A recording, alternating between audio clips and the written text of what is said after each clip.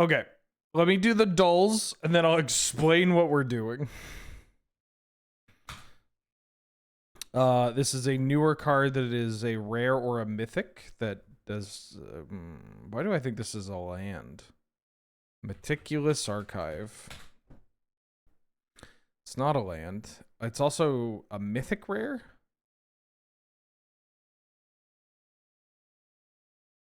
A red instant? Artifact. Could be an artifact mythic rare. Tanos' Coffin. No, wrong one. Coffin. The Stasis Coffin. Right. But it is an artifact. Or at the very least, it's colorless. From 2023? I'm not gonna know this shit. A mythic rare? Oh, it's Sting. No, Glamdring. Glamdring. Smooth operator. Smooth operator. Guess who's been looking at every fucking card in the game the past combined like 8 hours? This guy. Oh, he's unstoppable. All right. Let me get to Spellify. I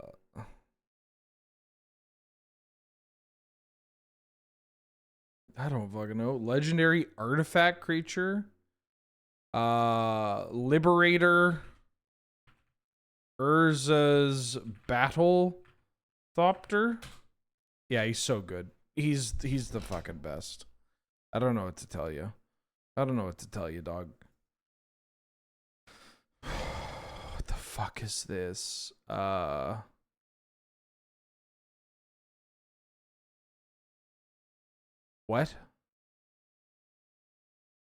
Hi. My baby. Come over here. Come up here. Come up here. I don't fucking know. I gotta throw some stuff in here. Some start. Titan of Croxa. Titan of something's something. I don't actually know what Croxa is called. Death's Hunger. Croxa. Titan of Death's Hunger. All right. Smooth operator. Smooth operator. Lily. Woman? Woman that's not in 6. Ibuki. Woman that was in 4 and only 4?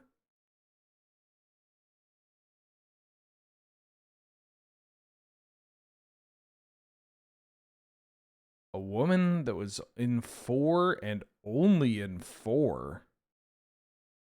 Oh, unless it's Makoto. Yeah, it's Makoto, because Third Strike came after. Bring Makoto back to 6. Not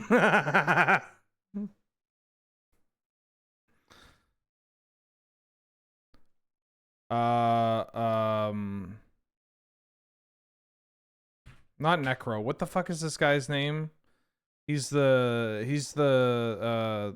guy from 3. Third Strike guy. He's in a jumpsuit.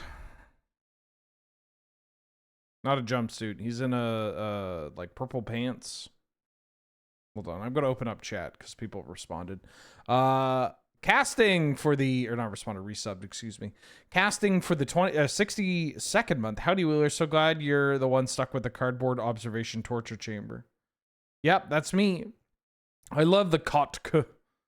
I'm a big fan of the Kotka twins. Thank you so much for all the support. HD for the 70th month. Starting a new job tomorrow. Wish me luck. And congratulations. And a very many luck to you too. It's Remy. Shit. I hope you're doing well. Glad to have you. Good to see you. Thank you so much for the support. This guy's got ink. Is it Fong? Necro.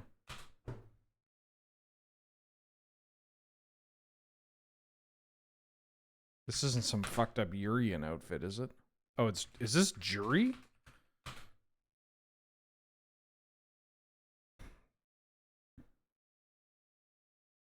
What the hell is this at Rufus? This zoom in does not help. Is it Sodom? Zeku? Oh, it's fucking DeCapri? What was that? You can't show me the fucking background for... If you're going to do this, they need to at least have it set up so that it shows a part of the character. Like, you can't just be like, this is the background for DeCapri. Oh, poor baby, did you break a nail? That sounds kind of like Jury. Lucia? Oh, poor baby. Did you break a nail? Oh, poor baby. Is it Colleen? It's Colleen. No, it's not.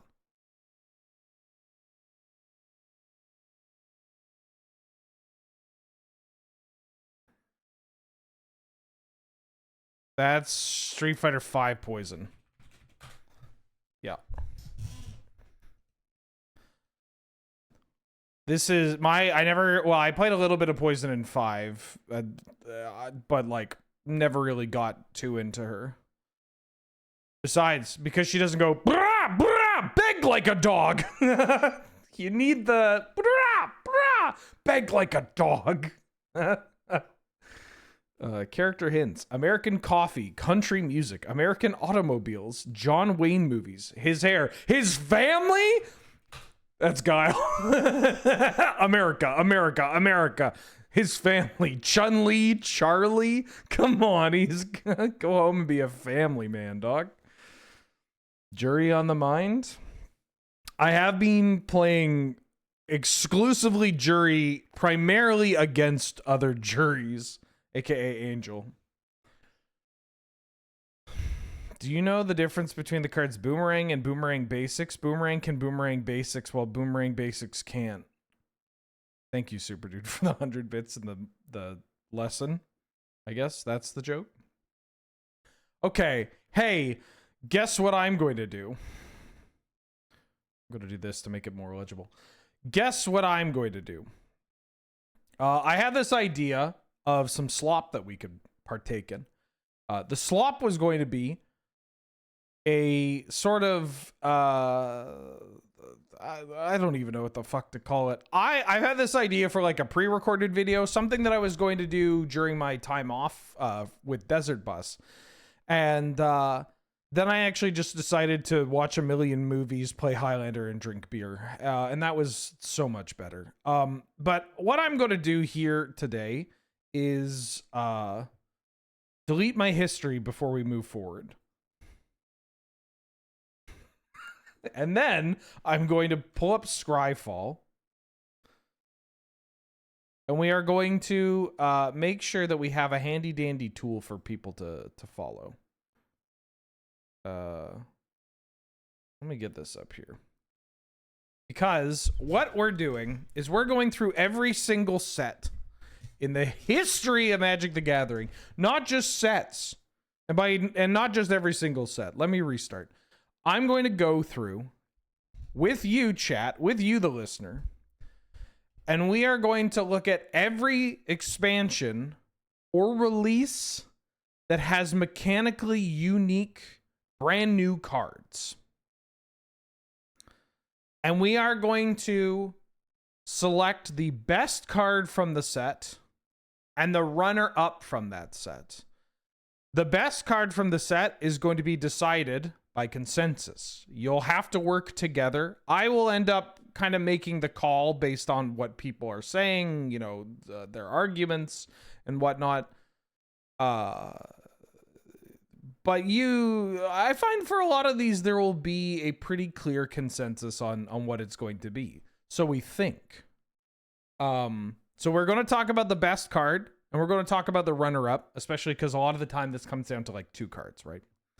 But in addition to that, I decided late last night that I am going to also include my pick for the best card of the set. And I want you to guess whether or not my pick is going to be the consensus pick from chat or not. As well, I've actually gone through every set and added a best card you're not playing. So I've done a best card you're not playing for every single release here. Now, as some of you eagle-eyed viewers may see, there is the Harper Prism book promos.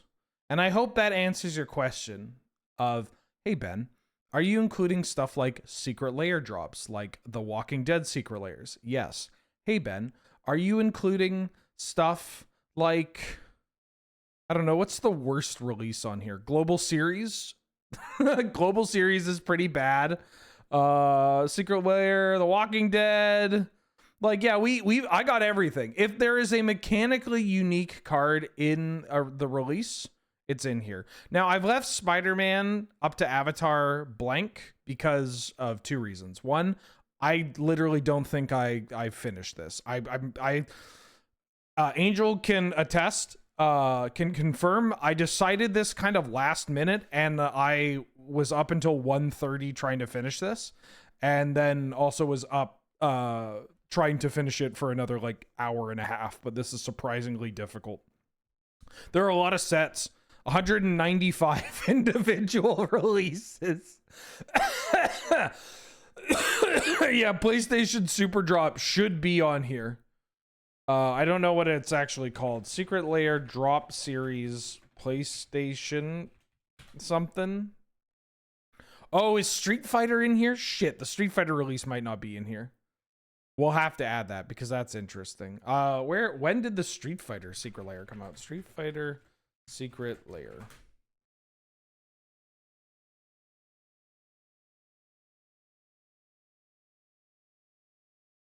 Does anybody know which sets the Street Fighter Secret Layer came out?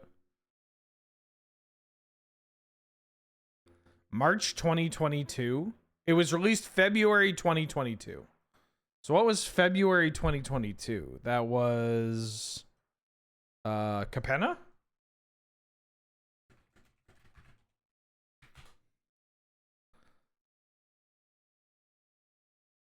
That was April 2022. So I'm going to put it here. What was it called? Hold on. Secret Layer X Street Fighter. If I missed anything, please let me know. I fucking tried, dog. I tried. I tried to make sure. It is shocking how we don't have a complete list, a complete chronological list of every product released or whatever. Now, maybe there's too many things. Right, I don't have the Stranger Things on here too. Oh, Stranger Things Secret Layer. I gotta tell you, I think whoever edits the wiki just gave up. Oh, Scryfall has one. Well, I didn't use it. Is apocalypse spelled wrong? Yes, it is. No, it's apocalypso. Not the Mel Gibson movie.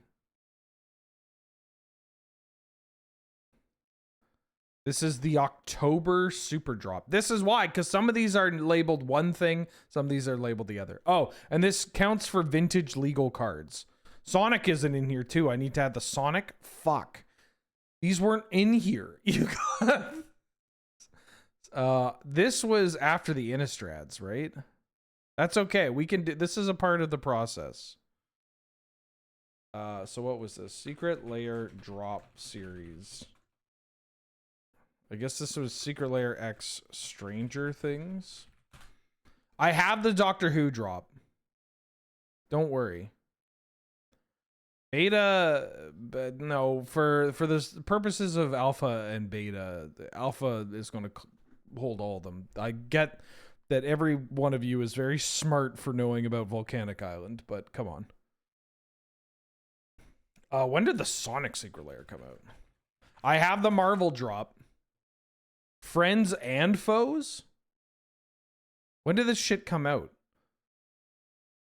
Because I recorded the video for the Sonic Secret Lair drop, and I just forgot. Oh yeah, when the fuck did Tomb Raider come out? Sonic was after Edge? No, it would have been before, right? You know what? I could just find this out by looking at the video that I was in.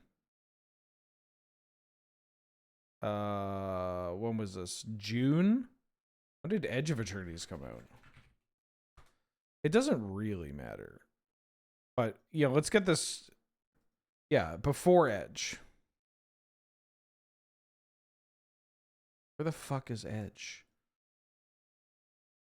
Secret Lair X Sonic the Hedgehog. Does Arden Angel count? Does Deb Thomas count? I'm not including the celebration cards. I do have Transformer cards. Yeah, I guess if it's a single card, I won't count it. Maybe I have to, like, at least there's multiple Harper Prism books promos. All right, whatever. Let's fucking do this. You're all focusing too much on the specifics and less on the slop. So we need to start with Alpha. Jaws? Jaws is a single card. We're skipping that. What do you think the best card from Alpha is, chat? Am I counting the big score separately? It is a separate set code. Now, there are a couple of obvious cards that pop out, right? And this is for the context of Canadian Highlander to people coming in late. Right? And so this may come up. Oh, I should probably explain my system, right? Because my picks are going to be revealed after chat has selected the best card and the follow-up best card, right? My picks are obviously my opinion. My opinion is based on how powerful are these cards in relation to the rest of the format, and we're talking about current day. I don't care if a card used to be really good. I'm talking about right here, right now, what is the most powerful thing to do. You may disagree with me, but you're probably wrong. And basic lands were not included, but I have included lands. Some people, Angel, have called this a cop-out. But this is Canadian Highlander. If your set is such dog water that the best card is just a mana-producing land, that's it? No. But I also think a lot of people are going to hear this and go, well then, like, obviously the best card from this is Underground Sea. No, because I put a lot of emphasis on replacement factor. Like how, like if you built a deck and you didn't have Taiga, okay. You build a deck and you don't have the #1 card, then you've got problems. Can it be entire card cycles? Nope, we're talking about individual cards. So you gotta figure out what the best card in the cycle is. You could have it be best spell to not include lands? Yeah, I could, but I didn't. And it's my show. So I wanted you to take some guesses. Because including your lands, Magic players, if you're not considering lands to be anything beyond the mana they produce, you gotta figure something out. All right, so what are we talking? I've seen Alpha might be a little more difficult. I've seen I lost count. Let's see. How many for Ancestral Recall? We have 1, 2, 3, 4, 5, 6, 7, 8, 9. How many for Black Lotus? We have 1, 2, 3. Soul Ring, 4. Ancestral Recall, 8, 9. So we're saying that the best card is Ancestral Recall. I think that's a reasonable pick to make. Let's make this a little bit larger. What are we talking about for the runner-up? And while I get to the runner-up, I will say thank you to Lorf for the 15th month. You can vote on Deb Thomas whenever you want, but maybe not now. And Hudra for the 60th month. Holy shit, big 60. Wow. How you doing? I'm great. I'm great. I'm excited to stream again. Oh my god, I'm excited to stream again. Thank you so much for the support. Commander Zelgo D for the 53rd month. Hey, Canlander Talk. Howdy, y'all. Hey, how you doing? Happy Slop Sunday. Lotus, Time Walk, Lotus probably. I'm putting Black Lotus. There was an overwhelming amount of Black Lotus for second place. There was an overwhelming amount of Black Lotus for first place as well. People wanted Lotus in all these slots. How do I get you to just be a 14? Just keep the default font size 14. I'm terrible at Google Documents, by the way. Zwicall, thank you so much. Glad to have you. Good to see you. Time Vault has no replacement. Yeah, that's true. Black Lotus also doesn't have a replacement. Click the B on the whole column. Oh, I didn't want to bold it, but I guess I could. If you think Black Lotus is replaced by LED, you're not casting enough Black Lotus. My pick is Ancestor Recall. No, like column B? Oh, you want me to click up here? And then you want me to go font size 14. Click the whole column. Yeah, did I not do this?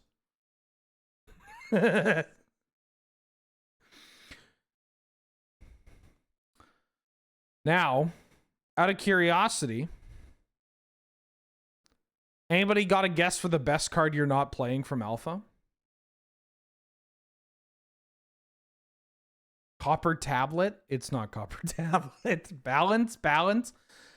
When I selected the best card you're not playing, it had to be, it could be a known quantity, but it had to be a card that is like fallen out of favor and is not really, or just doesn't see much play. DM818 said Copper Tablet. Or sorry, said Control Magic. You are correct. I believe it's Control Magic. Okay, hold on. So I go here, and then I click 14. And then I click Bold. Nice. And I go here, and I click 14. I click Bold. Or do I have to do this? Please don't get mad at me. I'm a boomer. And by boomer, I mean, I don't know. I'll just pretend like I'm Gen Z and I don't know how computers work. I don't have to bold it? Well, I did, and now people can maybe read.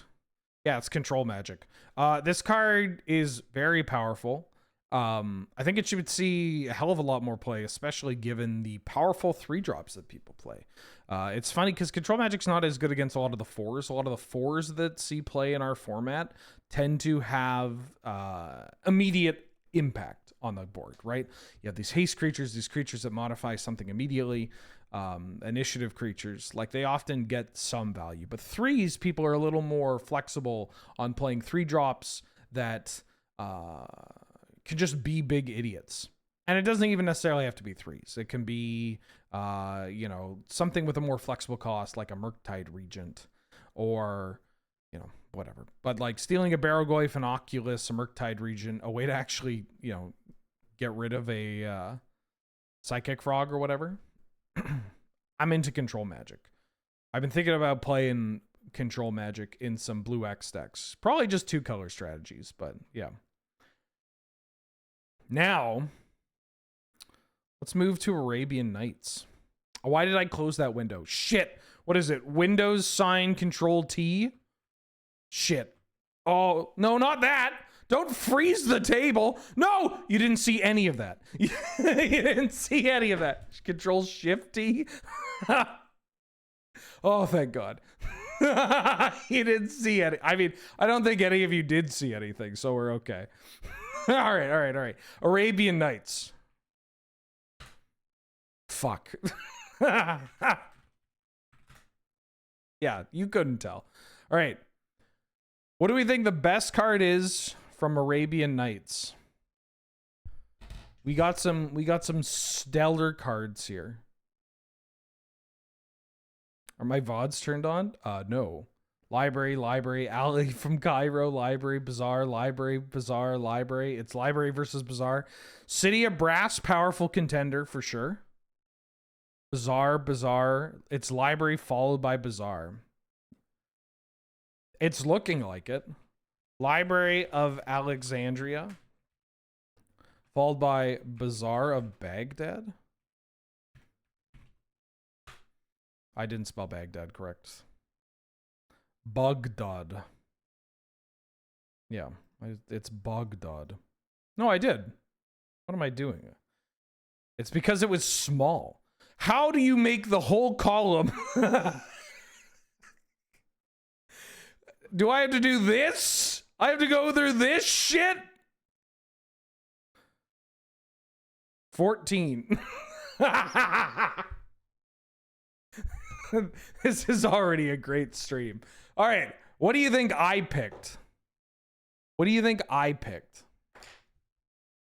I fixed column B, but not column C. Good.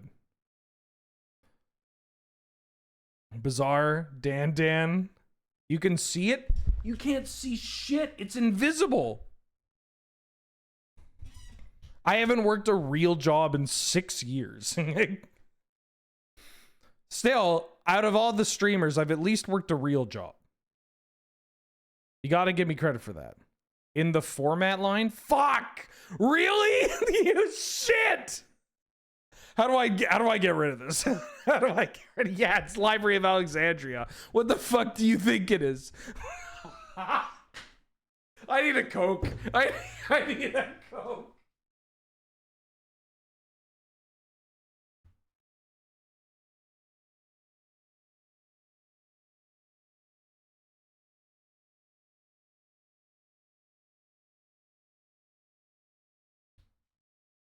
Yeah, hi Mulder. Oh, sloppy Sundays. Slop Sundays off to a great start. Okay. I'm not going to click on this column. Best card you're not playing is going to be Drop of Honey, calling it. That's right. It is Drop of Honey. Drop of Honey, for those of you that don't know. 1 green enchantment, beginning of your upkeep. Destroy the creature with the least power. Can't be regenerated. 2 or more creatures are tied for the least power. You choose one of them. No creatures in play. Sack this enchantment. This card's great. I'm a big fan of this card. Would love to play more of it. Yeah. I wonder why nobody's playing it. It is like $400, but actually this is not correct. You could buy one for $300, or you could just proxy one. That's fine. Can you would not be able to tell that I've had this much coffee this morning, and yet I can't seemingly navigate something I use every day. Okay. Those were some softballs here. Antiquities? ATQ? Best card from Antiquities. I want the best card from Antiquities. And I want the second best card from Antiquities on my desk. Strip, workshop, strip into workshop over strip followed by shop, strip top, strip, workshop, strip. I'm going to have to count this one. The polls are going to be closed in 5, 4, 3, 2, 1. And you can only vote once. All right, let's count for strip. 1, 2, 3, 4, 5, 6, 7, 8, 9. Yeah, you voted for strip. Okay. And second, you said workshop? Interesting. Well, it'd be a shame if you were all incorrect. Because I believe, and I can't blame you. But I imagine a lot of you don't actually realize that this card is from this set. It is actually strip. I got you. I fucking got you. I got you in the second half. You thought? Yeah, it's strip. Strip is so good. Strip is so good. It's an aggressive card. It's a mid-range card. It's a combo card. It does everything. It can literally, like, no deck is made worse by including strip. Unless you're a deck with 10 points. Then including strip might make your deck worse. Because then, you have to, play that. Now, best card you're not playing. This is going to be a fun one. Argrivian Find is a Weatherlight card, Jada Trekkie. Power Artifact? DM818. You got to level with me. Did you see? Did you see? Level with me. Are you cheating? Yeah, it's Power Artifact. I talk about it all the time. Okay, that's fair. You're a listener, and that's beautiful. Yeah, it's Power Artifact. I think Power Artifact is an underappreciated combo piece. Something that I've tried to instill in more people to explore, that I would like to explore. And actually have done so, where I've talked about the strength of Power Artifact. Some other people, local folks, have been like, yeah, actually, you know what? I own a Power Artifact from, however many years ago, and have been playing it in some of their Academy kind of combo-ish decks.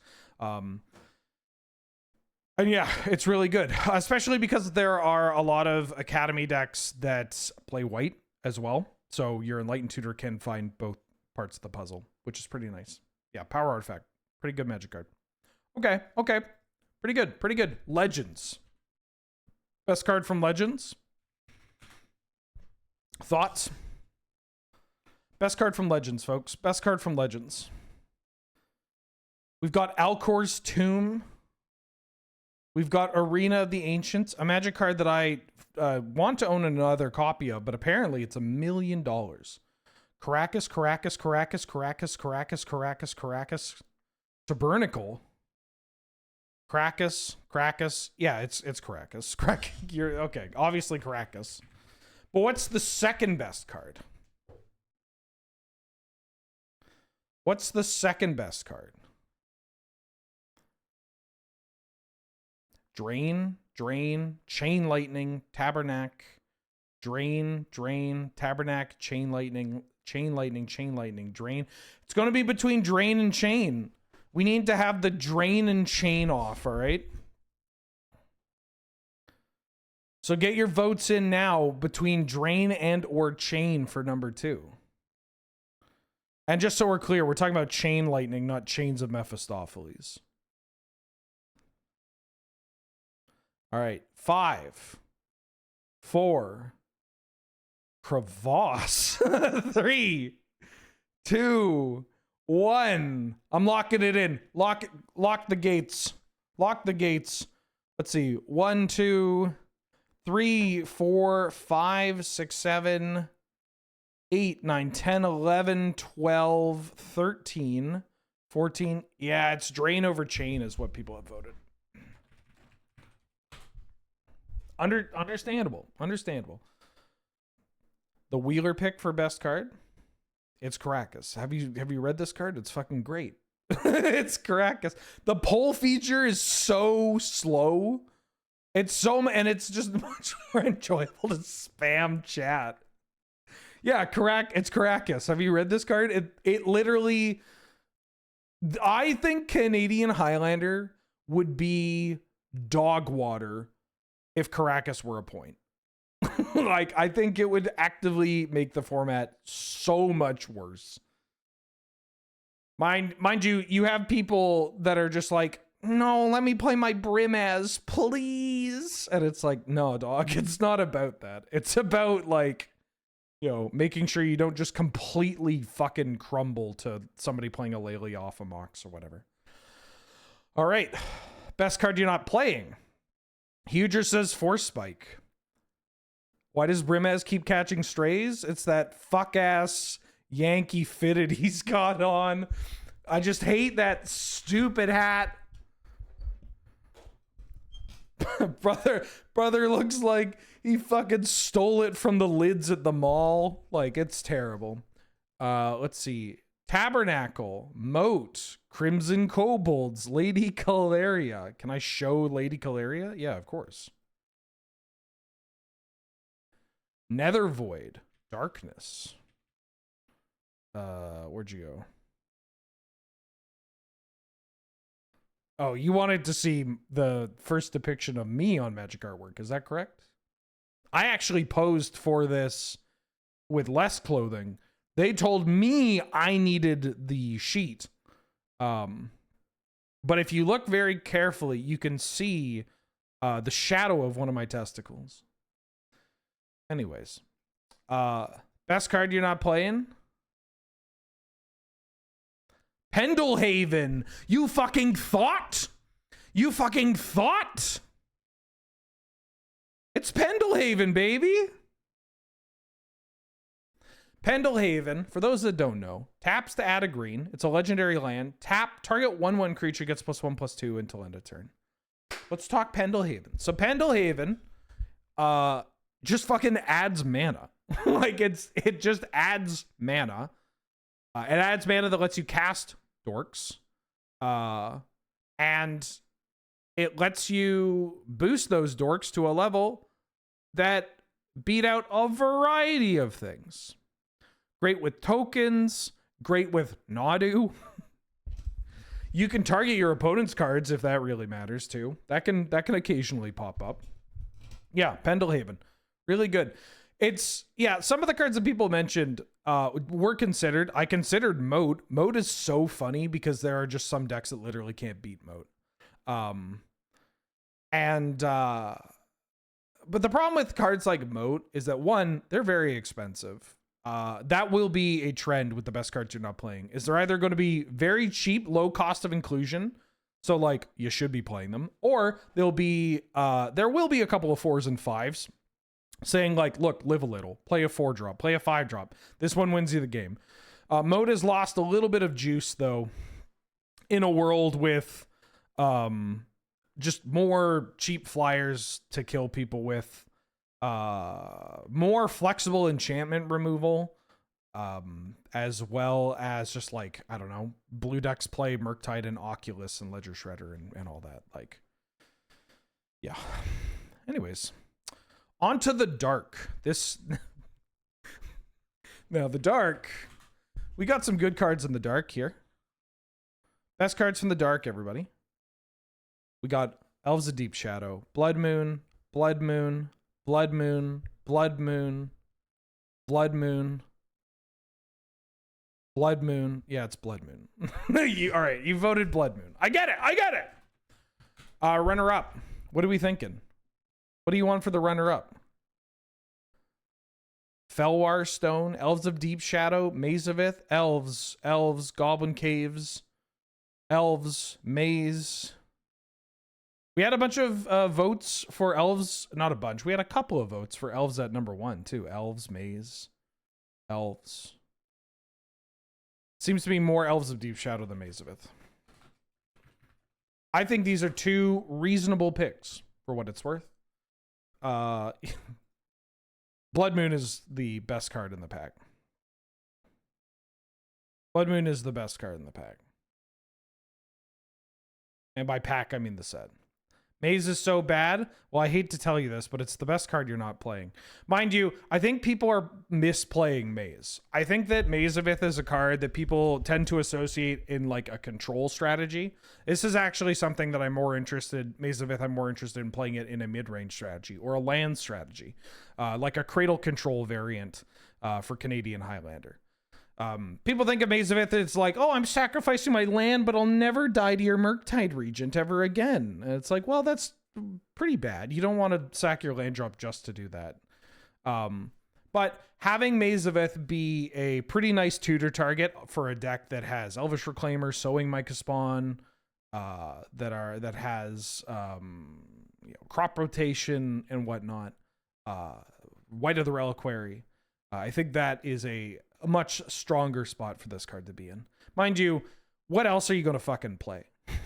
It's the dark. I'm not going to tell you to play Preacher. I might tell you to play Tormod's Crypt. It's a 0-mana artifact that mucks a graveyard. That's pretty good.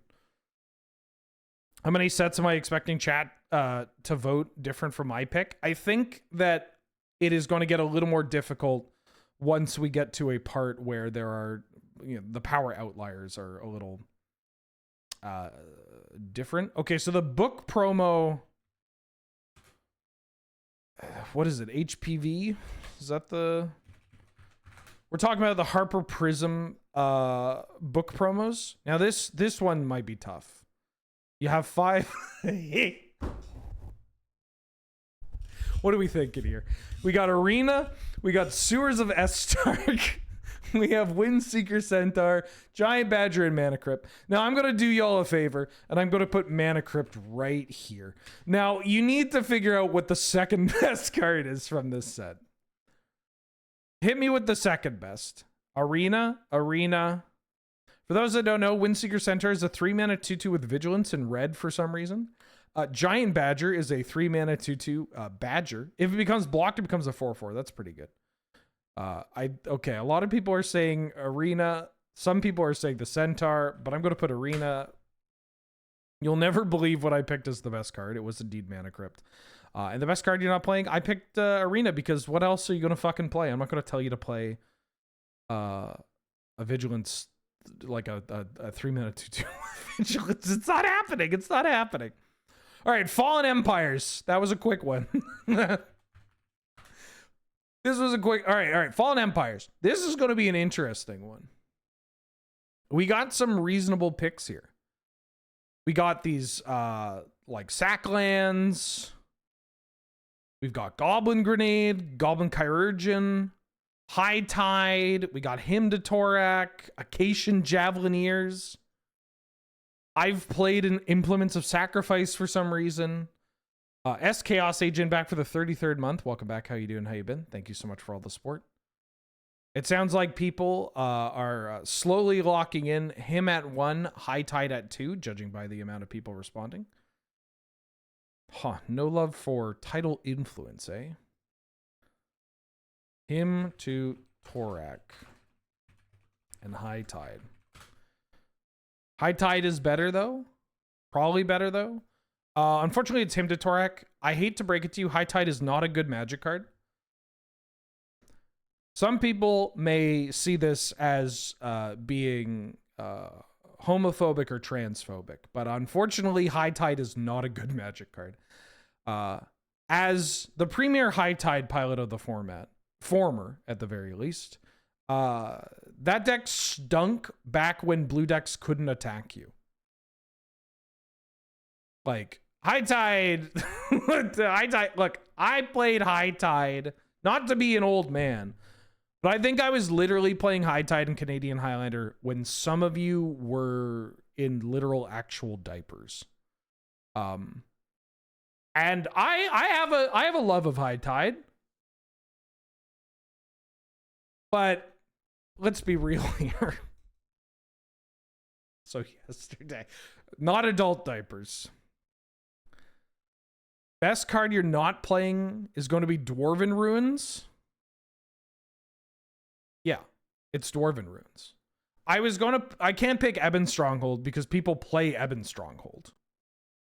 Ebon Stronghold sees play in Storm lists. Like, it's still a card that shows up. I don't think it's entirely correct to play Ebon Stronghold in your Storm lists, but I do, like, not always, but it's depending on what your goal is. That's fine.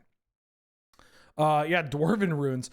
I don't hate lands coming into play tapped. I think I'm fine with it, especially if your payoff is huge, right? It's this, you play this in medium red and you cast a 5-drop on turn 2. Look, we're trying to high roll here, people. Why is that? What? Because it's from the beatdown set. Look at the face.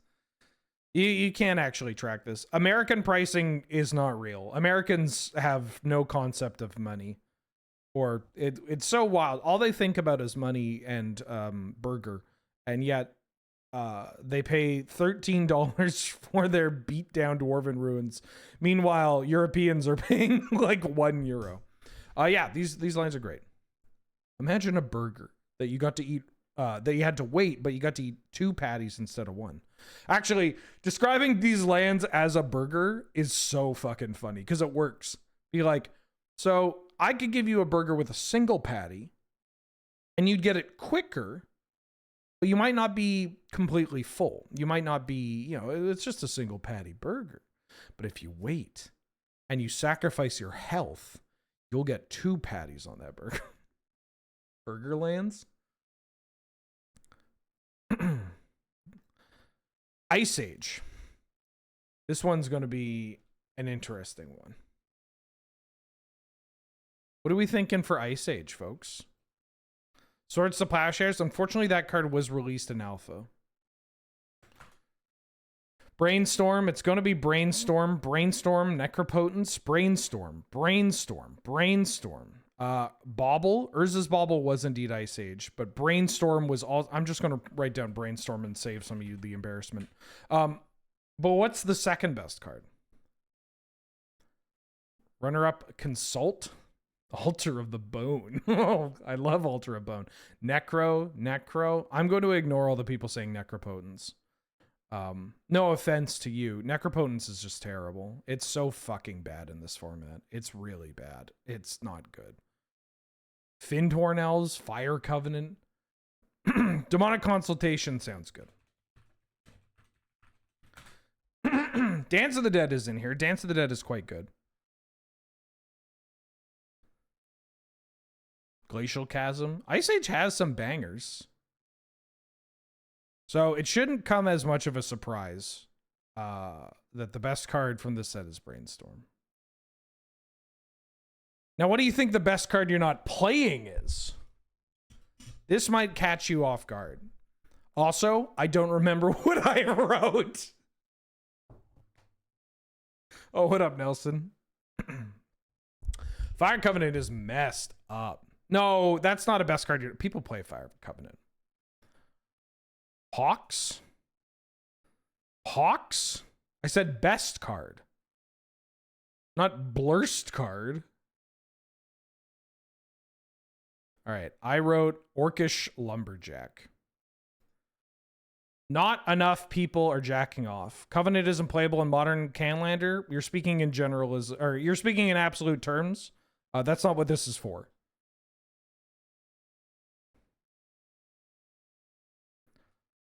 We're jacking it, folks. We're jacking it. The card at the bottom of the second page have Vegeta on it. What? Angel, what was the conversation where I compared something to Vegeta? Oh, Time Vault. Time Vault's my Vegeta. That's what it is. Yeah, Covenant sees a ton of play, including in tournament winning lists. We're talking about jacking it. So, Orcish Lumberjack, this card's messed up. So, like, if you are looking to play a deck that is about high rolling, then you're going to be, you know, geared towards playing Gruul. Gruul's a great high roll deck, right? And you're going to be lumberjacking into some big idiot, a Minskamboo, a dragon, a big Mawloc, whatever, off this card.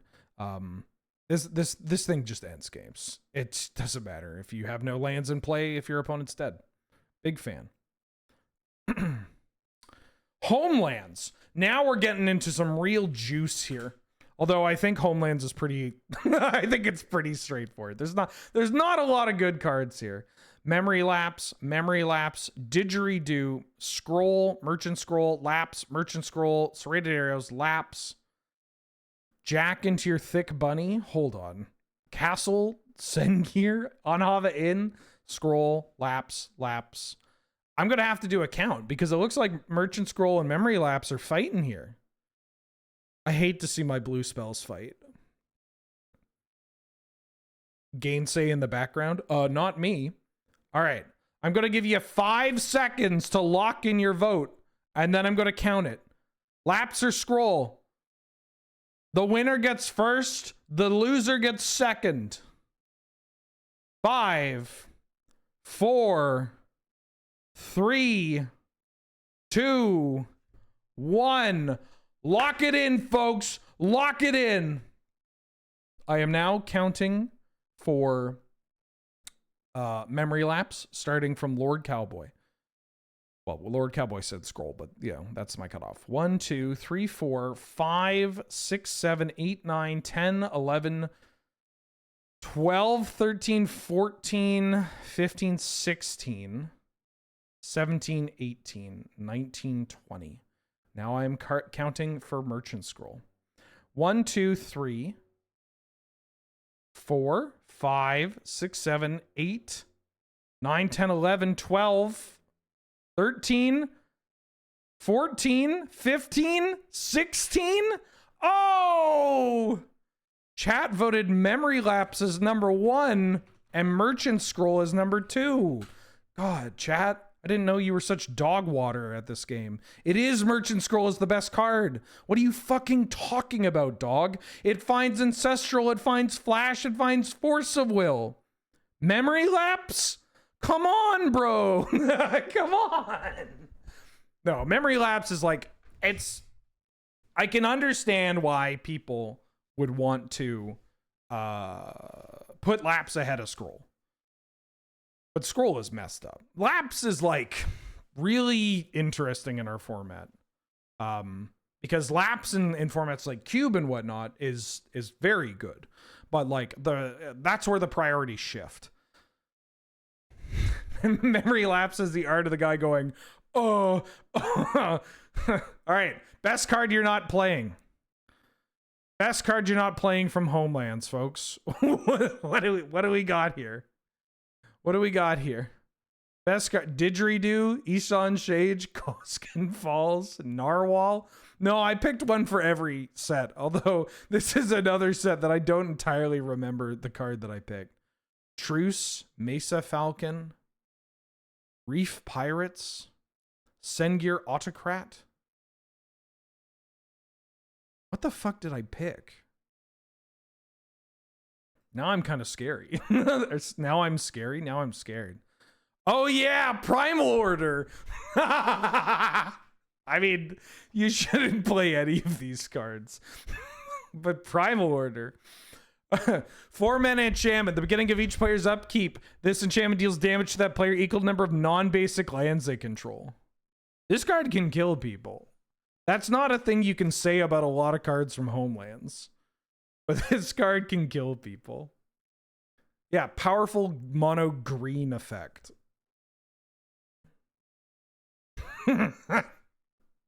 This card does fucking kill people.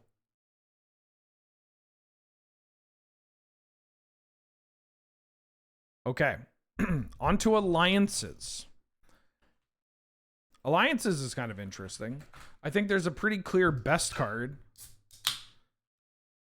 Yeah, it's Force of Will. I'm like, let's be real here. Force of Will. But what is the second best card from alliances? What do we got here? We got Arcane Denial. We got Contagion. We got Spirit Guide. We got Helm of Obedience combo. Pyrokinesis. Thought Lash. Lake of the Dead. Latnam's Legacy. Krovikan Horror. Phyrexian Devourer. You got LDV. We got a lot of people saying Spirit Guide, and we got a lot of people saying Pyrokinesis. We got some people saying LDV. Mostly because I think they just remembered that LDV was from this set.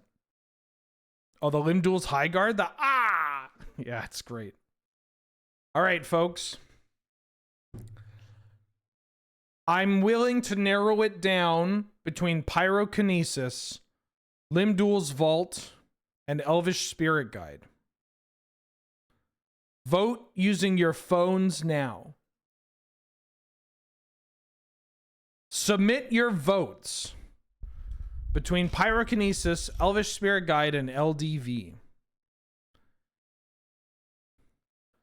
You have until I'm done reading the text of Sworn Defender. 1 generic. Change Sworn Defender's power to the toughness of target blocking or being blocked creature by Sworn... No, I fucked up already. 3, 2... Yeah, it's Pyrokinesis. Come on. I think my best card is a no-brainer. Oh no, I unbolded it! What about the best card you're not playing? Now, this may be one that throws people off. Because again, sometimes the best card you're not playing is a card that does show up in a couple of decks, but is not as widespread as I think it should be. Lake of the Dead, Thought Lash, Latnam's Legacy, Lake of the Dead, Thought Lash, Lake of the Dead, Latnam's. Nah, dog, It's Elvish Spirit Guide. This card does not show up nearly enough. Also, this may come up later in the slop. It's Elvish Spirit Guide. Not enough people are playing Elvish Spirit Guide. Do you know how fucked up it is to just be up a mana basically for free? Just discard this card and you go up a mana. Not to mention, and this sounds stupid, but being a body, this is a card that people compare to like Lotus Petal or whatever, right? Except the decks there are a lot of decks that want that free mana, but don't necessarily want the baggage that also comes with casting spells, right? This can, like, being able to exile it instead of casting it has benefits that a lot of decks that aren't playing Spirit Guide right now that should be playing Spirit Guide are going to appreciate, right? Getting around like the no double spell a turn cards, like no Archon of Amarias, no Ledger Shredder connive triggers or whatever. Being able to get through Vexing Bauble and all that. Not to mention just having a Gray Ogre. It's not the end of the world for these decks, right? You draw it late, you just play it. It's just another body. It's another body that you can, you know, turn sideways after you've cast your Headliner Scarlet or whatever. Now we're getting into the good. Mirage.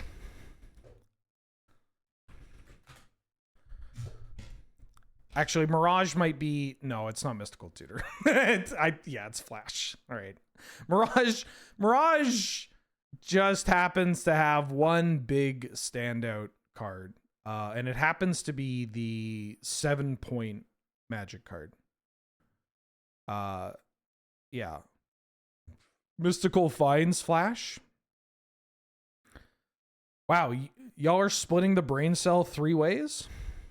2 ways, sorry. It was just Rexmore and Crit Crank. You saw it when then don't do that. Come on. LED runner-up? LED runner-up? Flash? Yeah, what's the runner-up here, chat? We got Lion's Eye Diamond. We got Mystical Tutor. We've got Enlightened Tutor. We've got Thirsty Lion. Rampant Growth. Mystical Tutor. I think it's got to be Mystical Tutor. Considering how many people thought Mystical Tutor was the best card in the set. I would also be inclined to say that Mystical Tutor is correct. I love Lion's Eye Diamond. That shit is tattooed on my body. But Mystical Tutor, pretty good.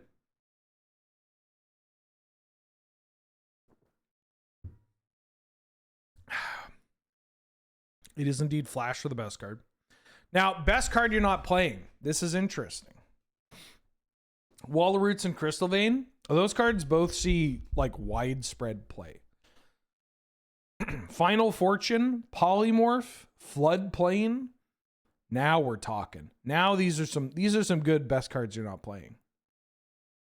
Once again, I believe I have forgotten. What did I put?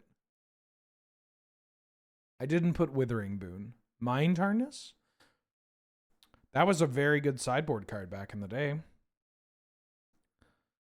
It is Phyrexian Dreadnought. Now hear me out. Now hear me out. The best card you're not playing is Phyrexian Dreadnought. All right. Genuinely surprised at how little we see this card show up in decks that can... I too am a pre-modern player. Yes, I know. I'm a pre-modern boomer. This is a magic card that can be tutored off of your Urza Saga, put into play for free. You have so many stifles running around that you can play. You have additional cards that you can play that protect Dreadnought or circumvent Dreadnought's downside. It's just, given the prevalence of Urza Saga, given how how good Stifle is, right? Control decks are playing Stifle and all that. It's just, where's the love? Shifting Woodlands on this card? Just hit them twice, dummy. Kill them dead. Or just play this card and fling it. just play this card and fling it. Just toss it. Toss it at them. The nice part about the best card you're not playing is I can get a little bit boomer. All right. Let's talk visions. Ooh, that Diet Coca-Cola. Vampiric Tutor. Natural Order. Natural Order. Dress Down does get around the sacrifice for Dreadnought. That is correct. Natural Order. Natural Order. Natural Order. Goblin Recruiter. Vamp Tutor. Vampiric Tutor. Vampiric Tutor. Now, I'm not allowed to you know, necessarily tell you whether or not you're wrong, chat. But this is Vampiric Tutor. I'm just here to help you. I'm just here to help you. How, I mean, granted, Natural Order is a card that does elicit this response as well, but how do you feel when your opponent casts end of turn Vampiric Tutor? You feel like you're going to live? You feel like you're going to be able to keep playing Magic the Gathering? How good do you feel? How good do you feel about an opponent going end of turn Vamp Tutor? I think you're dead. I think that the responses reflect this in the numbers to have Vampiric Tutor number 1, Natural Order number 2. EOT Vamp. Crypt Rats just got better. They hate it. It's Vampiric Tutor. This costs 1 mana. This costs 4 mana. This finds anything. The best card this can find is like, well, we'll come back to it. That card's on the list somewhere. Now, what do you think the best card you're not playing from Visions is? I saw Uktabi Orangutan. I saw Mana War, Shrieking Drake, Fire Blast, Crypt Rats, Summer Bloom, Squandered Resources, Tithe, City of Solitude, Funeral Charm, Elephant Grass. I don't remember what I put. Oh, no, I do remember what I put. I do. It's Quirion Ranger. Yeah, it's Quirion Ranger. People play Impulse. People play Necromancy. Elephant Grass is a bum card. It's Quirion Ranger. Quirion Ranger is a Magic card that a lot of people have in their mind as a card that only sees play in the most aggressive Gaia's Cradle mono green decks, or like elves or whatever. And while that is true, this card is so fucked up. Again, good in those hoof decks, good in Nadu decks, good in the Cradle Control style decks. This card just kills people dead. It does some messed up things. I don't know if you've played this card. I should probably get it in front for everybody to see. Also, not to mention, there are some combos that you can set up with this card, especially involving Yavi Maya, Cradle of Growth. 1 green for a 1/1 elf. Return a forest you control to your owner's hand. Untap target creature. Activate only once each turn. Yeah, this card does something that is illegal. Yeah. Also, so fucking like there is a variant of this in Scrib Ranger. 1 is quite a bit less than 2, and yeah, yeah, this card's wild. It's Quirion Ranger. So again, a card that does show up occasionally, but people they're not putting the respect on this card's name. Off to Portal. We're making great time, I think. I don't know. Best card from Portal. Actual factual Portal. Portal is kind of funny because I think people may be a little mixed up on what cards are actually in Portal. Like, as a first printing. Cruel Tutor? Fire Imp?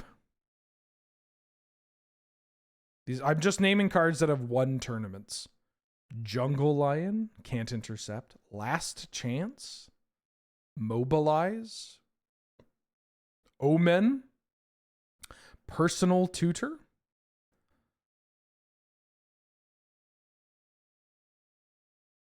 Lava Axe, Sorceress Sight, Sylvan Tutor. I don't think you people are taking this serious. Wood Elves.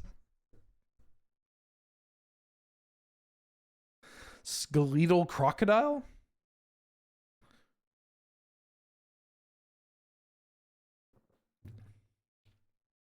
Wood Elves Boiling Seas. Personal Tutor. All right, chat. I'm going to let you vote.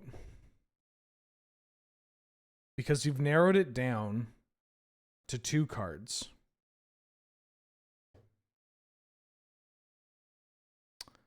Do you think that it is the best card in Portal is either Personal Tutor or Wood Elves? These are the 2 cards you have picked. Personal Tutor, Wood Elves, Personal Tutor, Wood Elves, Elves, Personal Tutor, Tutor, Personal, Elves, Wood Elves is a classic, but it's Personal Tutor. Tutor is not good. Is Wood Elves good? But should Elves? The Toots? What is the Green Stone Rain? Winter's Grasp? Personal Tutor. Wood Elves has Rebecca Gay art. Unfortunately, that does not factor into the viability of this card. I've only ever cast Wood Elves. I'm starting to feel like I'm playing a different game from anybody else.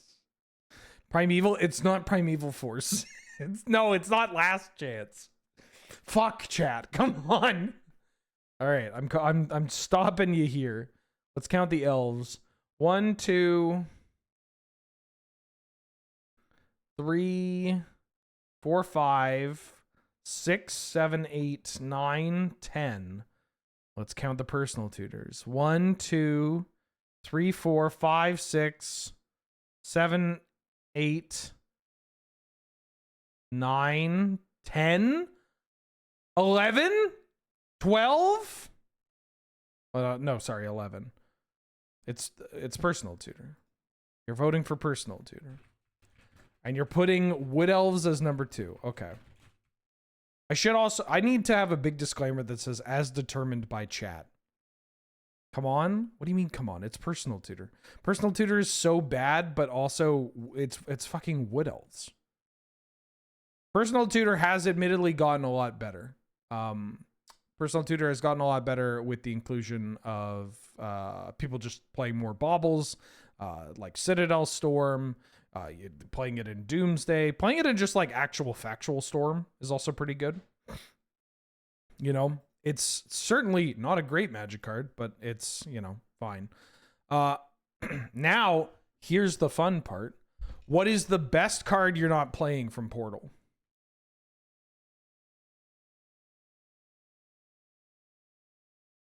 It's not Hulking Goblin. I would wager that I am likely the only person to have played Hulking Goblin in a Canlander deck of sorts in the past, well, maybe 10 years. Volcanic Hammer, Goblin Bully, Sorceress Sight, Venerable Monk. Yeah, it's Sorceress Sight. I think peaks are pretty good. Obviously, Gataxian Probe is messed up for a variety of reasons, but I think actual factual peak is quite good. And there are decks that want to max out on the 1 mana cards that can draw cards to set up their combos with Doomsday, to set up their turns, to just replace itself. Sorcerer's Sight. It's just I have a very funny Sorcerer's Sight story, by the way. I know that this is probably not the place to be talking about a funny story where this card sucked ass, but I was against Canadian Highlander legend Brett Frankson. I was playing Mono White Death and Taxes. He was playing Doomsday. This man was on a tear with Doomsday. I just also want people to know that at this time, the points in Doomsday were Black Lotus, Ancestral Recall, and Doomsday. So Doomsday was pretty good. You know, it was pretty good. Game 3, he's trying to kill me. I got lethal on the board. But I also have, yes, as I believe Jada Trekkie has heard this story, I have a True Believer. True Believer is a 2-mana 2/2 that says you have Shroud. Brett casts Doomsday, goes to draw off the top of his pile, uses the only cantrip in his hand, which is Sorcerer's Sight. Sorcerer's Sight cannot target me as it only targets an opponent, and I am not a legal target. He cannot draw the card to combo kill me. I kill him with my fucking True Believer. Are you a believer now? You have Shroud. Cool card. I'll play that card in pre-modern too. Weatherlight. Primeval should be in top 3. Can I introduce you to another large green creature with Primeval in its name? All right, what's the best from Weatherlight? Doomsday, Abeyance, Aberoth, Monvuli Ooze. What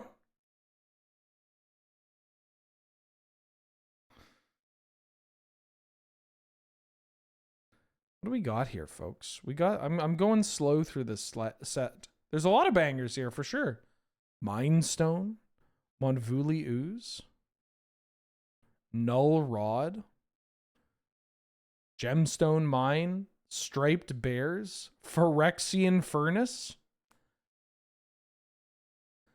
Looks like we got a lot of people saying Doomsday. I'm going to put down Doomsday. Number 2 is interesting. What do we think number 2 is, chat? Orcish Settlers? Is that Nelson's alt account?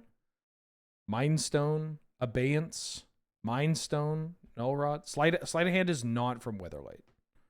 Sleight of Hand is from Portal Second Age. Mindstone, Nullrod. Number 2 is Nullrod. It's Scorched Ruins. I hate to break it to some of you, but yeah, Nullrod does not really see Canadian Highlander play. Gemstone Mine, Buried Alive.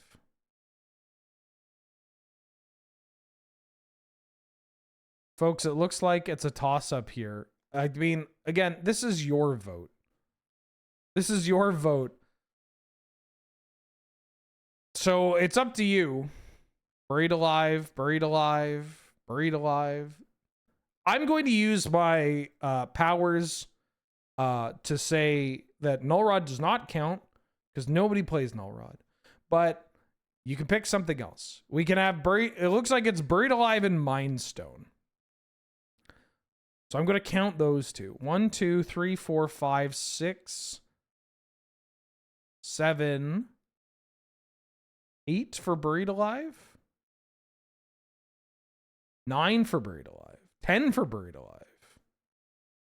Mindstone, we have 1, 2, 3, 4, 5, 6, 7. 7 for Mindstone. 8 for Mindstone. 10 for Buried Alive. I'm going to give it to Buried Alive. For what it's worth, I believe the correct answer is Abeyance or Gemstone Mine. But my pick for the best card of the set is Gemstone Mine. I think Gemstone Mine is correct. Doomsday is cool and all. Abeyance is good. Mindstone is fine. But it's Gemstone Mine. Gemstone Mine is so... This card does not do... You are not allowed to do this. You are not allowed to make this kind of card.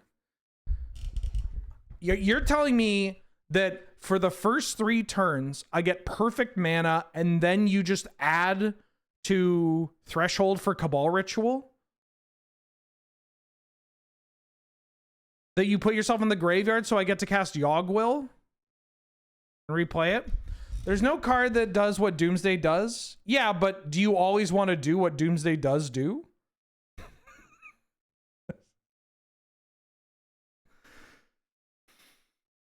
You know how you cast a triple black card? Boom. Gemstone Mine. Yeah, Doomsday sees less play than mine.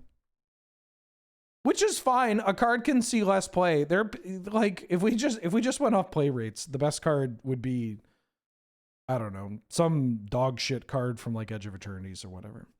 It's Gemstone Mine, baby. It's Gemstone Mine.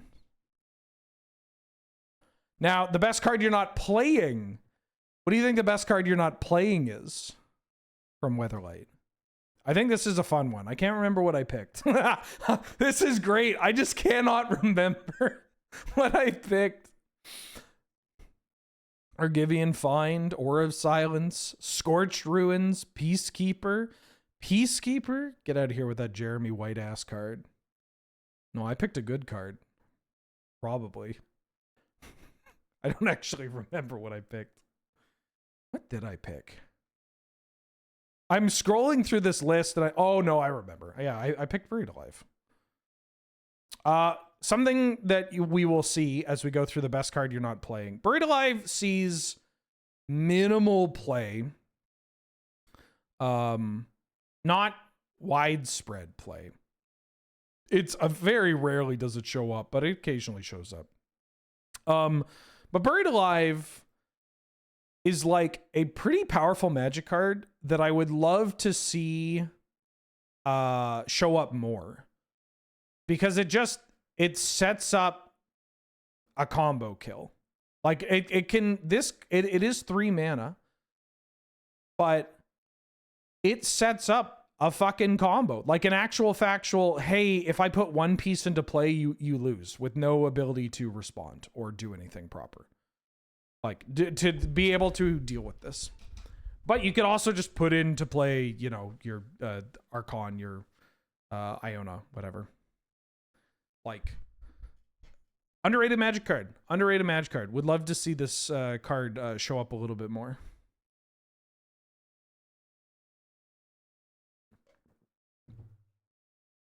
Cool combos that you can. One thing that I like about this card as well is that when people think of Reanimator, right? They think of like, oh, well, all I need is Entomb plus Reanimate and they're dead. If you've played against Reanimator or with Reanimator, you know that's not true. In fact, the strength of current Reanimator is that you have to deal with some of their more mid-range cards as well that are also good to reanimate. And the fact that they can reanimate over and over and over again, and their disruption is just cheaper or it's free, right? Like the fact that your Reanimator deck can be like, oh, I solituded your creature and then I reanimated Solitude, or oh, you killed my Barrogoyf, well, I brought Barrogoyf back, or oh, wouldn't you know it, I cast an Abhorrent Oculus, you killed it, then I brought back Abhorrent Oculus. Not to mention your cards like Animate Dead, Dance of the Dead, Reanimate, Necromancy can target their things, right? It's that's the strength of Reanimator, is that you're not a one-trick pony anymore. And typical Reanimator decks don't actually have the combo plan. Buried Alive plus Reanimate or Animate Dead or Dance the Dead, and for the sake of this, I'm going to pick Animate or Dance the Dead because they're 2 mana, and I'm not going to just try to show the most broken spread, but let's say 5 mana. 5 mana, 2 cards win the game is pretty good. Right? You can set up like a Necrotic Ooze pile. You could set up like a reanimation chain with Metamorphosis Fanatic. You could set up a the Mimeoplasm pile. You could set up you could also just set up a fair pile that does the reanimation thing twice, right? This could be like Metamorphosis Fanatic plus another card plus like Priest of Fell Rites in the graveyard, or you could do like a what's its name, a Colossal Dread Reaver combo or whatever, or you could just set up like Anger plus Friends. Yeah, good card. Anyways, Tempest. Ah, fuck, I did it again. Shift. What is it? Shift Control T. All right, damn, he's so good. 3 mana is just so much mana not to impact the board. It's called Dark Ritual. It's Dark Ritual. Ancient Tomb. This one's going to be fun. Ancient Tomb. Reanimate. Ancient Tomb. Ancient Tomb. Ancient Tomb and Wasteland. Wasteland. Ancient Tomb. Ancient Tomb. Tomb then Reanimate. Ancient Tomb. Reanimate. We're going to have to hold it to a vote, chat. We're going to have to hold it to a vote. It sounds like y'all have picked Reanimate and Ancient Tomb, while also ignoring some of the other fucked up cards in this set. So I'll give you tell you what. I'm going to go and pee, and you can argue amongst yourselves. And when I come back, I want to see a consensus. Yeah, there's also Intuition. The amount of busted cards in the set it's pretty high.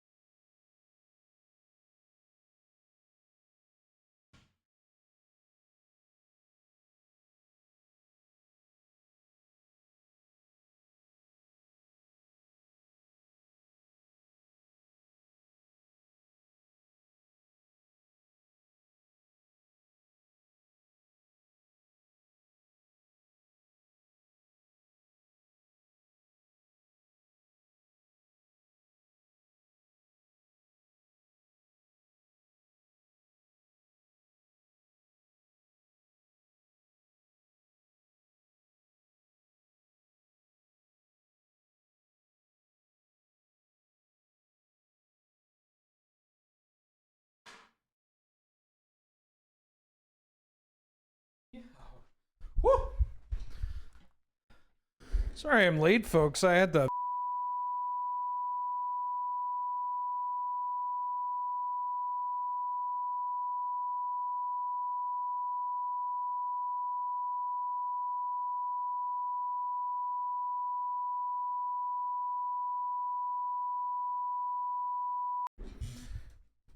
Anyways. Okay, did you come to a consensus? Oh, God. Essence Drain. All right, I'm going to count all the tombs, and I'm going to count all the reanimates. No, we did not. Fuck. Come on. Wasteland, Tomb, and Reanimate.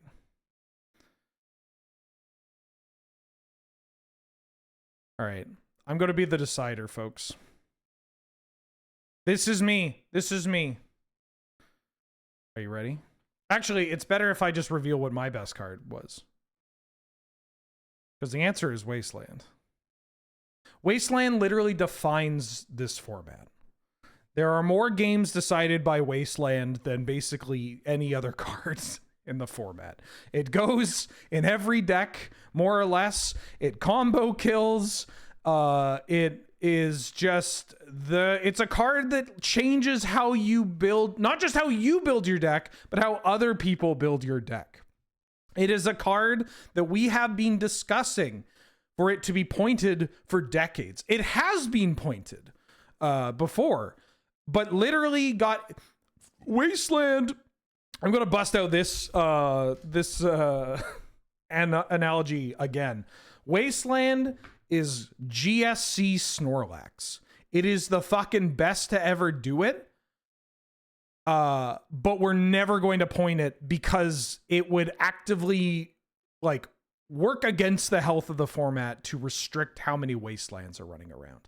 We have made drastic changes to try and prevent people from just Wasteland locking others while still giving them access to Wasteland. Wasteland is like one of the great equalizers. It's fucked up. It is the best card in this set. The second best card is Ancient Tomb. Ancient Tomb is cheating. Reanimate's really good. Don't get me wrong. Reanimate is a messed up magic card. But it's Ancient Tomb. Ancient Tomb cheats. How much mana does a land need to add for it to be broken? 2. Why? Because that's twice as much as 1. Twice as much as 1. Reanimate's quite good. I think you'd put Reanimate at 3. But it's just so good. Now, can you guess what the best card you're not playing is from Tempest? We've got a lot of options here. Muscle Sliver, Bottle Gnomes, Corpse Dance, Miri's Guile is a Reanimate. It's Wasteland again. Lotus Petal, Blood Pet, Guile, Modern Guile, Earthcraft, Capsize. Some interesting picks here. All good ones. Tempest is unfortunately a banger. By unfortunate, I mean like it's pretty good. Zangief, Cursed Scroll. Nah, peep this. It's Grindstone. It's Grindstone. It's a part of a 2-card combo that wins the game that is all colorless mana that happens to be a 1-mana artifact. In a format where there's very little counterplay running around. Anyways, what is Canlander? 1v1 singleton competitive. No ban lists. You can play Power 9. We use a points list instead. So you can play Ancestral Recall or Black Lotus. You can't play both. Think of it like Cube Constructed. It's dope. Most importantly, it's not Commander. Yeah, Painter Serving Grindstone, underrated combo. People have started to kind of roll out and play it a bit more here and there. It's just very funny that for a while, Grindstone, like I don't know if people really know what happened to Grindstone in our format. Why Grindstone? Do you know why Grindstone, like Painter Stone, got pushed out of the format? Why people stopped playing it? Also, Amy, thank you for the raid. Welcome, welcome. Glad to have you. Good to see you. Thank you for the support. I hope you had a good stream.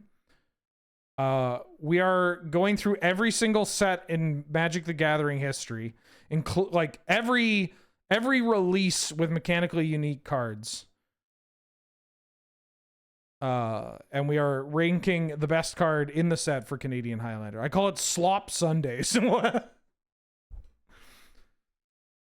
It's another sloppy Sunday. Yeah, Grindstone like kind of stopped seeing play because people were just playing Emrakul. There were more Emrakul decks running around. You had people playing. They realized that they could just play an Emrakul to not lose to the Grindstone decks. Which is very funny to say, but they were like, it's 1 out of 100.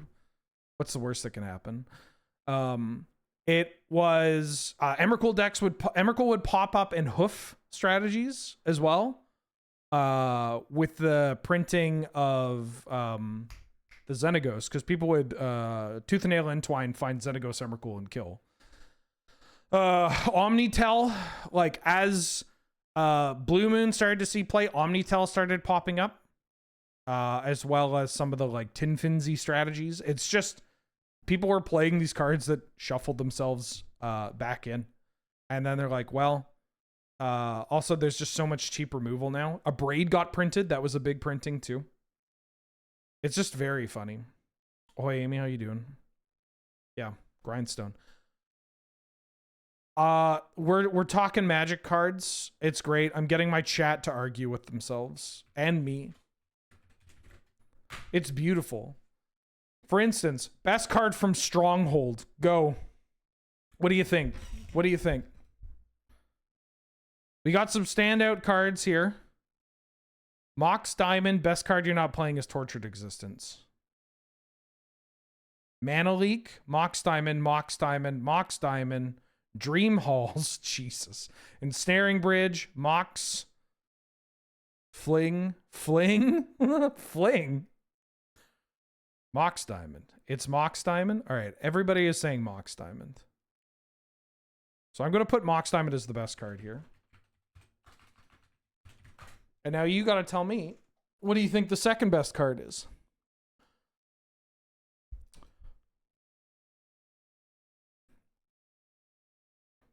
Mana Leak, Shock, Hermit Druid, Mana Leak, Mana Leak, Mana Leak.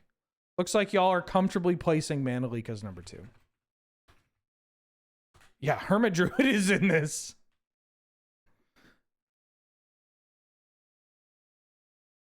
Mox Diamond number 2, Mana Leak number 1.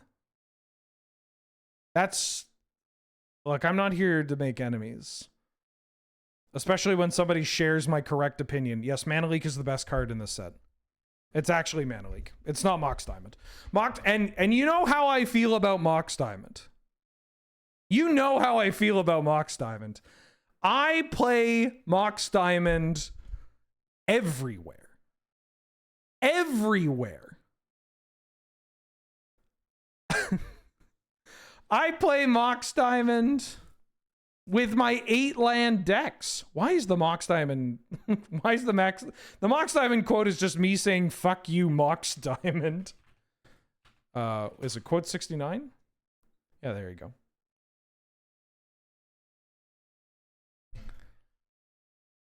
Yeah, the amount of Mox Diamonds... This is not because of all the times I've had Mox Diamond without a land. Mox Diamond's broken. Don't get me wrong. This card cheats. It adds for Tolarian Academy. It's good. But it's just not great.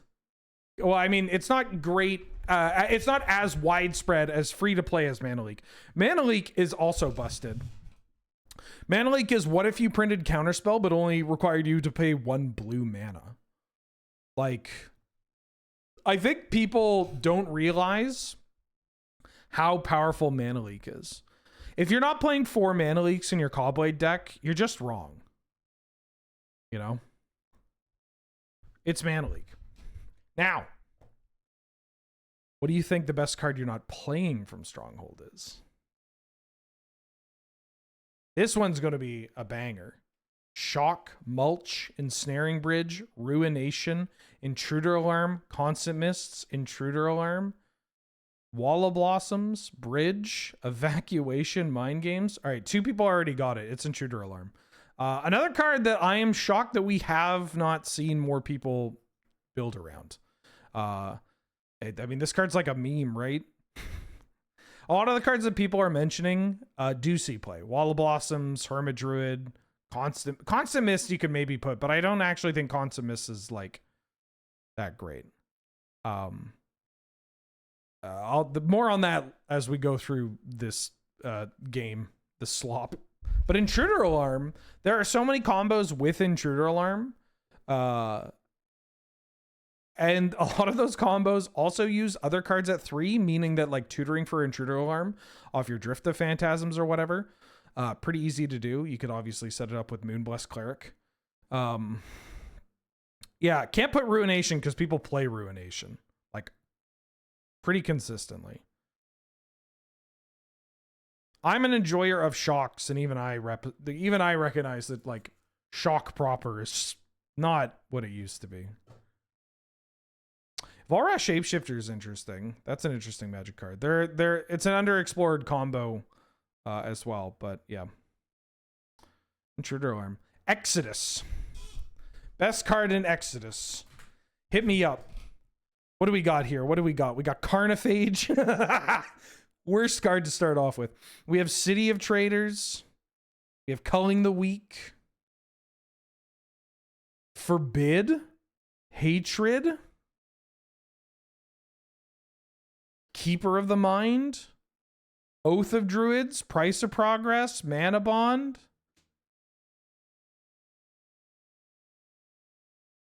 Holy smokes. Scryfall, don't do this to me. Not today. Obvious answer is City or Oath of Druids. Pop has to be Price, Progress. Culling the Weak, too good for best card you're not playing. Soul Warden. Price.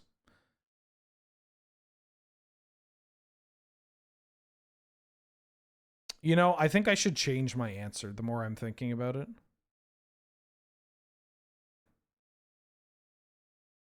Because it looks like we have a majority for Price of Progress with City of Traders in second. I'm curious about how this plays out. Let's see. How do I feel about Grolub? I do love the artwork of Grolub. 1, 2, 3, 4, 5, 6, 7, 8, 9, 10. For Pop, 11.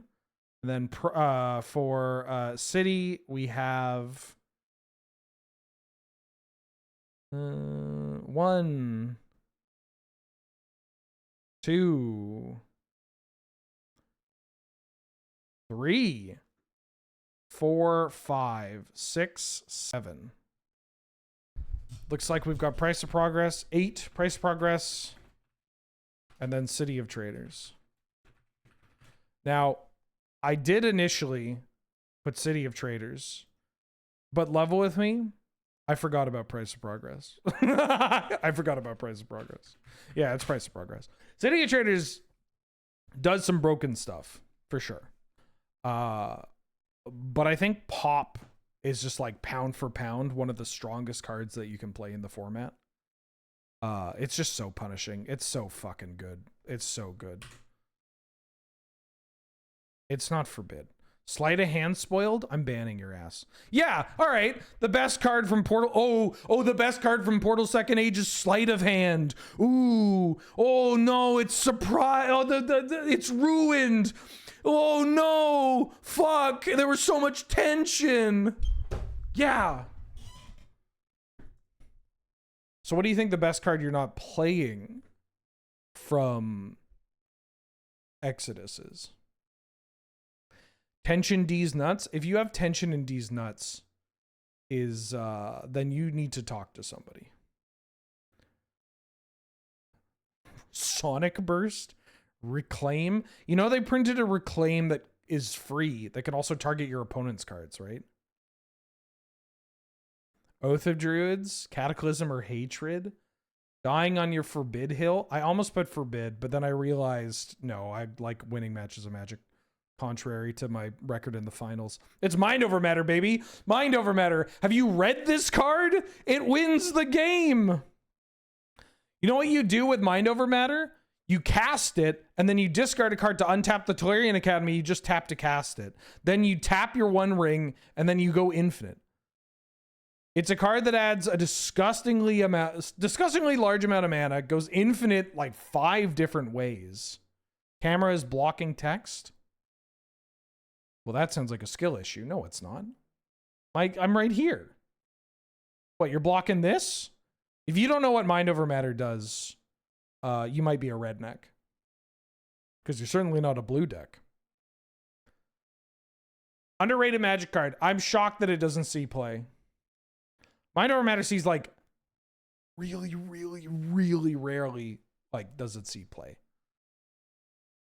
I get it. It's 6 mana. But this is blue mana. That's tapping your Tolarian Academy once, dog.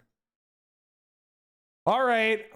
Everybody, we got to talk about Portal Second Age, even though the whole thing is fucked and spoiled. Hey, everybody. What do you think the best card from Portal Second Age is? There's really only 2 picks. There's Sleight of Hand and Goblin Matron, and one of them's blue. It's Sleight of Hand. Or is it Sea Drake? Or is it Sylvan Yeti? All right. Yeah, it's, come on. This one will be a gimme. But what do you think the best card you're not playing is? Temporal Manip? Temporal Manip? Tree Monkey? I do like Una Fricker's Tree Monkey. That monkey is very cute. Goblin General? This whole Portal Second Age thing is just, it's canned. It's in the dirt. It's temporal manipulation. And that's mostly just as a commentary on that there aren't enough decks trying to take advantage of Time Walks.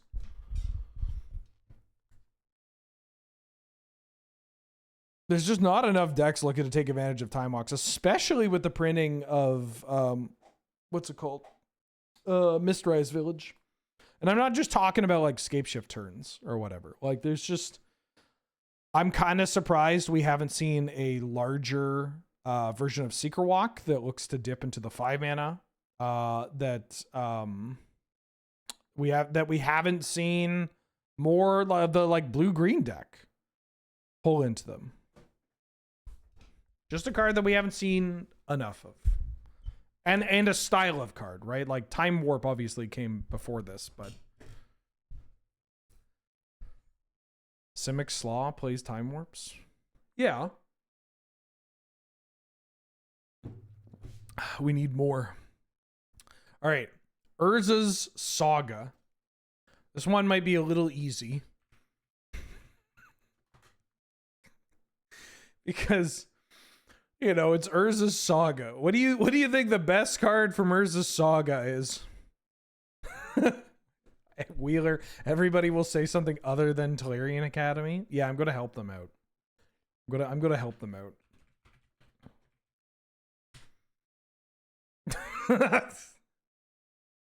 I'm gonna help you. I'm gonna help you folks out here.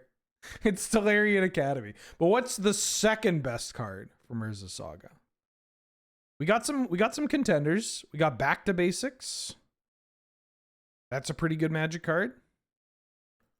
We got Gaia's Cradle. We got Duress. We got Exhume. There's Goblin Lackey. Crop Rod is Urza's Legacy.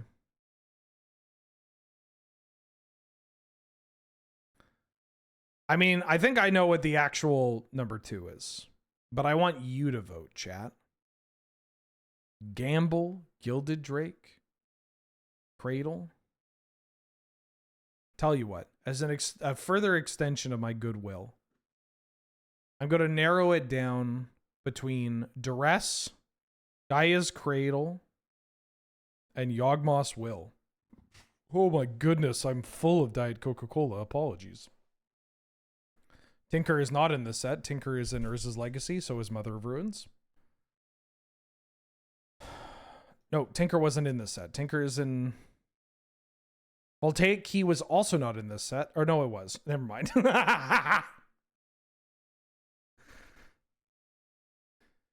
Yawgwill, Yawgwill, Duress, Duress, Yawgwill, Duress, Duress, Duress, Cradle, Cradle, Will, Duress, Show and Tell. Looks like folks are saying Duress. I believe that is the correct pick. Duress is broken. It's so good. Duress is so good. Gaia's Cradle is very strong, but like Duress, if you are playing black, you should realistically be playing Duress. You can make a decision not to play Inquisition of Kozilek. I think that's something that, while I wouldn't do it, I don't think is laughable or anything. I've ran into decks that are only playing Thoughtseize or Duress, and that's fine. Duress is so messed up. Duress is like maybe a bit too good, but also just like kind of a perfect Magic card in a way, right? Like, how do you... When Duress is good, it's really good. When Duress is bad, it's not great, but also still has some game, especially as we've seen decks kind of expand the type of cards that they're playing, right? As we've seen more enchantments that create bodies or pressure, artifacts that create bodies or pressure. You always play Thoughtseize and then you play Duress. Wait, fuck. You didn't see that. What do you think the best card you're not playing is from this set? Gamble, Smokestack, Meltdown, Shivan Gorge, Ill-Gotten Gains. I do love Iggy. Guma. I do like Guma. Where's the Guma?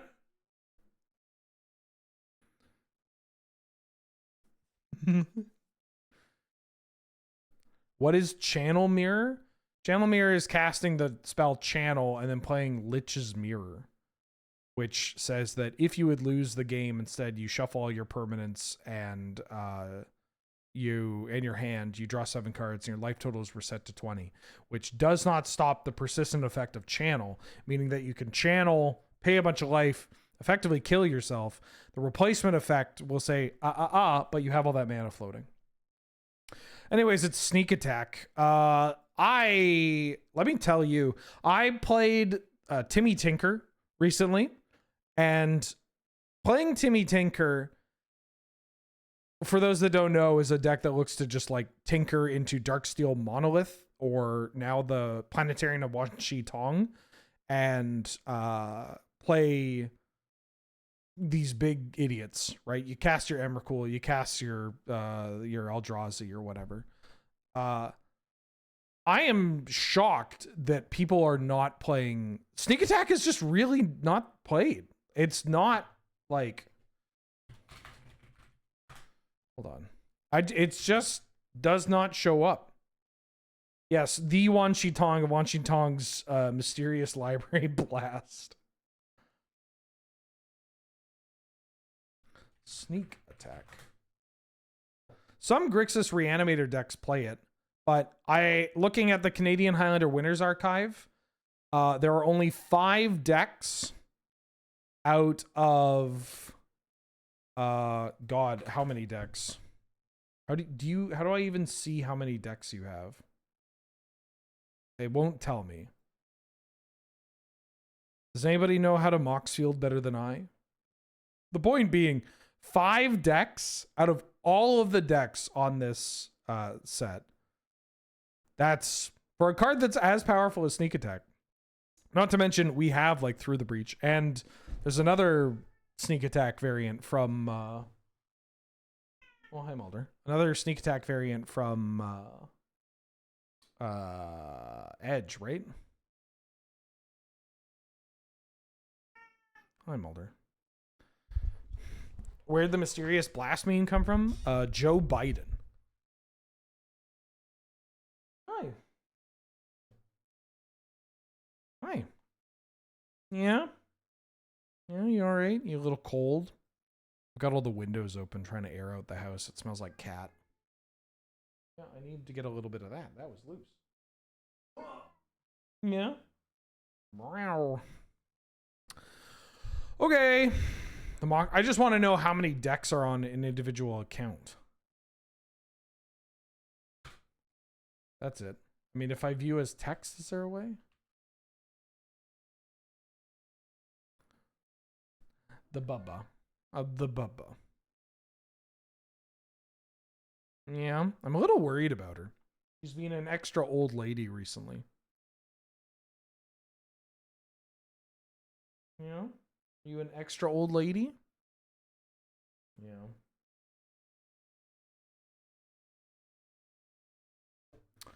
Yeah.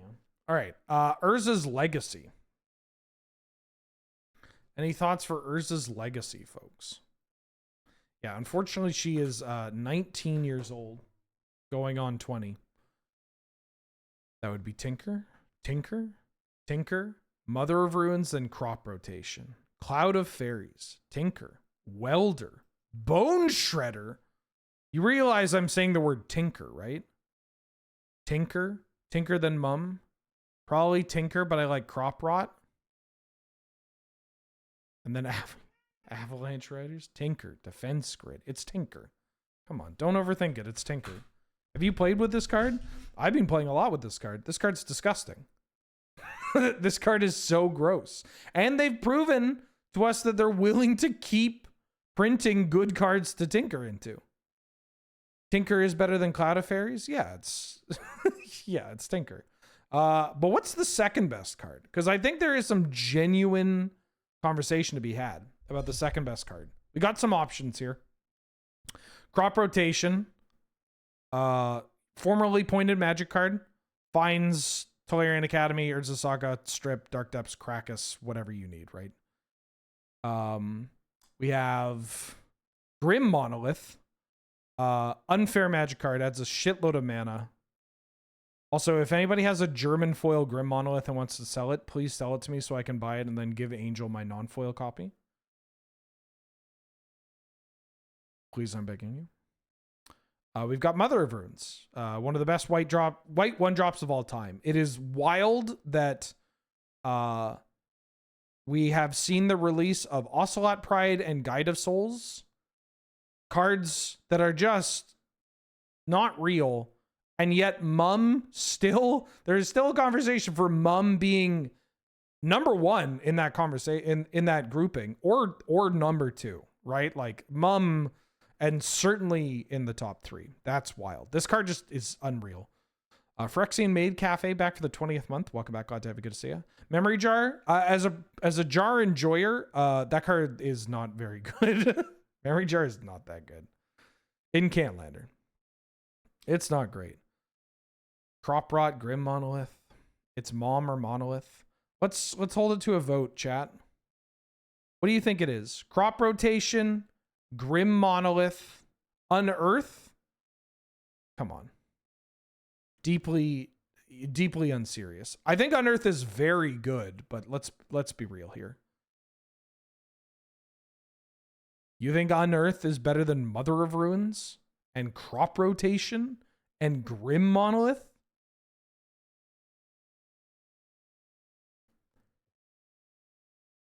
I'm letting people... Because the best card we aren't playing is Unearth? No. Do you want to guess what the best card... Here, tell you what then. Let's figure out what the best card we're not playing is. Mother of Runes? Nope, you're making fun of the Canadian accent. I'm sending you to gay baby jail for 20 years. Phyrexian Reclamation, Treetop Village, Rancor, Goblin Welder? No, none of you... You're not getting it. Defense of the Heart? No. Snap? No. Frantic Search? No. Tinker? No, Tinker was the best card. It's Fairy Conclave. It's Fairy Conclave. This bad boy steals the initiative and the monarchy, chips planeswalkers like no other, pushes damage for a very low cost that happens to be evasive, and pretty good with ninjas. Cam is now hiding the right columns. Well, then you just have to use your imagination. Operath, you can hang out somewhere. I don't know. Avalanche Riders? That costs 4 mana. Don't worry. We'll get to Goblin Settler. Starter 99 is coming up. Goblin Settler will have its time in the sun. So what do you think the second best card is? Let me look at what people said. Let's see. We have mother, mom. I'm counting moms. 3, 4, 5, 6, 7, 8, 9, 10, 11, 12. 12 for mum. 13. 12 for mum. Let's go with crop rot. 1, 2, 3, 4, 5, 6,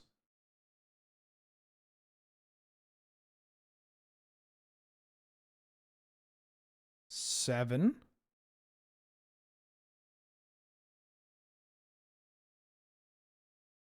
8, 9, 10. What did I say for mom? I think it's mom. I think it's Mother of Runes.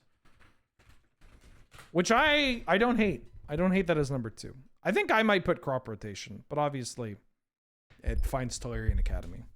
But I don't think Mother of Runes is that bad. I said 12, 13 for mom.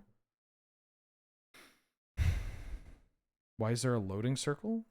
Why do you care? What are you talking about? It's not there. Because it's Angel's camera. I thought I turned it off as soon as I was done last night's stream. All right, here we go. Portal 3 Kingdoms, baby. Portal 3 Kingdoms. White people are going crazy for talking about how they're Chinese online. So now it's time for you to prove it by selecting the best card from Portal 3 Kingdoms.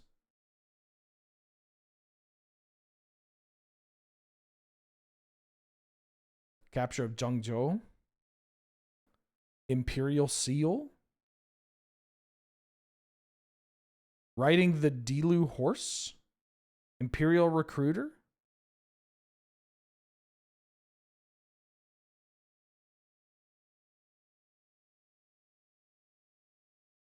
Imp Seal. Imp Recruiter. Capture. Damn, we got a 3-way tie here. We got a 3-way tie. And by that, I mean there are no other good cards in this set. There's basically no other good cards in the set. All right, let me do a count here. Let me do a count. Get your votes in, chat. Get your votes in.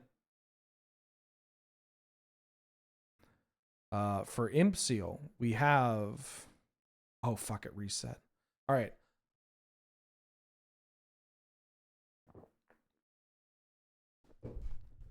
Nitro Dog for the 18th month. Welcome back. Portal 3 choices.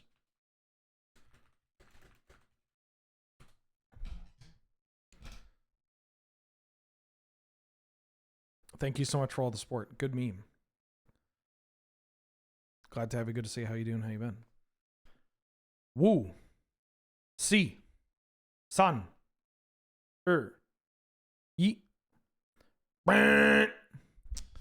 All right. I am going to count for Imperial Recruiter. 1, 2, 3, 4, 5, 6, 7, 8, 9, 10, 11, 12, 13, 14, 15, 16, 17, 18. That's a lot for recruiter. Imp Seal. 1, 2, 3, 4, 5, 6, 7, 8, 9, 10, 11, 12. 12? 12! That means Imperial Recruiter wins. Wouldn't it be easier to do a survey? No, because I came up with this idea like yesterday. Isn't this more fun? Isn't this more enjoyable? I PsyOp for the full year. Welcome back. How you doing? How you been? 12 dozen egg. That's so many eggs. Thank you so much for all the support. Unfortunately, you were all wrong. It's Imperial Seal. Yeah. It's Vamp Tutor at sorcery speed, which is not great, but also just ends the game. Obviously quite good in the Tinker decks, obviously quite good in the wider spreads of combo strategies. Imperial Recruiter is very good. Don't get me wrong. I legit considered putting Imperial Recruiter as the best card you're not playing, just to be like, hey, you know you can play this outside of like creature combo decks, right?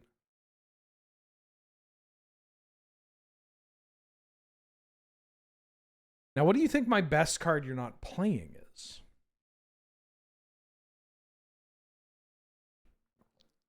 Three Visits? People play that bad boy. Zodiac Rat? Oh, Empty City Ruse. Warrior's Oath. Pung Tong Young Phoenix. Sun Chun Lord of Wu? Wu? Wu? Or how do you do it? It's Wu, right? Wu? Wu? Not borrowing 100,000 arrows. Capture of Zhengzhou? No. Chat. Wilco's right. It's Loyal Retainers. Loyal Retainers, for those of you that don't know. 2 and a white for a 1/1 Human Advisor. You sack it and return target legendary creature card from your graveyard to play only during your turn and before attackers are declared. Pretty straightforward. This is a underplayed Magic card as a reanimation piece. You don't play this necessarily as with like, you know, you're not playing this when you're like, oh boy, I'm going to bring back Gristlebrand. You're playing this to bring back Safi Eriksdotter. You're playing this to bring back or Carnage or a creature to loop and end the game with. I can also set up, Heliod if you really want to. If you want to play a Malira combo deck, you could also do that. Yeah, underrated Magic card that's only going to get better as they continue to create more broken legendary creatures. What if we brought back Lumra and turned our shifting woodlands into the retainers? Oh. Woo! That's kind of nice. That's kind of nice with it. On to Urza's Destiny. I fucking did it again. Urza's Destiny, folks. Now, Urza's Destiny is shockingly terrible. This set is so bad. This set is not good. There are some okay cards. Academy Rector. People are saying Academy Rector. Yogg Bargain. Bubbling Muck? No. Surely not. We got Academy Rector.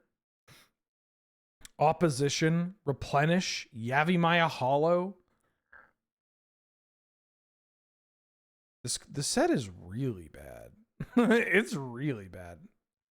Thank God nobody said Metalworker. We are finally beyond the point where people look at Metalworker and they're like, I can make it happen. I can do this. Plow Under. All right. Yeah, Masticore. Extruder. Teven Magpie. Thran Dynamo. Looks like everybody was saying Academy Rector. So what do you think the second best card in the set is? Second best card in the set. Treachery is a good one. Raphellos, yeah. Replenish, Yogg Bargain. Replenish, Treachery. Raphellos, Replenish. Yavimaya Elder, that's what's up. Junk Diver, Yavimaya Hollow, Opposition, Raphellos. I think the most people... I think Replenish has popped up a lot for some reason. I'm going to put Replenish because it looks like a lot of you think it's Replenish. So you're all wrong. It's Raphellos. Neither of these cards see widespread play. There are Academy Rector decks that can pop up from time to time, for sure. Sandy B, obviously. I love myself an Academy Rector. Let's be real here. You said Raphellos? Like, yeah, 2 or 3 people said Raphellos. Most people that said Raphellos also said Raphellos for best card you're not, or sorry, for the best card you're not playing, or like number 2 slot. Raphellos is a 2-mana card that gives you 6 mana on turn 3. It is a 2-mana mana dork that if they don't kill it, you get to win the game. That's pretty good. It is a little narrow where you play it, right? Obviously, the Hoof or the mono green ramp decks, like the Eldrazi decks or Elves. But like, dog, it's 2 mana. It's a 2 mana dork that gets you so much mana, so much fucking mana. Now, what do you think the best card you're not playing is? Best card you're not playing. We got a lot of good cards here. We got Yavimaya Hollow, Yogg Bargain, Treachery, Caltrops? No, it's not Caltrops. Yeah, I'm older. Wow. Wow.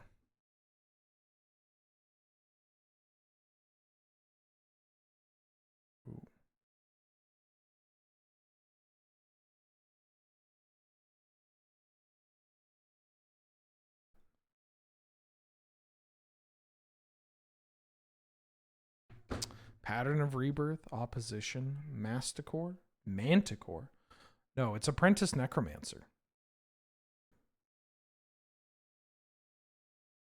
It's Apprentice Necromancer. This is a 2-mana 1/1 creature that has a pay a black, tap, sack it, return a creature from your graveyard to play. The creature gains haste. You sack it at the beginning of the next end step. This card's messed up. I am so shocked at how little this sees play. Like, like what? It's just like, I look at this card and I'm like, yeah, I get that you can kill it, right? It's just got 1 toughness. But what happens if they don't kill it? And congratulations, you get instant speed reanimation that also just gives the thing haste. That lets you also reanimate stuff like Emrakul. Obviously, it's quite good with stuff like Archon of Cruelty, or Gristlebrand or whatever. But like bringing back an Emrakul, bringing back a World Spine Worm, you just fucking kill them. Trench Gorge, yeah, like they're dead. They're just dead. Combo killing this with Hermit Druid, also just dead. It's so good. It is so good. I am shocked that more people aren't playing this card. Returns back, yeah, gets back your Hulk, and then kills the Hulk. This may come up later. Okay, starter 1999, everybody's favorite set. What do you think the best card from starter 1999? We got such standouts like Dakmor Ghoul, Goblin Settler, Grim Tutor, Sea Eagle. It's Grim Tutor? Yes, it's Grim Tutor. This is the only one of these cards that sees play, with Goblin Settler being the second one. It's Grim Tutor. Grim Tutor sees play. You play Grim Tutor in your combo decks that don't care about your life total too much. It's 3 mana, but it's, you know, Grim Tutor. I've cast the Tidings in this format quite a bit. But, you know, it's a 5 mana draw 4. You know the One Ring only costs 4 mana, right? Now, what do you think the best card you're not playing is?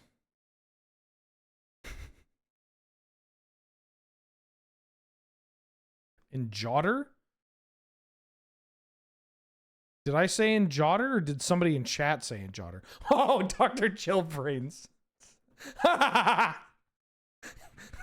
In Jotter. In Jotter. In Jotter is really good. No, the best card you're not playing is just Goblin Settler. I actually, this is mostly from playing the Blink deck. I would like to see more work done on Blink strategies. Because, like, Blink cards are kind of fucked. And once you free yourself from the shackles of Time Walk, and you finally let Triple Mox White Plume Adventurer into your heart, dog. Isn't Blink Flavor of the Month with Airbending? That set came out 2 days ago. We haven't even had enough time to get a glimpse of what people are doing. I mean, yeah, people are excited to play Blink, but like, going to become the flavor of the month? I gotta imagine people will try it.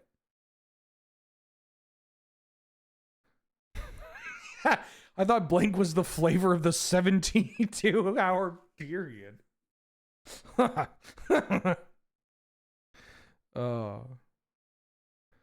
Yeah, it started in 99. Now we're getting into some heaters. Mercadian Masks. Best card from Mercadian Masks. What do you got? We got some absolute dog shit in here. But we have some bangers too. I'm seeing Snuff Outs. I'm seeing Gush. I'm seeing Unmask. I'm seeing Rishi P. Saprazan Scary. No, it's not that frightening. High Market. Oh, High Market. How's your sex life? I think we're going to have to narrow this down to Gush, Rashad Import, and Snuff Out.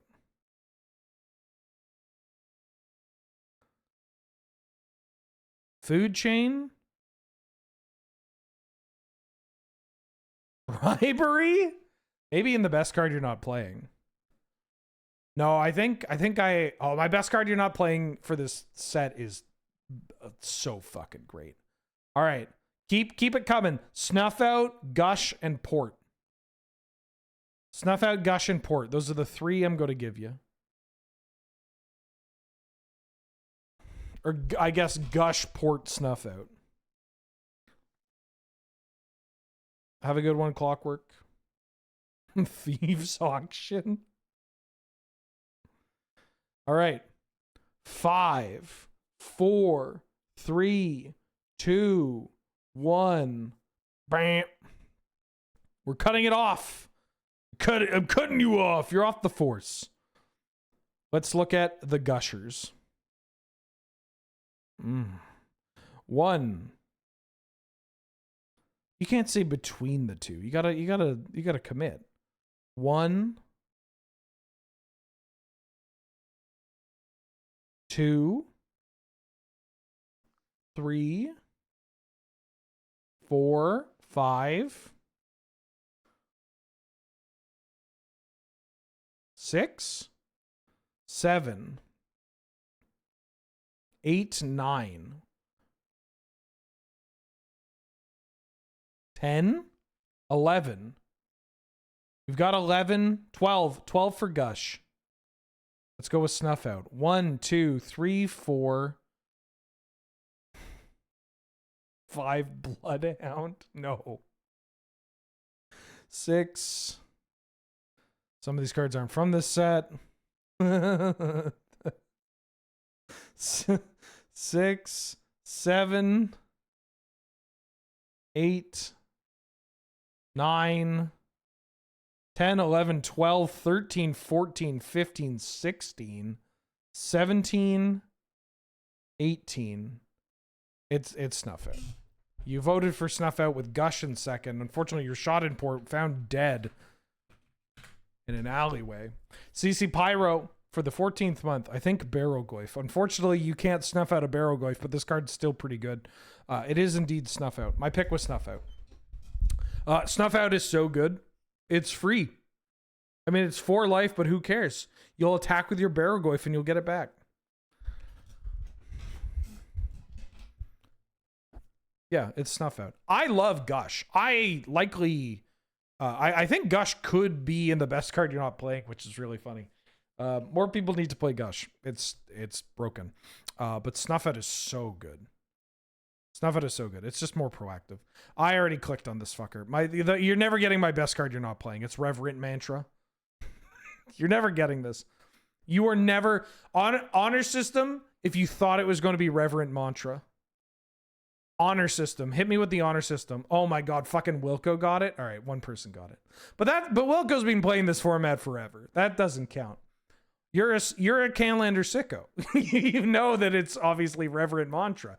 Never heard of it? Peep this shit. 3 and a white for an instant. You can exile a white card from your hand rather than pay its mana cost. Pick a color. All creatures gain protection from the color until end of turn. So, you can use this as a pitch. Protect your creatures from getting mucked by combat damage. Like you can push damage with it, brave the elements. But get this shit, it's their creatures too. so if for some reason they're like, all right, I guess I'm going to try to put counters with my Minskimbu on this. You're like, no, everything has pro red. I'm sorry, everything's got pro red, which means not only does this get bigger, but I can now block your entire board. Pretty good. Yeah, this card kills people. It's free. This shit's free. Even if you're casting it, 4 mana is obviously a lot of mana to spend. But think about it. The situations where you're playing like a white creature deck and you draw this. You don't even need to be mono white, but let's say you're playing mono white and you draw this and you don't have another white card that you want to pitch. You're going to have soul mana. You're going to have some extra colorless mana lying around to hard cast this. Yeah, this card's dope. This card's really good. Next is Rashadan Cutpurse for its participation in Popeye Stompy. Did you know there's a Popeye Stompy deck in pre-modern? It's got like Noetic Scales and every single Rashadan card. I'm gonna make another pre-modern order. I didn't talk about this. Check this shit out. You want to see my most recent pre-modern pickups? Here we go. You're not ready for this, by the way. You're not ready for these sick pre-modern pickups. Check this out. I got myself a copy of Benevolent Bodyguard that I think I actually didn't need because I think I have my playset. I haven't added my pre-modern collection to my Mox Field. Show us the diamonds. Unfortunately, I will never buy a playset of Mox Diamonds for pre-modern because I'm busy buying real diamonds. You know what I'm saying? Check this out. Aven Fogbringer.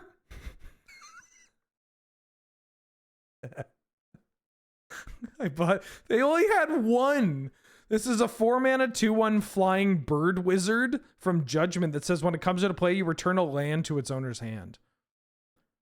You ever try locking somebody out with this in Riptide Laboratory? Pretty good. Favorite Blood Diamond owning streamer? No, I divorced him. Indentured Djinn. I got 2 copies of Indentured Djinn. There's a deck I'm making called Lucky Djinn. It's mono blue, black vice, boomerangs and shit. It's great. Indentured Djinn is 3 mana 4/4 flying Djinn that when it comes into play, each other player can draw up to 3 cards. 3 mana 4/4. That's tough to kill. And then I had to get a namesake card. I had to get a card named after me. I got the Monk Realist. The fucking 4 of the Monk Realists? 2 mana 1/1 when it comes into play, destroy target enchantment? Yes, sir! Yes, sir! Never, ever forget the Realist. Opposite to the Idealist. You know what's fucked up? Ed only, and this is not a bit, Ed only had Chinese copies of Monk Idealist. And I try to keep my pre-modern collection all English. But he only had Chinese copies of fucking Monk Idealist. And so like, when I was looking for the cards, I literally had this like, no, I mean it's great. It's just I didn't think it would be Chinese. Mr. Dr. Lewis for the 15th month. Welcome back. How you doing? How you been? Thank you so much for all the support. I hope you're doing well. Glad to have you and good to see you. Do you want to talk about the best card from Nemesis now? Best card from Nemesis. What do you think? I think there's I was listening to that song, that album, the album that song, if this is the song that I think it is. This album bangs, by the way. Free Shavakadu. I don't know if anybody's listened to the full album. Where is it? Yari Yari Daze. Is there a second place after Days? First place is Days. Let's be real. The set is terrible. this.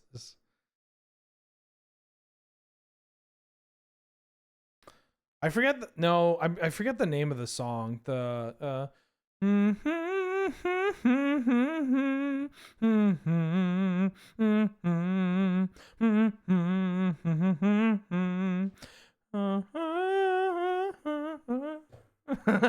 you know the one. Parallax Enchantments. Parallax Wave, best card you're not playing. We need to get the second best card. Parallax in second. Parallax at 2. Yeah, there's not much here. Flame Rift, no longer played. Core Haven, no longer played. Tanglewire. I guess Angel did play Tanglewire and demolish me yesterday. Mind you, I was on Shrines. Parallax Wave. P-Wave seems to be a pretty good call. There's like Seal of Cleansing and stuff. Tanglewire. Tell you what, it's between Tanglewire and Parallax Wave. What do you think it is?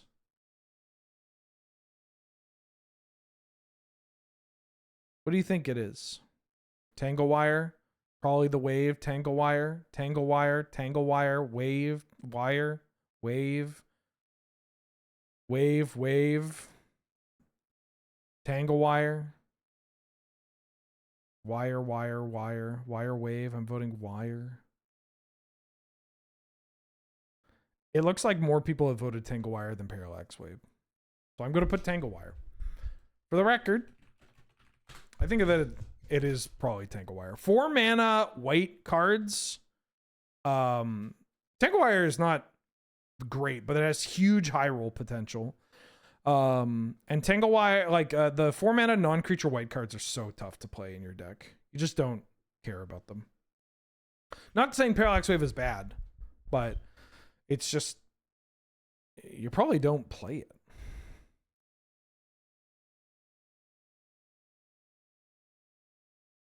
I'm with her campaign ad, but it's the I'm with Wave. How do you like that 9-year-old political ad?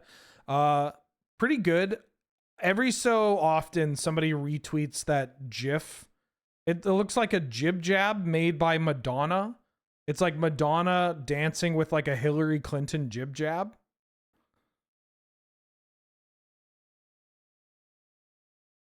It's great. What do you think the best card you're not playing from Nemesis is?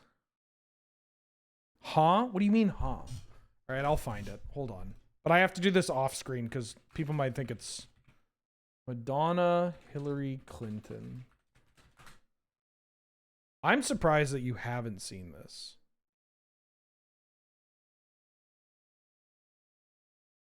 Here we go. Oh, thank God. The audio is muted. Okay, here we go. The caption for this is Hillary gonna snatch that presidency, so watch out. She's a girl gone wild.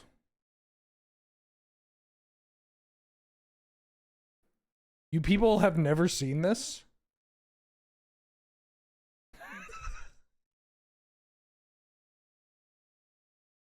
You people have... How have you not seen this? This is a classic. It's a classic.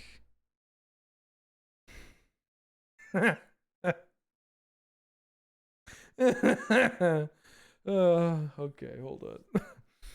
Best card you're not playing? People said Mind Swords, Massacre, Sky Shroud Claim, Parallax Tide.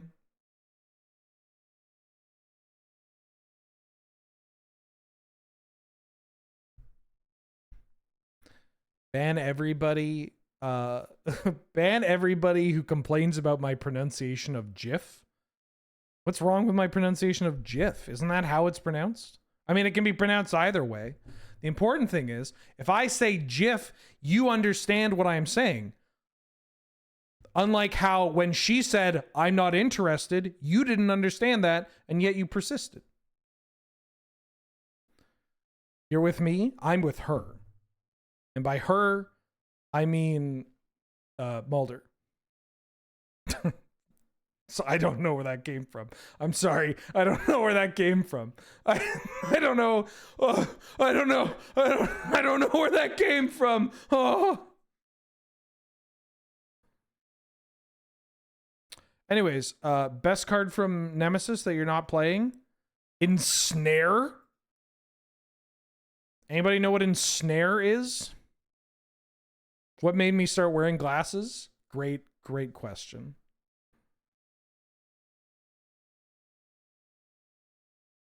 You called it? Mog Salvage goes kind of hard too. Ensnare? Oh my God, you did call it. Yeah.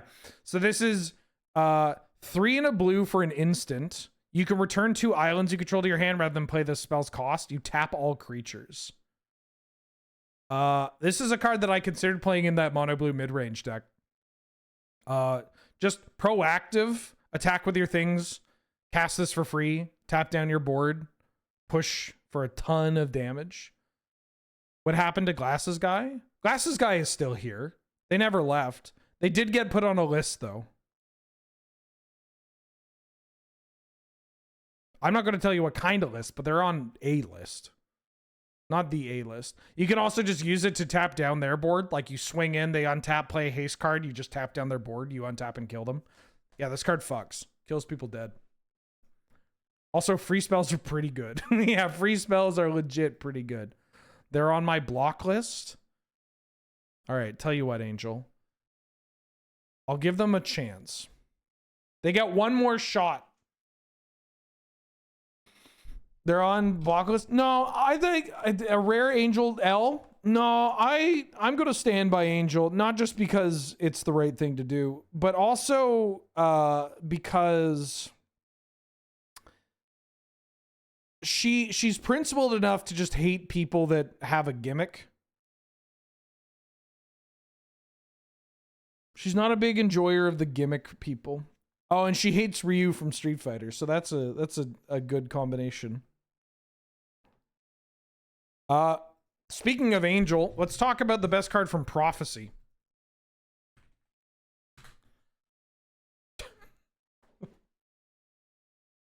What do you think the best card from Prophecy is in Canadian Highlander? I'll give you a hint. I can't actually remember if there was a card that sees play. Like, Spore Frog has seen play. Rhystic Study has shown up here and there.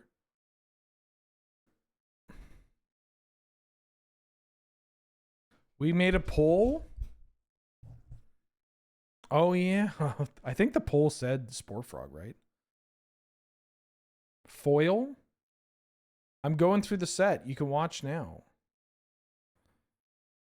I'll give you a hint. People have not, nobody has said it yet. The poll said Spore Frog. So I can put Spore Frog here. What do you think the second best card is? People are going to be very upset when they realize just how wrong they are. Withdraw, thrive, Ristic Tutor. It's Ristic Tutor. It's probably Abolish, Avatar of Woe, Ristic Cave.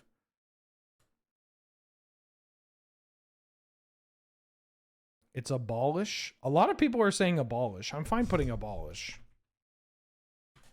So you were wrong. It's not Spore Frog. It is Ristic Tutor. Ristic Tutor, despite this card sucking, it sees regular tournament winning play. Ristic Tutor sees regular, consistent tournament winning play across a variety of combo decks. Now, do I like that we have to play this card? No. But you know what people do all the time now? They tap out. They never pay the 2. They've tapped out, or they've kept up 1 mana. They're like, I have 1 mana, so I can bolt them if they play a creature. You can't pay the 2, though. You can't pay the 2. It's not going to happen. So unfortunately, it's Ristic Tutor. But what do you think the best card you're not playing is? I think we actually already got... Oh, no, we didn't. Shit. I forgot we didn't. We didn't get it yet. It's not Darba. Although I have played Darba in Canadian Highlander before. Regrettably. Can I tell you, this is a legitimate play that I have made in Canadian Highlander. This was a long time ago when I was trying to build like all-in mono green Stompy. I went land Black Lotus Darba, and then I realized that I couldn't pay for it.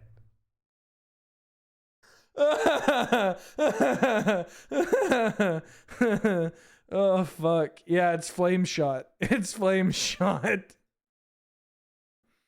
Flame Shot. 3 and a red for a sorcery. You can discard a mountain rather than pay the spell's mana cost. Deals 3 damage divided as you want among 1, 2, or 3 target creatures. Look, there's not that much to play here. there's not that much. And like the pitch of land type is a little bit more difficult to fulfill if you're not like a 2-color deck or a monocolor deck. But it is a free spell. It does let you divide some damage or kill a single creature. It could be foil. Foil is so fucking expensive. And people do play it occasionally in like Flying Men or whatever. But yeah, Prophecy is like, I don't want to be too much of a Debbie Downer. Prophecy is not a very good set. I think Abolish is the 3rd best card in this set. But I think more people, like I was playing Abolish. I've seen other people play Abolish. It's not that bad. Invasion. All right. Invasion's an interesting one. Because Invasion, you would assume that this card is good. Or this set is good. It's not. These cards have not aged super well. Yeah, Mulder, I'm closing the window and I'm going to turn on the heat for you. While we talk about Invasion.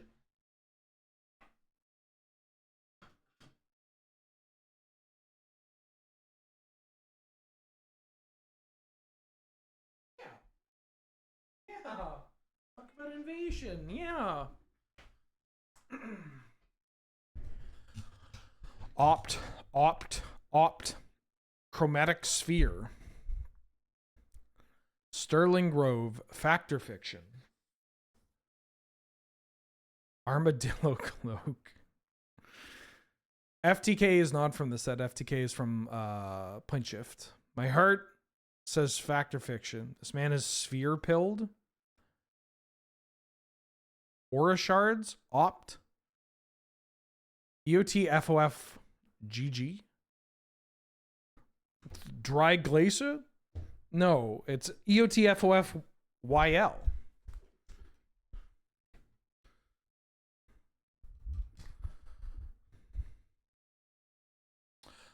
A majority of people have been saying Opt. And then the second most popular card was Chromatic Sphere. A lot of people saying FOF. So Opt is the correct call. It's not exciting, but yeah, it's Opt. It's a 1-mana cantrip at instant speed. It's the best card in the set. It sees the most play. But what do you think the best card you're not playing from Invasion is? You've got some heaters. You've got Jade Leech. You've got Kavu Lair. You've got Liberate. Messed up the slang from before I was born. What? No, that's from the year 2000.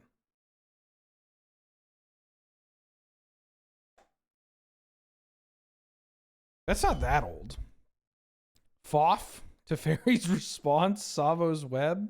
Damn, Robin's alts are in chat. Geothermal Crevasse. People voted for Replenish. That's insane. In their defense, Urza's Destiny sucks. Obliterate? We got there. All right, hear me out. Hear me out on Obliterate.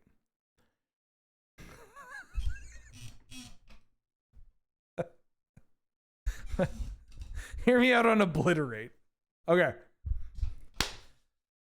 This spell can't be countered. That's it. It destroys artifacts, creatures, and lands. They can't say no.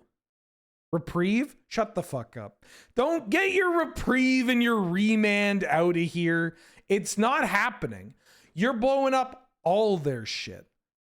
Do you know how good the Ugins are? Comet? Sink into Stupor? Get the fuck out of here. Invasion is also a dog water set. It's for Canlander. There's like nothing here. You're not playing Repulse. You're not playing I like Sulfur Vents and Friends, maybe. Recoil? Oh no. Undermine. It's Undermine. You get to bolt them and counter their spell. No. Sterling Grove? People play Sterling Grove. They just have to play it in a bad deck. Tangle? We'll get to that. Don't worry. It's Obliterate. Big Boros and Big Red or Big Red Blue, like whichever version. There are underexplored large red X decks in our format. Once people figured out that you could just cut the wildfires, it turns out your deck gets a lot better when you're not playing wildfires and ruination, and you're actually just ramping into disgusting planeswalkers, Ugins, and whatnot. But you also get to cast Fourth Aerolingus and Lightning Bolt and Flage and Friends. Obliterate gets to kaboom everything except for your planeswalkers, and they can't counter shit. This one is dope. This is the real deal one. 8 mana Wildfire? No, the worst part of Wildfire doesn't kill fucking anything. Hey, thanks for making my Barrowglyph huge that you can now not deal with. Destroy. Get rid of them. Now, if somebody like Heroic Interventions in response, that's pretty funny. But you know what? Yeah, they're dead. 3 hours in, we're not finishing this one. Joke's on you. I already called my mom and told her I can't make dinner tonight. For other reasons, but this may have contributed. Check the Let's Meme Wheeler on Discord. Sure thing.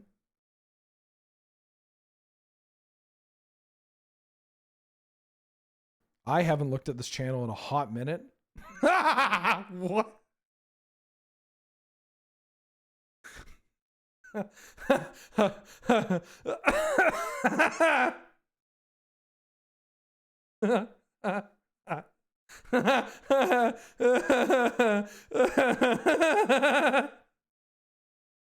Wait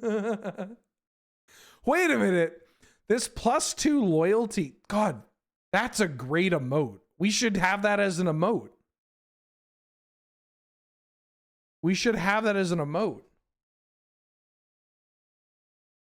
How come we don't have the +2 loyalty as an emote already?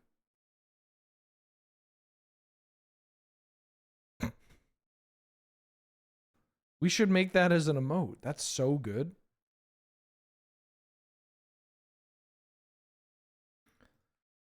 All right, plane shift. On to plane shift.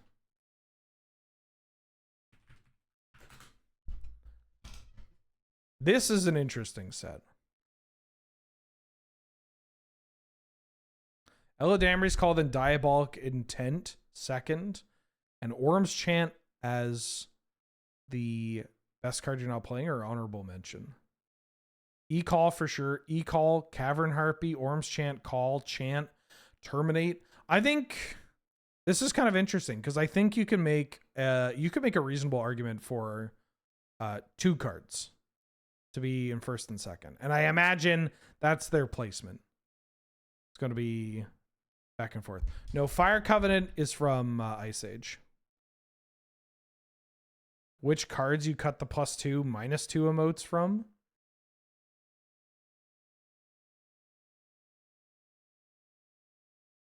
Is it like a Planeswalker deck card? Or is it Nahiri? Nahiri the Harbinger?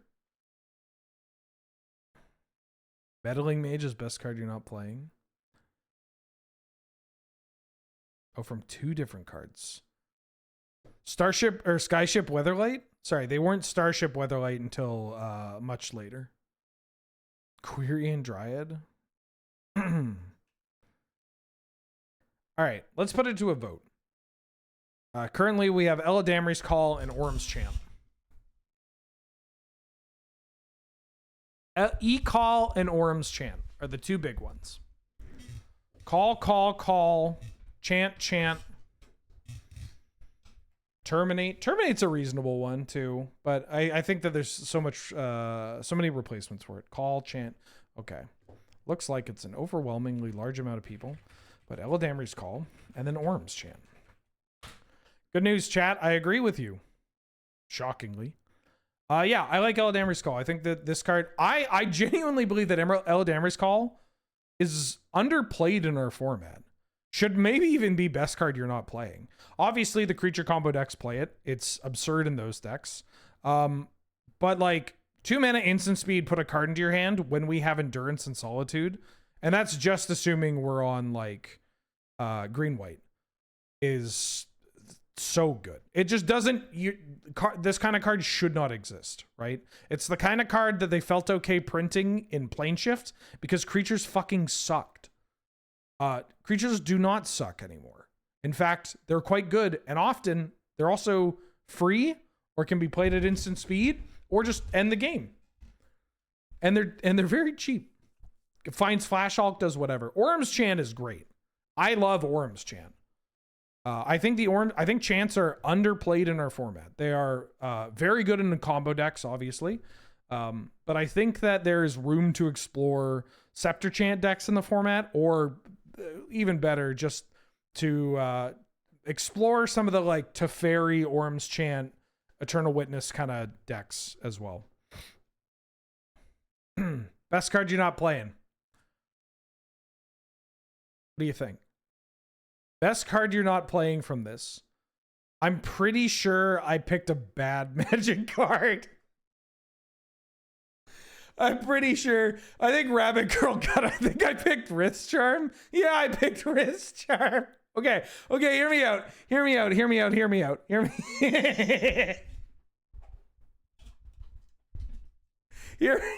out on Wrist Charm. Tokens is very good, right? Tokens is quite good.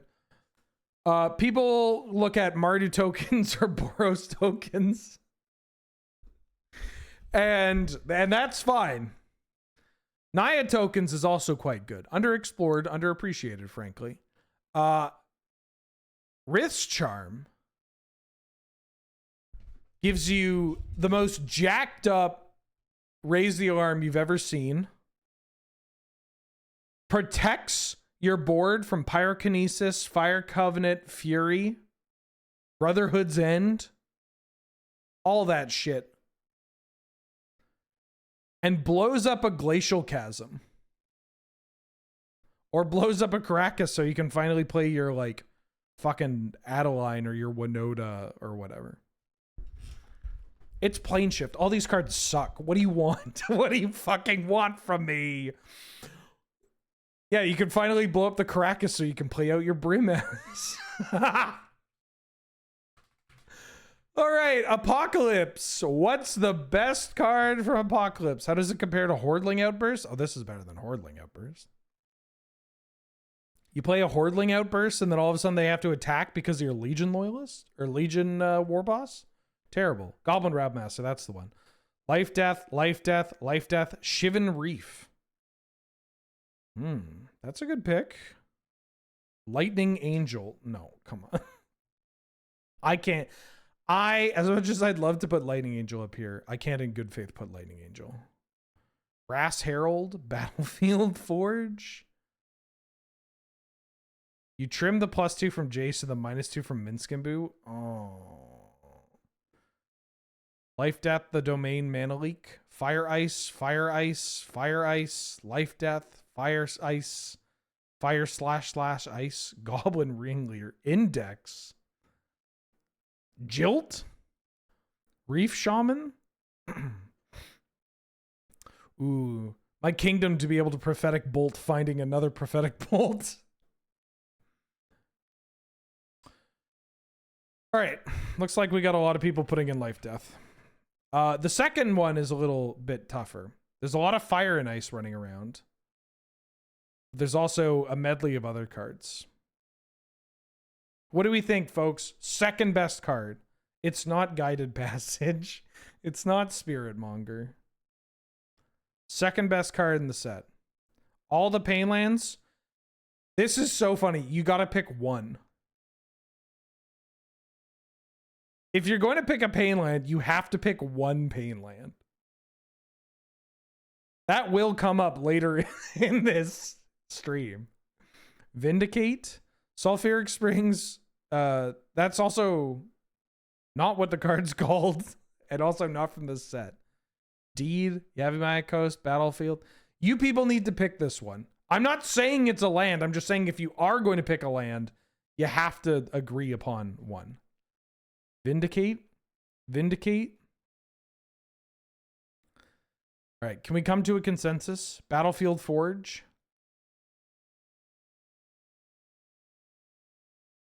People had Fire Ice. People had Battlefield Forge. Shivan Reef. Vindicate. I don't know. They can't fucking decide. But it's actually evasive action. All right, I'm gonna delete this. It's evasive action. I'll help you, chat. It's evasive action. This card is Mana Leak. It's Mana Leak. In most decks, it's Mana Leak. It is getting a little bit worse, right? We are seeing fewer 4-color decks. We are also, this kind of covers the discussions that I had with Verges, but Quench is also a good Magic card when it's, because Quench is good like turn 1 to 3 and then sucks. And this card on turn 4 and plus, like a Quench that turns into a Mana Leak as the game goes on, and then in some cases also turns into like the double Quench, especially if you're like a deck with like a Deathrite Shaman, or if you're splashing 4th Aerolingus, or you just have a Triome or whatever. Pretty good Magic card. Now, my best card of the set was Life Death. I think Life Death is great. It was between Life Death and evasive action, but it was, you know, kind of flipping back and forth. People who actually play Magic are in the minority in my chat? No, the people here play Canlander. It's just My community self-selects for fucking degenerates. Like, you have people that play like Storm and Artifact combo and Tin Fins and just Academy bullshit versus the people that lose to that. So you have the people that lose to it voting for Null Rod. The FGC players that we have like a at least 8 Street Fighter players in chat. Maybe some more.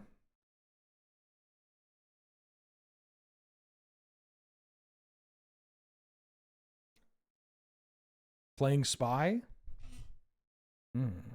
Balustrade Spy? Fuck. Wait, did I? Yeah, all right. My best card here we're not playing. Somebody did mention it. I think it's Pernicious Deed. I would like to play more Pernicious Deed in this format. Not just because I'm 34 years old. Because this card just sits and is so good. It's fucking Wrath the Skies. It just chills. It's so much better than you think it is. It is legit just like a good Magic card. Really good against Time Vault and Artifact strategies, obviously. Deals with the token decks.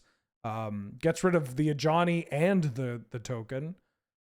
Kills your fucking Psychic Frog. This card's great. Pernicious Deed is chef's kiss. Now we're getting to one of my favorite blocks of all time. With some of the worst cards that you've ever seen. We're in Odyssey block. That's not how you spell Odyssey. What do you think the best card in Odyssey block is? Oh, fuck. I forgot about Tainted Pact. Did I forget about Tainted Pact? What the fuck did I pick for this? All right. My dumbass maybe picked Barbarian Ring as the best card for Odyssey. Wait, no. I got a good one. I picked a good one. I picked a good one.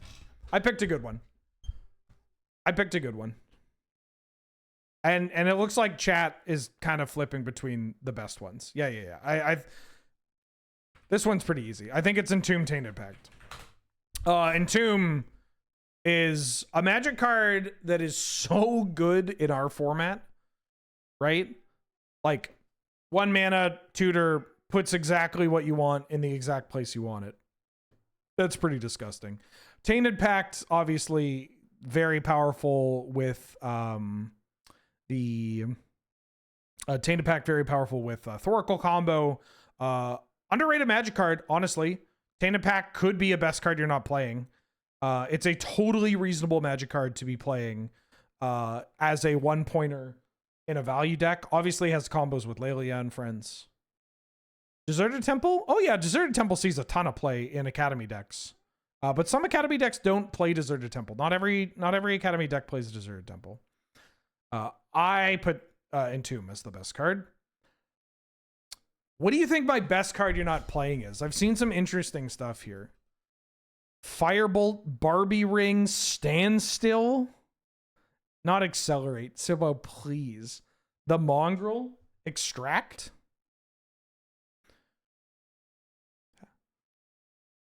There was one time where Extract Storm was just killing people. It was just me and Robin trading tournament wins with Storm. So much to the point that people, and by people I mostly mean Chris Sutherland, started playing Extract. 1 blue, look through a player's library for a card and exile it. And then Chris Sutherland ends up playing against Robin in like round 3 of an event, extracts him, finds the tendrils, but Robin was on Empty the Warrens that night. Robin proceeds to empty the Warrens for like 11 or something. Chris dies. Next week, I'm against Sutherland in the finals. He still has Extract. He extracts me for the tendrils. I end up making 10 copies of Empty the Warrens and I kill him. It was just like, he plays this Extract and he gets back-to-back gobosed into the fucking dirt. Need for Speed is hilarious. That card has showed up. People played it in the Lands combo. No, my best card you're not playing is Moment's Peace. A lot of people have been talking about Fogs. Like, people talked about it with Constant Mists, with Tangle. This card is just so good when everybody is attacking, especially because it's just like you get to do it twice. The threat of Moment's Peace is also pretty neat. Like, you cast it once. If you cast Moment's Peace in game 1, they're going to be fucking paranoid for the entire time. Like, think of my match when I played Angel and she was on Flash yesterday. I just like she just had mana open. I'm like, okay, am I going to die to Ink Shield or Selfless Squire or the Wandering Emperor? I did consider putting Darkwater Egg because I actually think the black-blue egg is pretty good in combo decks, but and that people should be playing more than just Chromatic Sphere and Star. But yeah, Moment's Peace is, this card fucks. Little narrow where you play it, but like, you know, pretty good. Baldur's so cute. What, this little thing? Albert. Hi. Hi. Hi. Torment. Let's talk Torment. Eggs don't filter to cast Doomsday? What are you talking about? They do. The Darkwater Eggs adds a blue and a black. That gives you your cantrip and the black for Doomsday. Why am I replacing first printing? Lavamancer and Cabal Ritual. Cabal Ritual. Cabal Ritual. Hi. Can I pick you up? Cabal Ritual. Yeah, there's not a lot of good cards in Torment. Can I hold you? Oh, you don't want to get held? That's interesting. I was going to pick you up and hug you and squeeze you and love you and cherish you. But now you're all the way over there. Cabal Ritual. Cabal Ritual. It's Cabal Ritual. Number 2 is kind of interesting. There are a couple of options for number 2.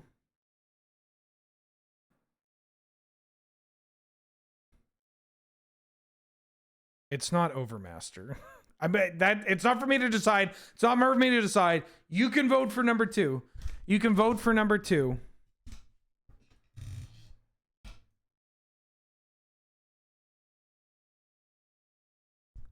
Overmaster. Why Overmaster? Cephalid Illusionist? Coffers? Deep Analysis? Hi.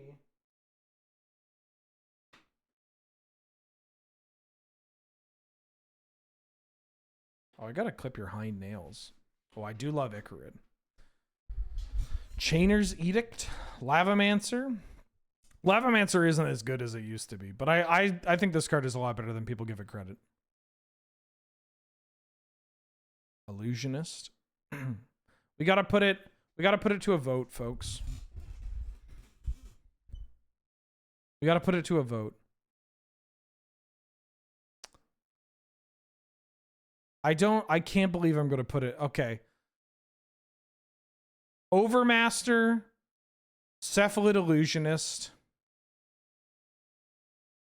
I think Mesmeric Fiend is, I'm shocked that Fiend wasn't in the conversation. I'll do Overmaster, Cephalid Illusionist, and I mean, I guess those two. Sure, why not? Why not? Circ Logic? Yeah, Overmaster doesn't see play. I don't know why people are saying Overmaster. I played Overmaster in Show and Tell Flash Rector. That deck was pretty good. I won 1 tournament with it. It was great. I was like, damn, Omnitel has a pretty good Blue Moon matchup. What if I build Omnitel with Blue Moons? And I just made worse Omnitel. Illusionist out of those 2. Illusionist. Yeah, I can't in good conscience put Overmaster. Overmaster is definitely this null rod vote. But I'll put Cephalid Illusionist. My best card of the set is obviously Cabal Ritual. It's Cabal Ritual. This is a magic card that's quite good. My best card you're not playing, also, it's Cephalid Illusionist.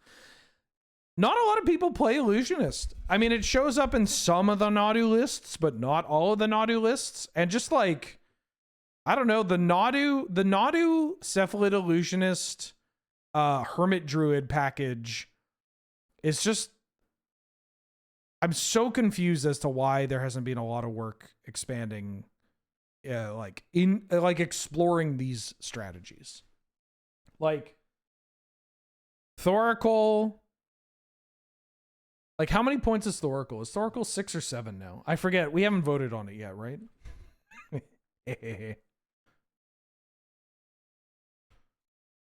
It's 6, right? Yeah. So you could do Thoracle for 6, Pact, Nadu, Gifts, Intuition. That's a pretty gross package. You could also just, like, instead of Gifts and Intuition, just play Vamp.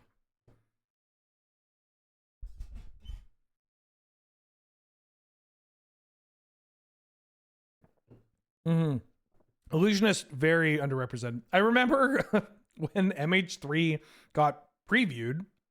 Oh no, this was before previews. We recorded. Where is it? We recorded our MH3. Where is it? Like our MH3 North 100 Showdown. That's a good thumbnail.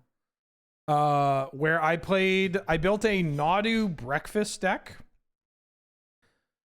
And this was before people had seen Nadu. Or maybe it was right around the time that Nadu got previewed. And I remember looking at this card and being like, wow, this thing is fucked up. Hey, this combos with Shuko and Nomad's Encore. What if I shove it into a Hermit Druid Cephalid breakfast deck? I played it and I'm like, damn, this deck's fucking great.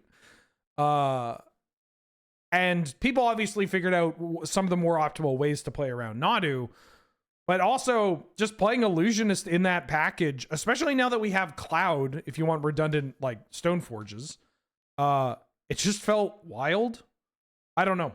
I think it needs to be explored some more. Tony, thank you for the raid. Welcome, folks. How you doing? How you been? We've got a great slop stream for you, and I'm not talking about Commander. We're going through and talking about the best cards from every release featuring mechanically unique Magic cards for Canadian Highlander, where we have the best card slot, the runner-up slot, my pick for the best card, and then the best card you're not playing. I hope you had a good stream. This is great second monitor content. Do this stream but for Commander? That sounds like hell. That sounds like hell. Let's talk about Judgment. Best card from Judgment. What do you think?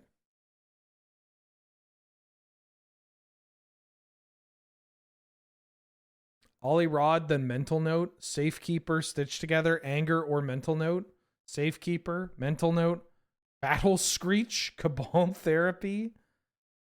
They did not print the card Judgment in Judgment. Stitch Together, Stitch Together. It's not Breaking Point. It's not the Angry Baby. Sylvan Safekeeper. Safekeeper, probably. All right. Let's put it to a vote. This is going to be a vote between 3 cards. Mental Note, Stitch Together, and Sylvan Safekeeper.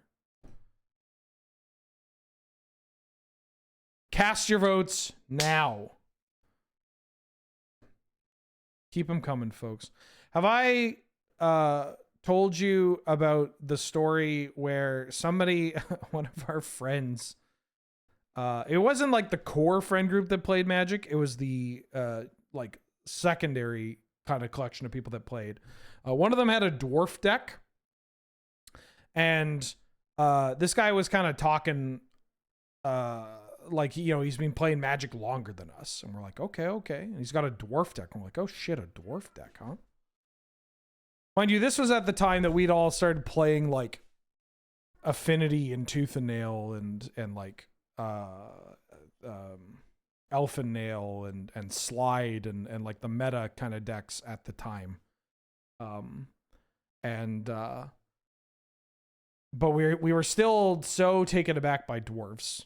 And then it turns out that his dwarf deck had like 12 copies of Dwarven Scorcher, which was not legal. One of the shittier people in our friend group thought that's illegal, that's not okay. you need to go down to 4 Dwarven Scorchers. The Dwarven Scorcher player said no, wouldn't do it.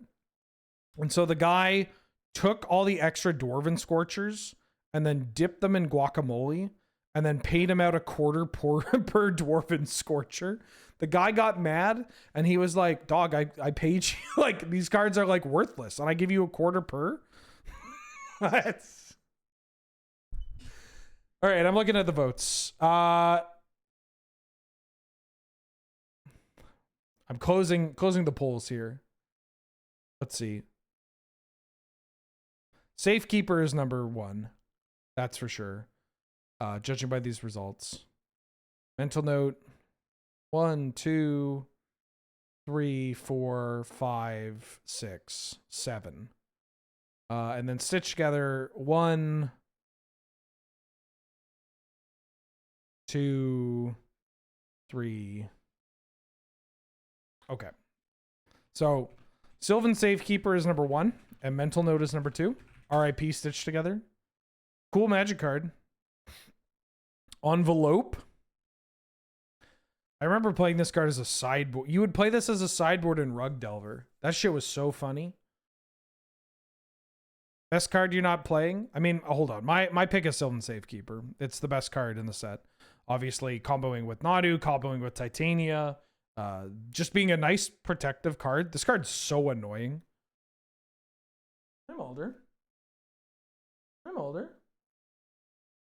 I'm older. Yeah, I need to go and get you some food, huh? Yeah? Hi, baby. Hold on. Let me hold this cat.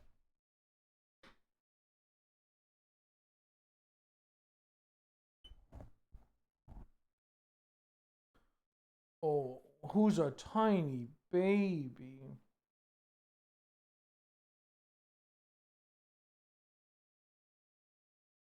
What do you think the best card you're not playing is, chat? Angry Baby? Stitched Together? Not Seed Time. Lava Dart? Wonder? Keep Standing Heavy Kick. Only if it's a punish.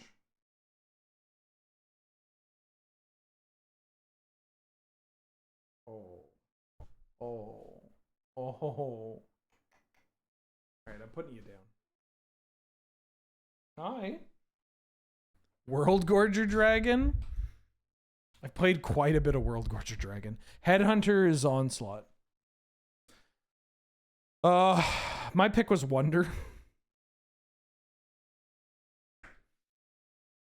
But I don't even know if I believe in it. Like, I didn't want to put Stitch together because it sees play. Lava Dart still sees play. Dog Anger sees play. I don't think more people should play Anger.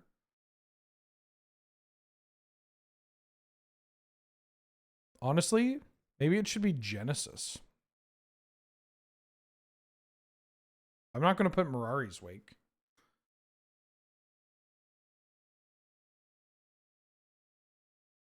Genuinely regular Geef's standing heavy kick can be at certain ranges. Yeah, but you you want to get the kick and then the drive rush knee into hell stab into I am coming for you. Browbeat? No, we can't do this. Jaded Trekkie, you weren't around for this, but maybe you were. I don't know. I think you might have been too young. What the fuck is that card called? Oh, it was from Guilds of Ravnica. Does anybody remember what it's called? Guilds of Ravnica. It's got Jumpstart.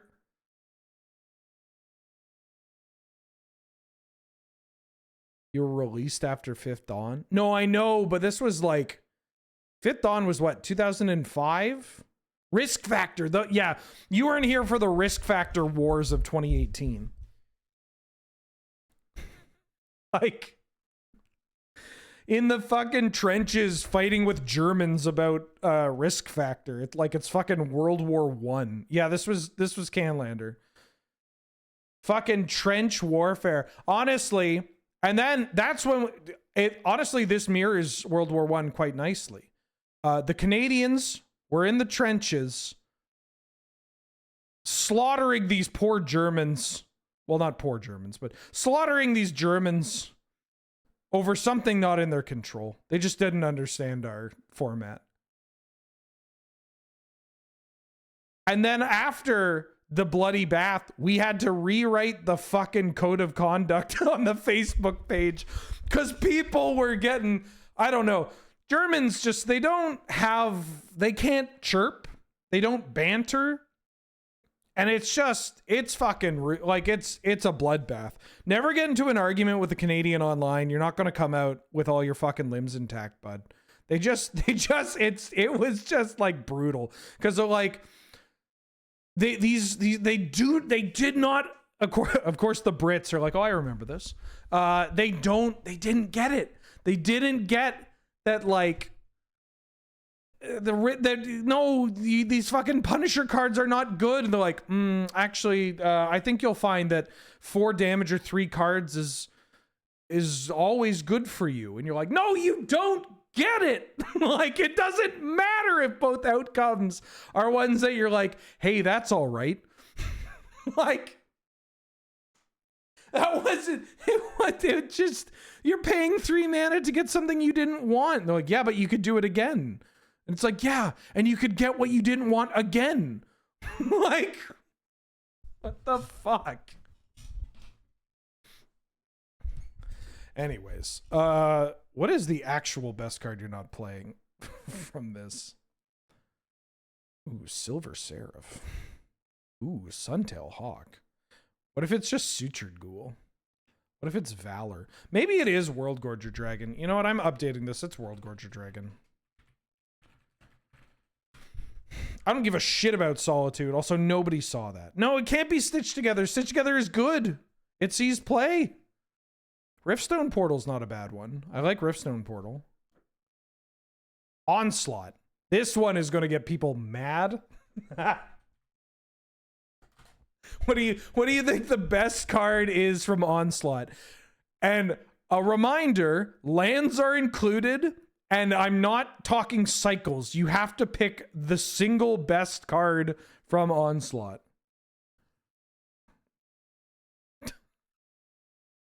Delta, Polluted Delta. All right, well, that's enough to put Polluted Delta at number 1. What are you putting at number 2?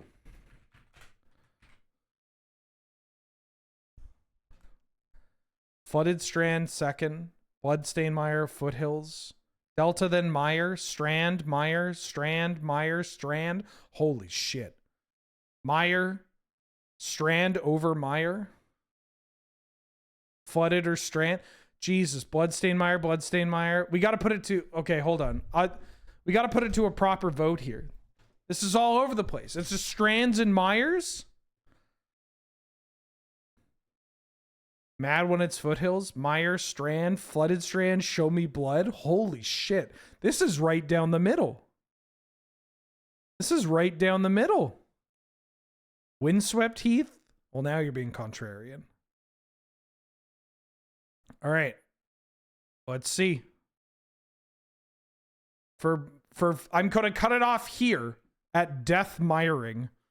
We have for Bloodstained Mire, we have 1, 2, 3, 4, 5, 6, 7, 8, 9, 10, 11, 12, 13 for Bloodstained Mire. For Flooded Strand, we have 1, 2, 3, 4, 5, 6, 7, 8, 9, 10. I believe that means Bloodstained Mire takes it.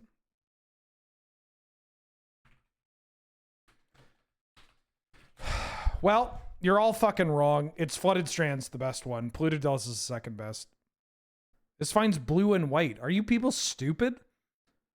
Jeskai's the best deck in the format. What are you doing?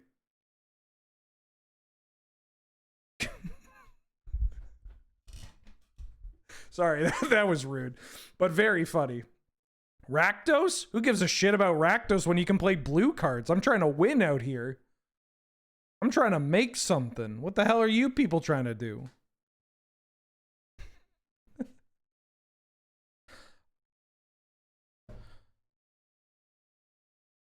They call me tic-tac-toe the way I'm making my record X's and O's. You know what I'm saying? Because I'm going XO. Undefeated. You picking up what I'm putting down? Flooded Strand is better than Polluted Delta, but then Polluted Delta is number 2. It's pretty close for what it's worth. But I think Flooded Strand is better. Then I'll put Bloodstained Mire. Bloodstained Mire is 3. Wooded Foothills is 4. Windswept Heath is 5. People play straight blue-black. People play straight black-red. Nobody plays straight blue-white. Yeah.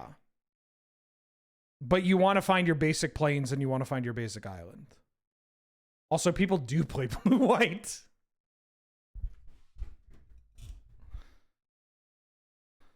Yeah, it's Flooded Strand. You play your Flooded Strand. You've already found your Underground Sea. Now you're going to find your Scrubland.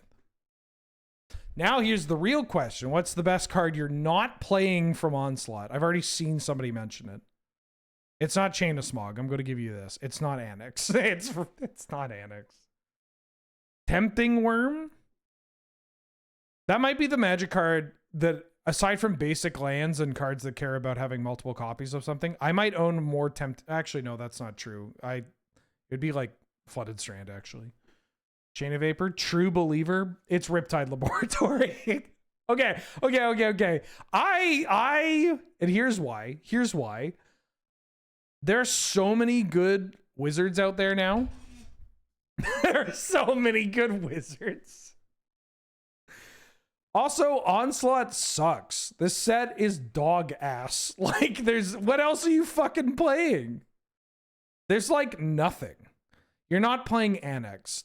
Like a Pheto Alchemist? It untaps Time Vault? I'm not playing Blistering Firecat. You're not playing Blackmail. Get off it. It could be Chain of Smog. You can't say it's Chain of Vapor because people play Chain of Vapor. People play Pile Driver. Every Goblins deck plays a Pile Driver.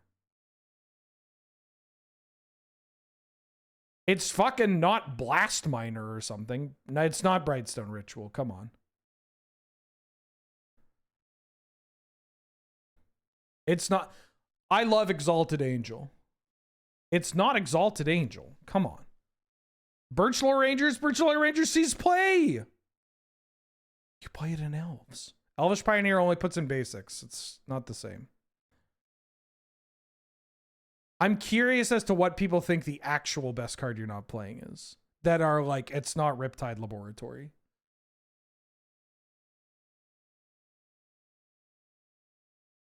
It's not Gigapede. I love Gigapede. Weather Wayfarer, people don't play that anymore. Although I do play that occasionally. Complicate is too expensive. It's not Histrodon. It's not Skirk Fire Marshal. Festering Goblin. Sharpshooter gets played. Sharpshooter does see play. This set is dog ass. It's not Oversold Cemetery. You're not casted Read the Bones or Ravenous Baloth. Ooh, Choking Tethers? Rot Lung Reanimator? Like, what is it? What? No, not False Cure.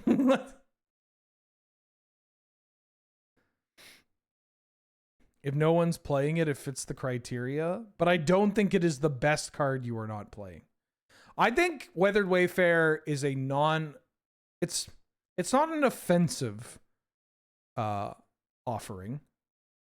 For sure. I love this card. I play it a lot. I played in pre-modern too. But I think it's Riptide Lab. I think the cost of inclusion for Lab is so low and it only gets better. I think Words of War, come the fuck on. Where are you playing Words of War? You don't need to play this in Enchantress. You don't need to, like, are we setting up some fucked up combo with this in like a Yogg Bargain or something? Burn? Why play Sulfuric Vortex when you can play dog shit Sulfuric Vortex? It's Laboratory. Deal with it. Now we're talking about legions, finally. All right. Best card from legions. What are we thinking? There's so this set is not good.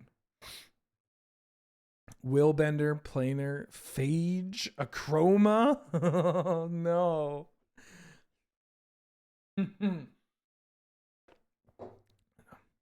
Goblin Clear Cutter, Gem Palm Incinerator. Yeah, there's only one good card in this set. Goblin Goon. Yeah, I bet it does. Creature you unmorph with a bird. That's from Scourge. Also, it feels like a self-report that I immediately knew what it was. A self-report for a variety of things. Gooning and autism. The tagline for my Discord. Oh, shit. No, my Discord's not full of gooners. It's for real yearners. It's Gem Palm Incinerator. Gem Palm Incinerator. There aren't good cards in this set. Gem Palm Incinerator at least sees play in a tournament-winning deck. Like, the second best card is like, what? Wirewood Hive Master? God, this set sucks. It's so bad. It's so funny to make a creature-only set in an era where creatures are not very good. I think it's got to be Wirewood Hive Master. Glow Rider? Nobody plays Glow Rider. Just play Vryn Wingmare. I don't care if it's a human. Don't play this card. It costs 3 mana. I'm putting Wirewood Hive Master. I feel like a dad helping my kids out with their like school project, and then I realize my kid is a dumbass. And I'm like, how about you write this instead? Yeah, the best card you're not playing is Collar of the Claw. But, like, also, none of this matters, man. None of this fucking matters. Like, none of this matters. Collar of the Claw is legit dope. You could kill people with Collar of the Claw. But, like, come on. Come on. Okay, this set was tough. I legitimately took like 15 minutes. You love cock? Well, you're in the right stream. I legitimately I spent a long time trying to figure out what the best card for this set is.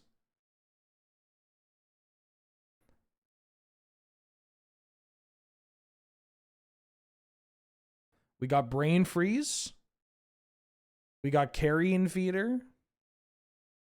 We got Stifle.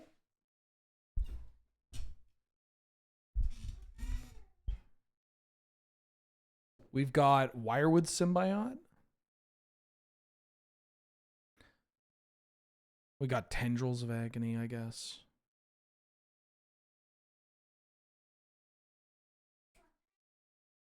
What do you think it is, chat? Stifle? Stifle? Fierce Empath's here. Stifle, Stifle, Brain Freeze, Stifle. Going Brain Freeze, Tendrils, Stifle, Stifle, Stifle or Drills, Brain Freeze. Looks like we're at Stifle for number 1, Brain Freeze for number 2.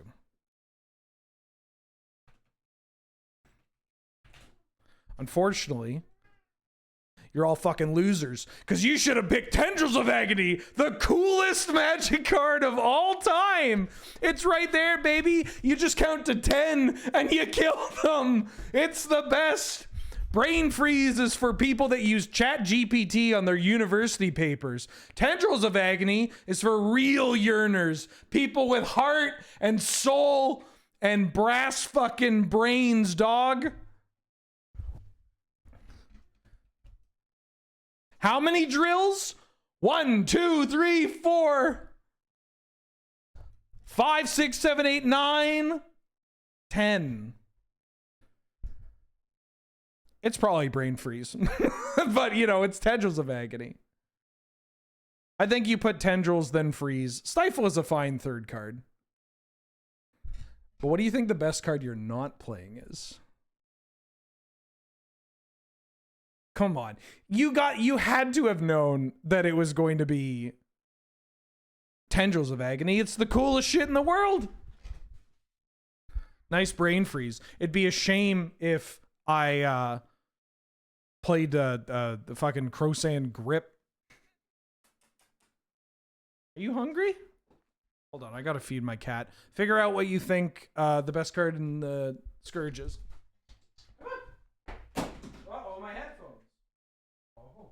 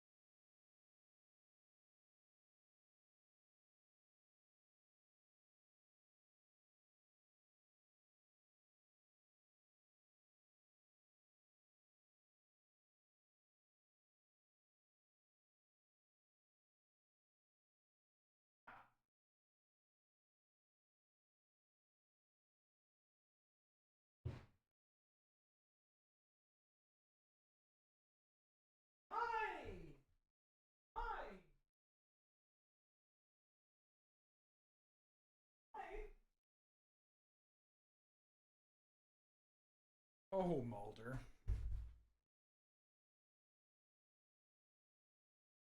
I got some pizza. Anyways, the best card is Dragonstorm.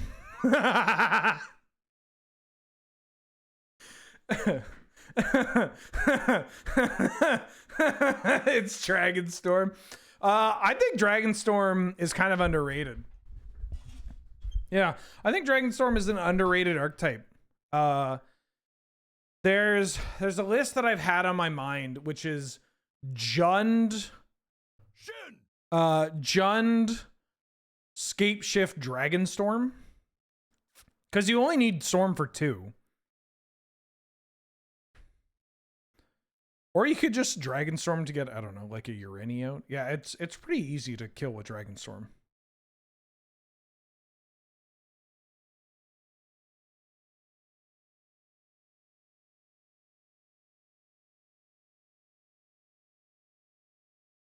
Yeah, love Dragonstorm.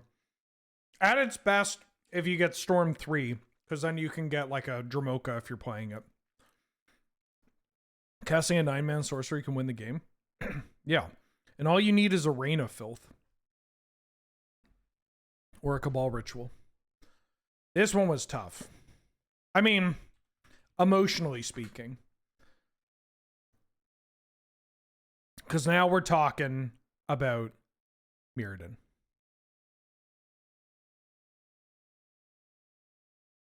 Skull Clamps from Darksteel. I'm just going to get this out of the way. Matter of fact, hold on. Let me just help you out right now.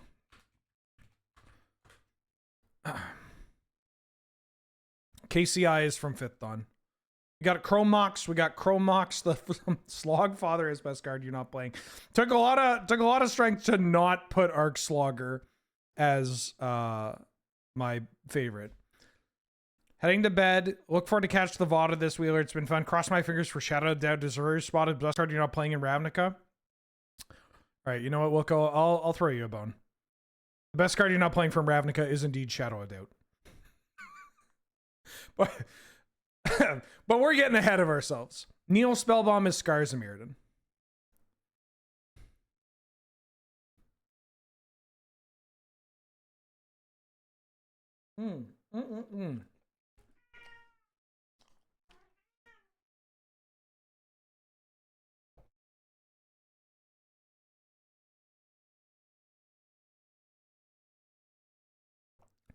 So a lot of people are putting Chromox as number 1.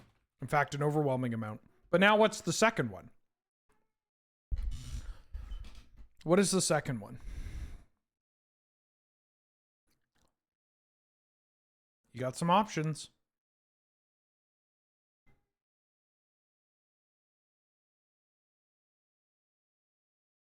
Hi.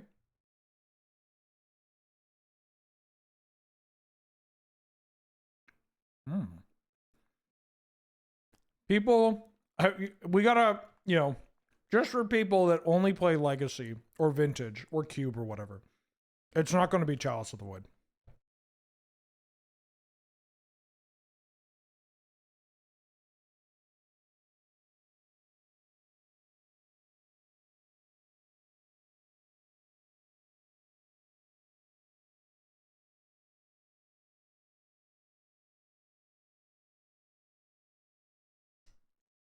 For what it's worth, I think there are 2 picks. Excuse me. I think there are 2 picks here. It's also Chromox. It's See the Synod or it's Fabricate.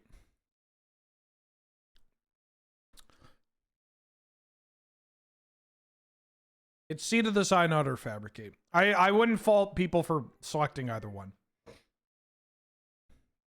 Most people are putting Seed of the Synod. I think that's totally fine. Megatog? You mean the card from Sacrificial Bam? I fucking love OG Mirrodin. Sylvan Scrying's top 5.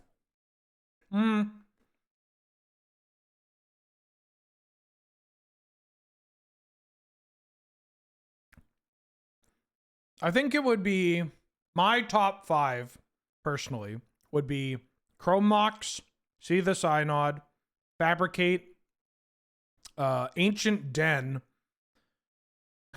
Tree of Tales. That's my top 5. 6 to 10 is Vault of Whispers, Great Furnace, Sylvan Scrying.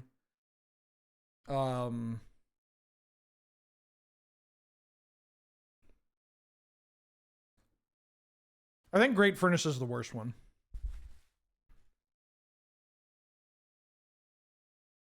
I like Sylvan Scrying a lot.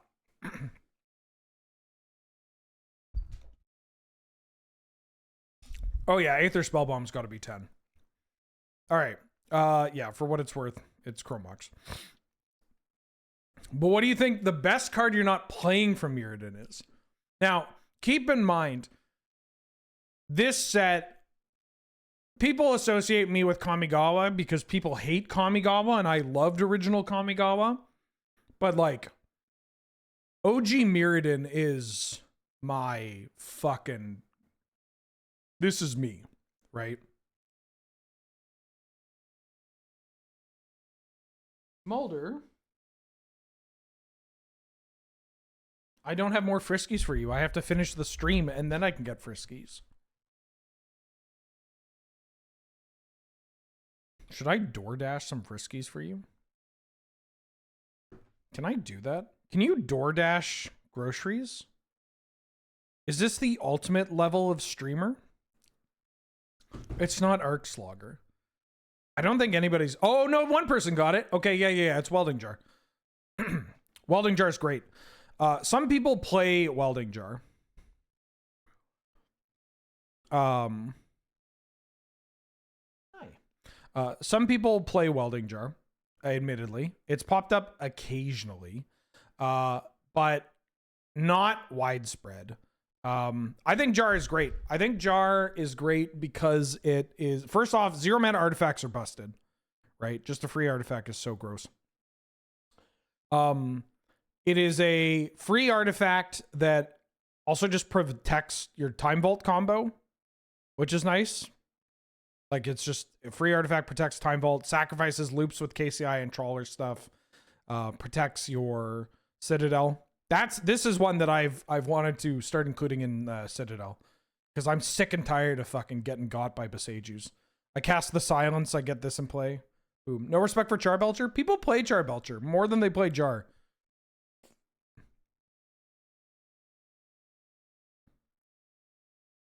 People play Charbelcher more than they play Jar. Don't succumb to DoorDash and groceries. I'm literally just going to get stuff for my cat. And I'm only doing this because I'm going to be sitting here streaming for the next however long.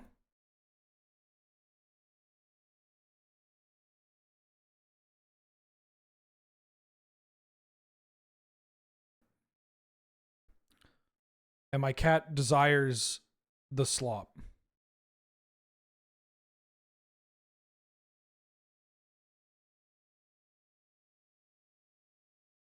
Protects KCI. Yeah. This might be the only time I'm ever going to order groceries. And it's really just, I need emergency, I need some emergency Friskies for my cat.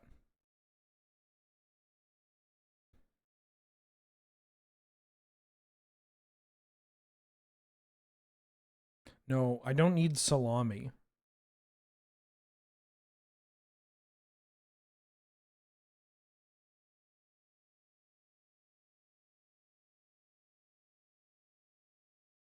$8 delivery fee?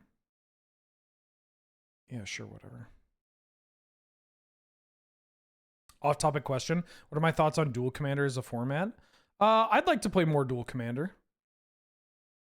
I would enjoy playing more Dual Commander. The problem with Dual Commander is that anytime I have an option to play Dual Commander, I just want to play Dual Commander. Or sorry, I just want to play Canlander. Where it's like, I do appreciate that I can maybe play it online. But just like, every time I go to homebrew a Dual Commander deck, everything I want to play is banned. There's so many bans in that fucking format. Yeah, I'm just, I don't know. I'll do a Dual Commander stream at some point because I want to play it. But literally the last time I went to play it, I'm like, all right, everybody, playing Dual Commander. Let's play this deck. Let's build this deck and like approach it from Canlander. And it didn't work out. All the cards were banned. I'm like, okay, what about this deck? And all the cards were banned. It was just a pain in the ass. All right, Mulder, your Friskies are on the way. Yeah, your Friskies are on its way. Darksteel. The best card is Skull Clamp. There's no other card that's even coming close. Maybe Darksteel Citadel is the second best. But like this set stinks. But if you want to talk Darksteel, we could talk about another card here. What do you want for the second best, chat? We have Aether Vial. We have Arcbound Ravager. We have Darksteel Citadel. We have Reshape. Why not Order by EDH Rec? Because this isn't Commander. And Commander players like terrible cards. Like there may be a Commander deck that's like, actually Infested Roothold is one of the best cards to play because of fucking Grist Insects. Three ball is not the second best card in this set. I think realistically, Citadel and Reshape are in the conversation, and Citadel is just so good. Here, you know what? I helped you with Skull Clamp. I'm gonna help you with this. I have Skull Clamp as the best card. I will say I have 3-ball as the best card you're not playing. It shows up occasionally. It's not that, you know, it's not the worst thing in the world. 3-ball is pretty funny. The high roll potential for 3-ball is great. There are spots even beyond the first turn where it's actually, or first couple turns where it is impactful, right? I didn't want to put Panoptic Mirror because, you know, whatever. I don't think it's Aether Vial. Aether Vial is like fine in our format, but people look at Vial and they go, oh, Aether Vial, you know, is like the best thing in the world because you play 4 of it and you always have it on turn 1 or whatever. Vial's not bad. I think Vial is like a pretty good Magic card for mono white. I think it's has some game in some of the creature combo decks as well. But it's not, you know, top tier. It's also just tough because like there aren't a lot of good cards in this set. You know? Yeah, 3-ball does end games. All right. 5th Dawn, baby. 5th Dawn. What do we got? What do we got? 5th Dawn. We got some Arcbound, or we got some Auriok Salvagers. We've got Crucible Worlds. We got Eternal Witness. We've got KCI. Grinding Station.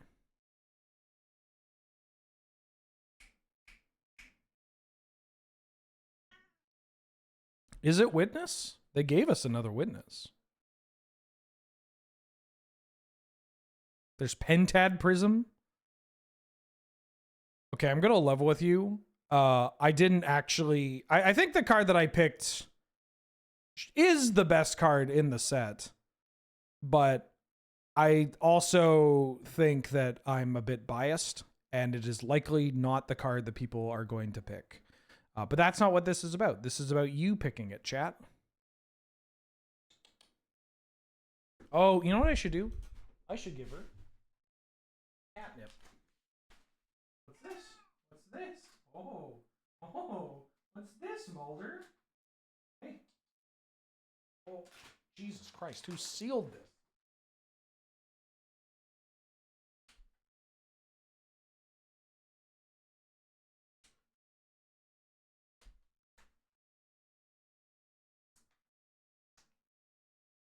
Hey, don't eat too. Don't.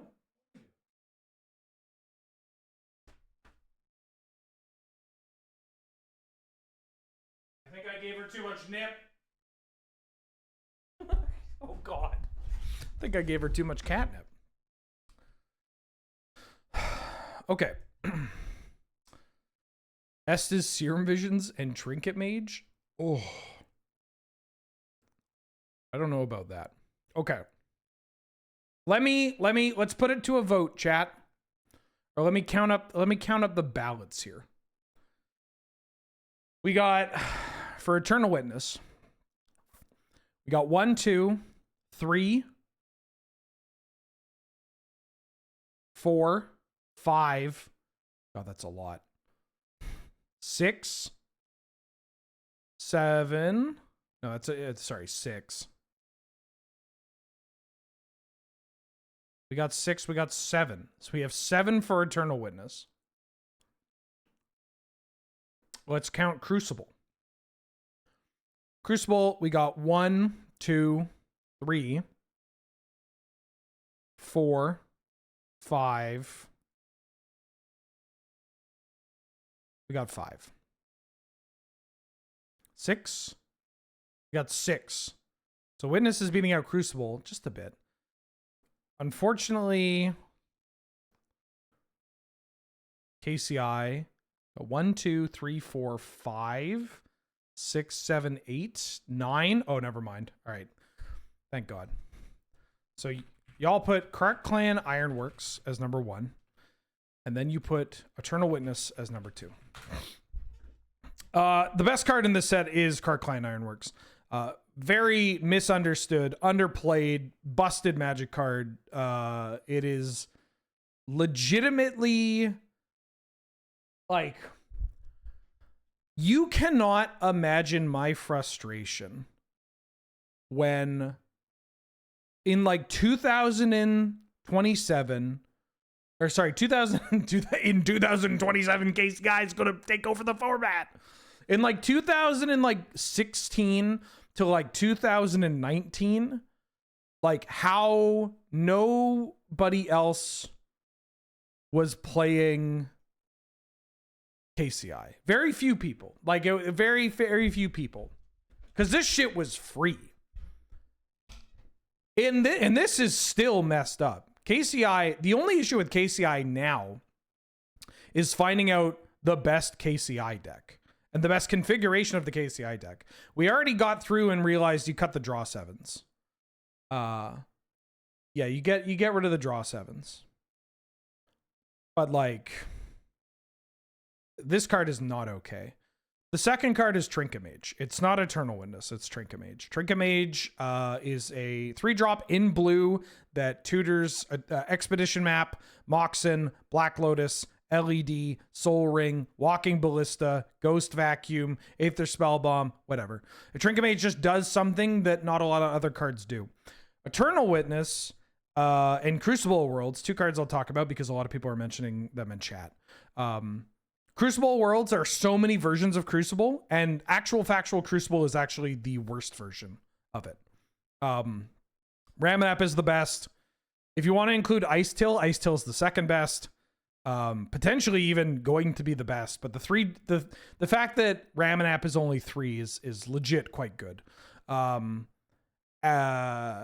And then like Walk-in Closet is better than Crucible. Crucible has some great lines, especially in Time Vault decks, the Time Vault lands hybrid decks, because you could Veter's Fair for Crucible, play Crucible, get back in Veter's Fair. I'm not discounting that, but the side, whatever the other part of Walk-in Closet is just so good. It like the fact that you can have your Crucible and then cash in to also set up like a way to kill them. Like you start stripping them, you strip lock them with the Walk-in Closet, and then it gets to a point where they don't have lands and you're able to develop your own mana base. And then you fire off the second part of Walk-in Closet, Sylvan Scrying, to find a land that actually draws you your deck and you win the game.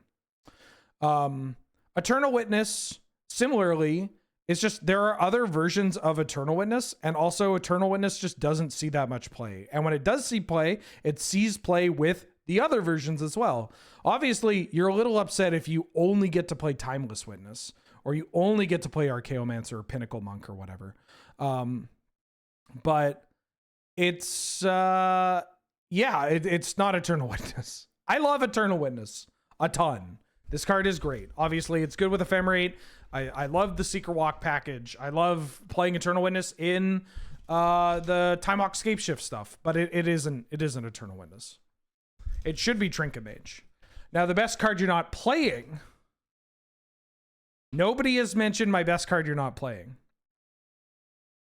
which is shocking. It is not Pharopede. Okay, Lord Cowboy got it like immediately. It is Clock of Omens. I've talked about this. I think Clock of Omens is the next big card to crack. It's like the next person. I want to say Grinding Station as well, but Grinding Station sees play in the Underworld Breach strategies, and like it's a known quantity. You can build your Ironworks deck with Grinding Station and whatnot. You could even say Bomberman, because I think that Bomberman is something that needs to be explored a little bit more, but known quantity, right? Clock of Omens, people look at this and go, oh, cool, this is a commander card. And that's it.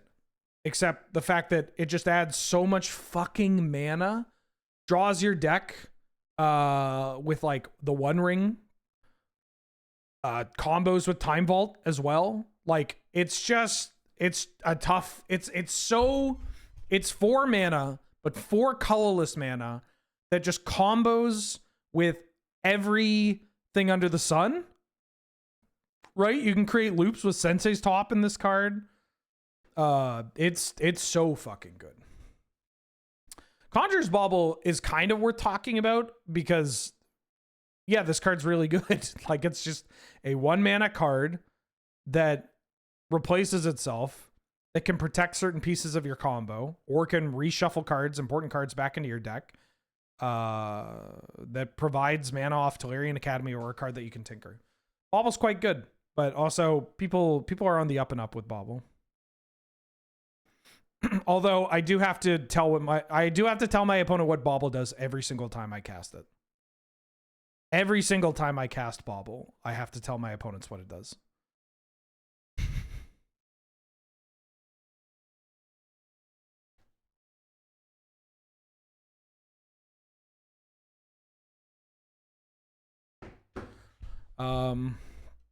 Anywho. On to Champions of Kamigawa. What do we got, folks? It feels good to be in new bordered sets, doesn't it?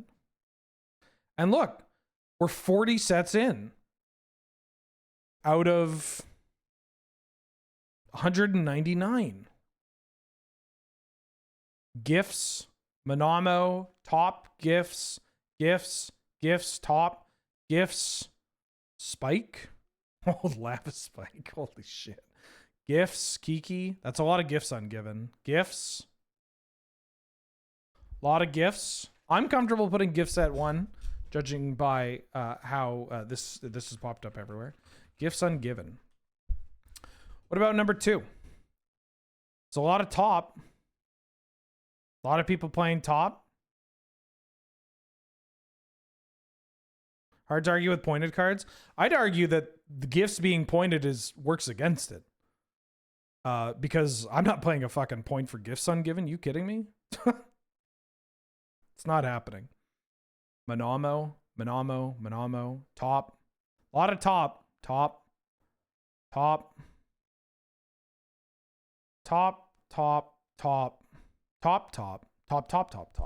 Looks like it's Sensei's Divining Top, folks. Well, you're all wrong. The best card from Champions of Kamigawa is Monamo, School at Water's Edge. You all got. It taps that a blue mana, and it untaps Tolarian Academy and the One Ring. That's it. That's it. It taps to add a blue mana. It untaps your Tolarian Academy. And it untaps your One Ring. And it untaps your Emery. I don't recognize degenerate cards. Honk Shu? Sorry, I didn't realize we had a Boros player. My keys are downstairs. Would you settle for me just doing this and pretend like I'm jingling keys in front of you? Gifts Ungiven wins the game. You'll never believe what Monamo School at Water's Edge does. Combos? It's a combo card as well? Like, what are we talking about? Best card you're not playing. I think this is a juicy meatball. Best card you're not playing from Champions of Kamigawa.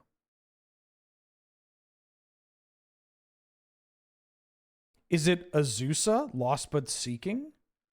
The Seiju, Who Shelters All? Is it Desperate Ritual? No, people play this card. I do think Azusa is underplayed. It's not my best card you're not playing. Azami? No, it's not Azami. It's very funny, though, to look back and be like, yeah, Azami was like one of the best combo kills in the format. Ooh, Forbidden Orchard? Godo? You know, Godo used to see a lot of play in Canlander. There was a dedicated 4-color control pilot locally that would play Godo, and they just Godo for Batterskull. Squelch? No, none of you are getting it. None of you are getting it. You know why? Because it's another land. That's right, folks. It's Shinka the Blood-Soaked Keep. The best card you're not playing is Shinka the Blood-Soaked Keep. So Shinka is a legendary land that taps for a red that can pay a red and tap to give target legendary creature first strike. Pretty good at pushing through pesky Barrogoyfs or annoying little death touchers. Pretty good at saving, making it impossible for your opponent to block profitably. And if it's turned into a mountain in your Blood Moon deck, who cares? Shinka's great. Shizo's good too, but Shinka's like the free roll, right? Like the fact that there are people not playing Shinka in their like medium red or their like Boros aggro deck or whatever is just wild. The best card people are playing is just Manamo. Yeah, you just win. You just win combat. I think for what it's worth, I do think that all these lands are underplayed. Aganjo Castle sees play. Manamo sees play. Shizo doesn't see a ton of play, but is quite good too. Like it's fine. Obviously, it being black makes it a little more awkward. Shinka is just free. Okina is another Magic card that I'm like, yeah, I guess Okina's pretty dope. I'd play Okina in green-white. Okina in green-white fucks. I did get to, this is actually a pretty dope line where I got somebody to they tried to kill like a Gaddock Teague, and I got to Knight of the Reliquary into an Okina to save it. Like, yeah, it's pretty dope. Pretty dope.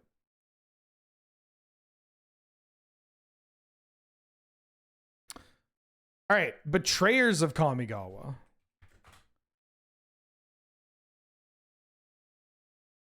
What are we looking at for Betrayers of Kamigawa? The best card from Betrayers of Kamigawa. Is Pendelhaven any good? You better believe it is. It's my best card you're not playing from Legends.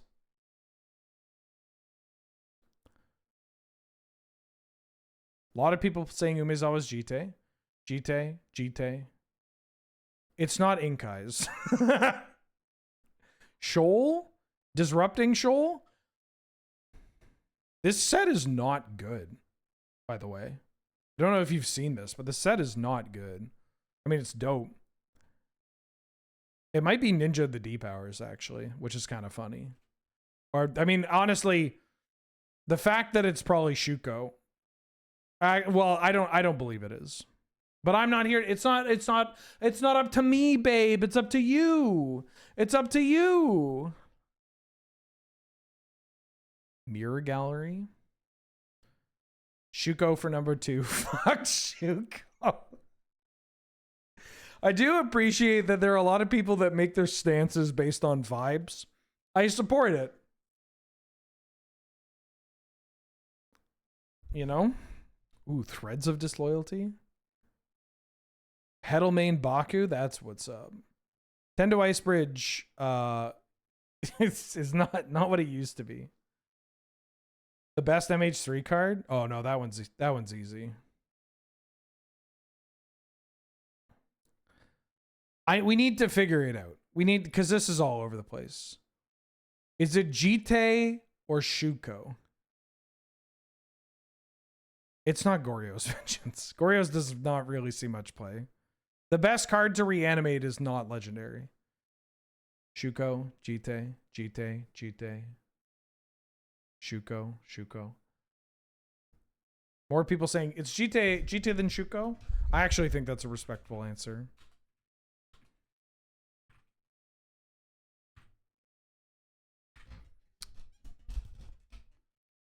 Unfortunately, though, chat.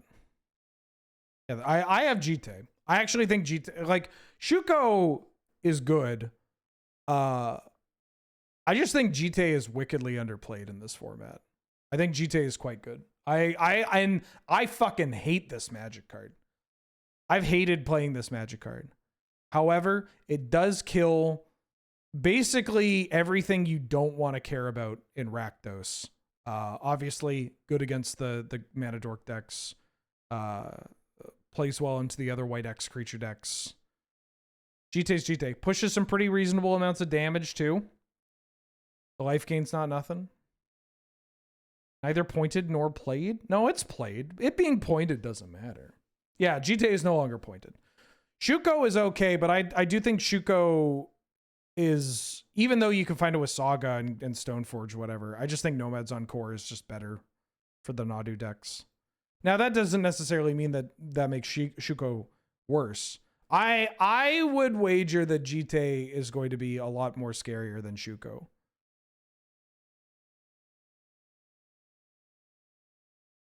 Like, I have not been a fan of Jite. But I've been playing against more Jite, with more Jite, hearing people play more Jite. Card's good. Now, the best card you're not playing from Betrayers of Kamigawa.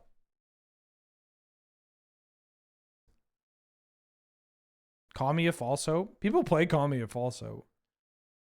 I picked a Shoal. Which Shoal did I pick? These sets are tough because there are cards that people like. People play the ninjas. Like Ninja the Depower Seas play. It's hard to say it's a ninja.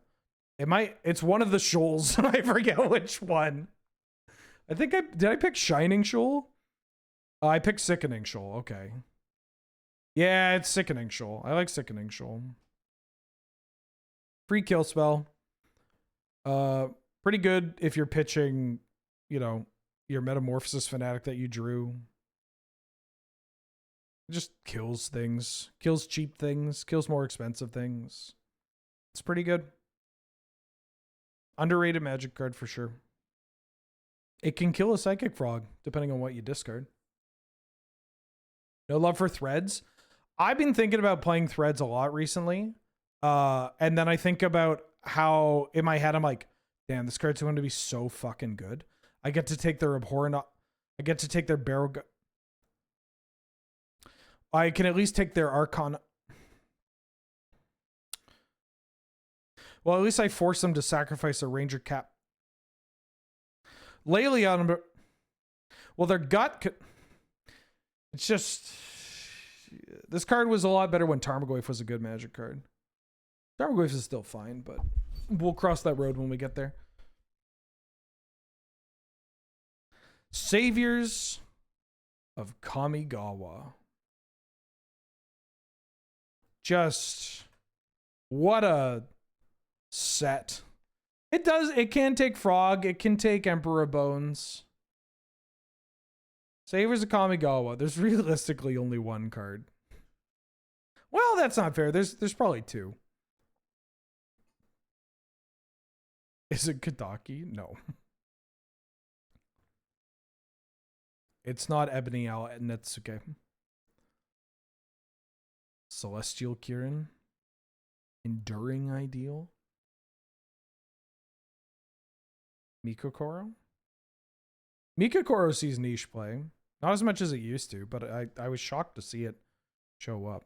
Who plays a Boro and why would you play a Boro?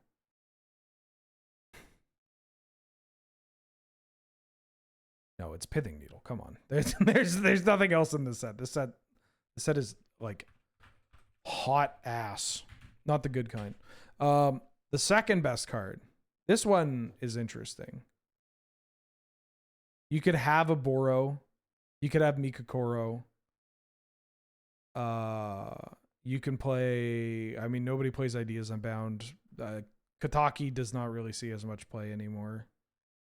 Maybe it should. I think it is likely Mikokoro. I've seen more Miko. This is for you to... I don't know why I'm doing this. You should be voting. You should be talking. I'm going to put Mikokoro, though. Glimpses from Champs. Yeah, this set sucks. It's not good at all. I'm curious as to what you think my best card you're not playing is, though. What do you think, chat? Kataki? I don't think I've seen my best card you're not playing from this yet. Tommy? Nope. Ideas Unbound? No, but do you want some cool trivia? When I got my German foil Ideas Unbound signed, Mark Tadine was like, you want to know something? I'm like, sure. And he's like, see this bald guy? I'm like, yeah. He's like, that's Anson Maddox. And I was like, oh, okay. Yeah, that's your cool little art trivia. This is magic artist Anson Maddox. It's not Promise of Boonray. Although that is the most recent from the most recent pack of Saviors of Kamigawa I've opened, I did open a Promise of Boonray. It's not second rate. I am shocked that nobody has gotten it. This card is legitimately good. Or, well, hold on. hold on. This card has legitimate applications in top tier decks or former top tier decks. The spirit that taxes people? Joe Biden? Why do I like German cards? I have a command. Free? I can't believe nobody's gotten it. No. Chat. It's Footsteps of the Goryo. Tuna Black Sorcery. Return a creature from your graveyard to play. Sack it at the beginning of the next end step. You Hulk combo with this card. You can Hulk combo with this card. There's some other combos that you can set up with this card. It's fine.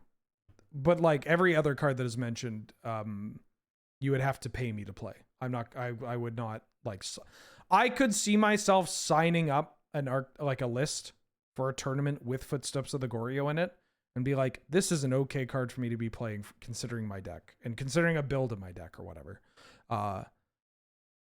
Maybe Kataki, no Innerfire. Innerfire's so bad. I did actually play Innerfire recently. I played it when I played Mono Red Storm. That didn't go so well. Didn't go so hot. Second Right's a meme. It's not good. Yeah, the 1 mana priest spell. I love Innerfire. I get to pay 4 mana to add 3 mana. Innerfire is the magic equivalent of that I forget what the Dropout show is called, with Vic as the host. And she's or they are like interviewing Zach Oyama, and he's like, yeah. And he's like, I took $100,000 and I turned it into $16,000. That's Innerfire. Tommy Shrigley, yeah. Come on, everybody. Clap. Ravnica, City of Guilds is up next. Best card from Ravnica, City of Guilds. You've got a bunch of options that you could pick. And I don't think you're going to get it. Watery Grave. Birds of Paradise, no, originally printed in Alpha. Watery Grave. Hallowed Fountain. Watery Grave.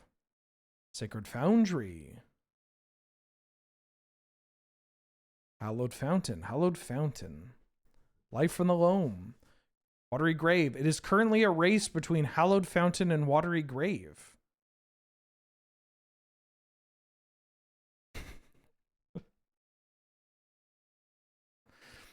What do we... Golgari Grave Troll? Yeah! Yeah. Sacred Foundry. Dark Confidant. Oh. Alright. Howled Fountain because Jeskai. Howled Fountain. We have Howled Fountain. Howled Fountain's not in Ravnica City of Guilds for starters, which is just... I was letting it rock. Howled Fountain is not in this set. This set has Boros, Dimir, Selesnya, and oh god. Boros, Dimir, Selesnya, and Golgari. But it looks like you want to put Watery Grave, judging by what people are saying. What do you got for number 2, chat? Number 2. What do you want from number 2? Grave Troll, Sacred Foundry. There were a couple of hits for Sacred Foundry. Foundry. Okay. Pretty solidly putting Sacred Foundry. Unfortunately, you're all wrong. You're all wrong on both accounts. Because the best card in Ravnica City of Guilds is Hallowed Fountain. No, I'm kidding. It's Court of Calling. It's Court of Calling. You people are valuing these dual lands too highly. They're okay. They're not... They're okay. It's Court of Calling. Court of Calling is a creature tutor. It puts it right into play. Who gives a shit about these pain lands? Shock lands. They're not pain lands. It's Court of Calling. This finds you a fucking creature, puts it into play. This kills them. You just kill the game. This card reads, hey, if you put the thing into play that you want to put into play, you win the game. That's pretty good. Court of Calling doesn't cast Fourth Aerlingus or Psychic Frog. Well, I mean, technically it does put Psychic Frog into play. I mean, you kind of put the frog into play. Nah, you remove Watery Grave and Sacred Foundry and stuff from the game, and you can still just play Magic the Gathering. They're just the mana in this game right now is just so fucking good. Where it's like beyond fetch lands, like it just fetch lands into OG duels, into like surveil lands or whatever. It's just, yeah, you don't need them as much. They're not as needed. Triomes, Verges. Granted, the Verges get worse when you have, you know, fewer lands of these land types, but yeah. And then Shadow Doubt's the best card. Guild Pact. What about Guild Pact, everybody? What about Guild Pact? How many of you actually know what cards are in Guild Pact? This is Orzhov, Izzet, and Gruul. Fuck. Orzhov, Izzet, and Gruul. This is Orzhov, Izzet, and Gruul. Steam Vents. Leyline of the Void. Once again, we do not have sideboards. Steam Vents. Quicken. Borby Dorby. Papa Gizmo. Shadow of Doubt. Once again, that's Ravnica. Ledgewalker. That's technically a legal pick. Giga Drowse. I don't think you could pay me to play Giga Drowse anymore. Giga Drowsing my opponent only to get hit by the second Force of Will they played. Oh, fuck. I remember playing like early Frost. That shit was fun. Gruul Turf. Burning Tree Shaman.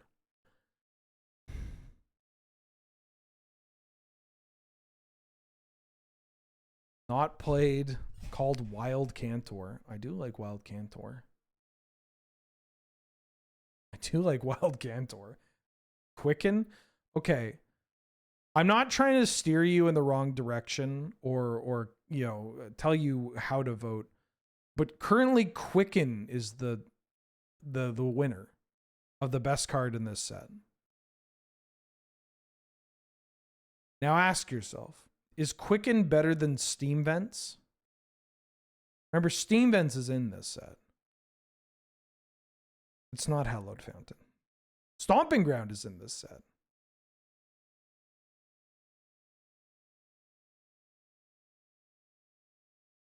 Steam Vents. Steam Vents.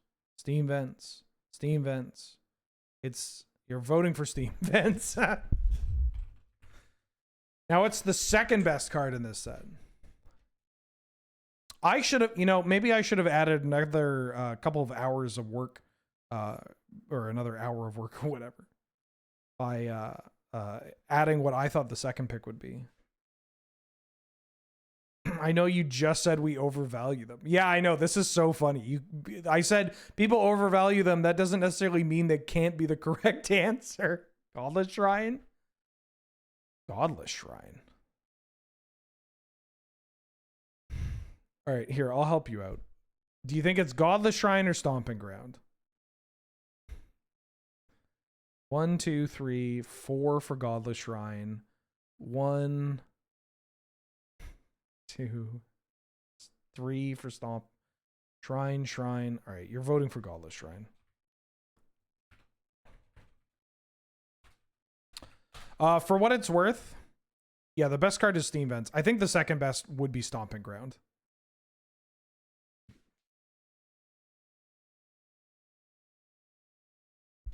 I think it's Stomping Ground. Godless Shrine is in combo decks. Godless Shrine is one of the dual lands that some of these combo decks actually cut. Like Citadel Storm will cut Godless Shrine occasionally. Stomping Ground is whew, that card's fucked up. What do you think the best card you're not playing from Guild Pact is? What do you think the best card from Guild Pact that you're not playing is? Oh, fuck. It's not Skarg the Rage Pits, but I kind of wish it was. God, let's try it. Hollowed Fountain. Orzhov Pontiff. I'm trying to remember if I put Orzhov Pontiff. It's hard to say that Orzhov Pontiff is the worst card or the best card you're not playing when there are some people that just haven't updated their decks from 2019 and they're like still just playing it. Oh shit, I remember what it is. It's Quicken. right, it's Quicken. It's Quicken. It's Quicken. I don't know if I believe in it, but it's Quicken. I forgot that it was Quicken. Quicken's great. Replaces itself, instant speed, blue mana, lets you hand attack them on draw step, lets you fire off an EOT Tutor, EOT Doomsday, and use your draw step. Yeah, hi. Mulder, you're getting your slop very soon. Yeah, I love Quicken. Quicken's great. Now on to some good eating. I think you'll enjoy what the best card. I think you'll all appreciate what I believe the best card in Dissension is. All right. What do you think the best card in Dissension is, chat? Hallowed Fountain, Hallowed Fountain, Protean Hulk, Protean Hulk, Hallowed Fountain, Hallowed Fountain, Hallowed Fountain, Protean Hulk, Hallowed Fountain, Hallowed Fountain, Protean Hulk. All right. So you've put Hallowed Fountain as number 1. And Protean Hulk is number 2. Chad, did you learn nothing? It's Protean Hulk. What have I told you? You're overvaluing these lands. I fucking got your asses. Yeah. I knew this would happen. As I was writing this up, I was cackling to myself. I was like, this shit's gonna get him. I know they're gonna fucking do it. Oh my God.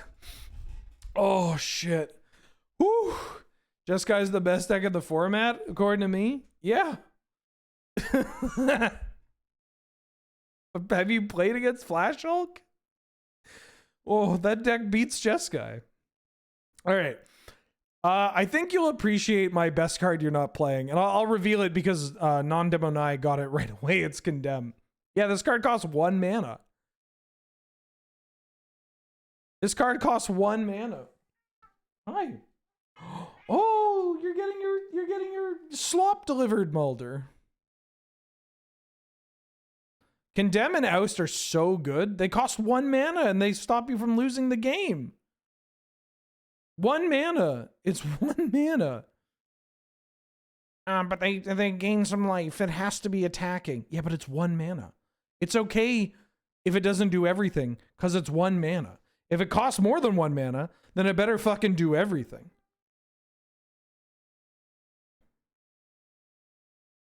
Hallowed Fountain and the best card you're not playing. Oh, hell yeah. Mulder's slop is delivered. Let's go. Hold on. Let me grab this. You can talk about the best card from Cold Snap. I think you also might get upset when you're talking about the best card from Cold Snap. 1 second. Yeah, I'm getting you your food.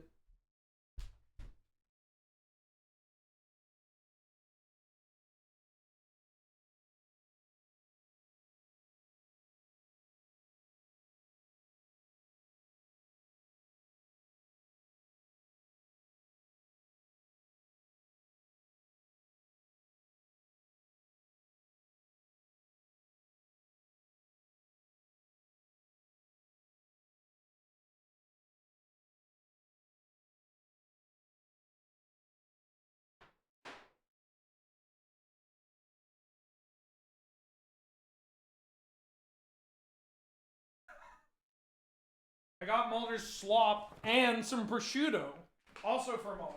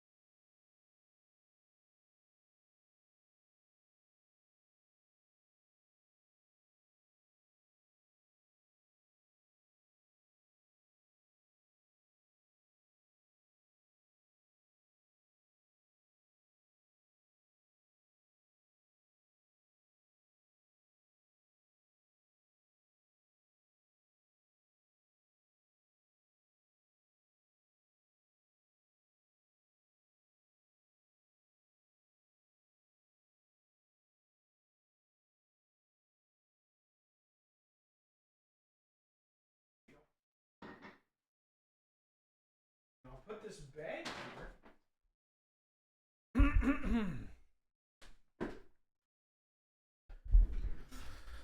All right. Did you figure out what the best deck from Cold Snap is? Or best deck, best card?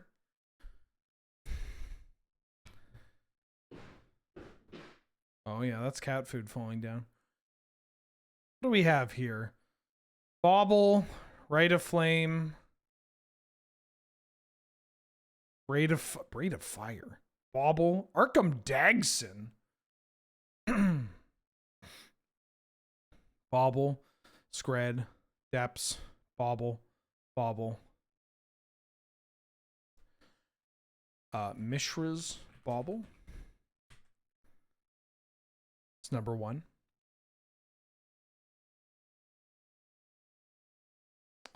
What do we got for number 2? Number 2, I think you're voting for Dark Depths. Looks like you're saying Dark Depths.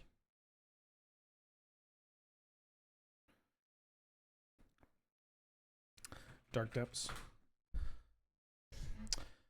Martyr of Sands. Ooh. So I think the best card in the set is Mishra's Bauble. I think it very narrowly beats out Rite of Flame. I think it very narrowly beats out Rite of Flame. Rite of Flame's okay. It's pretty good. Obviously, it goes in Storm and Breach, and I love those cards. It's a 0-mana artifact that replaces itself. Does so slowly, but pretty good at playing cheap spells. Pretty good at counting for your Tolarian Academy, upping your Storm count in Citadel Storm, and you sacrifice it to Tinker. Rite of Flame, admittedly, is fine. It's like not great. You could build versions of certain Storm lists without Rite of Flame. I just think Bauble is a card that we're like, you know, you can, it adds mana with Tolarian Academy, you sacrifice it to Tinker, triggers your Dragon's Rage Channeler. It just does so much more. But what do you think the best card you're not playing from Cold Snap is? Commandeer? Herald of Leshrac. Thrumming Stone? The Druid. Oh, Boreal Druid? Commandeer? The Snow Owl? Counterbalance? Deathmark? Cold Steel Heart? I don't actually remember what I put. Oh wait, I do remember what I remember what I put. I remember what I put. I remember what I put. I put Perilous Research. I don't even know if I believe what I said. Yeah, hold on. Let me take another look. I like Perilous Research. I don't think it's that bad. It's 1 in a blue for an instant. You draw 2 cards and then you sack a permanent. There's just so much shit lying around. It is technically a 2-mana draw 2. Commandeer, I don't think this card is playable. Counterbalance is kind of interesting, but like people play it even if they probably shouldn't, myself included. People play Boreal Druid. Maybe it's worth putting Boreal Druid because people cut their Boreal Druid and they probably shouldn't, myself included. But this doesn't matter. It's Cold Snap. Who gives a shit? Let's talk about Time Spiral.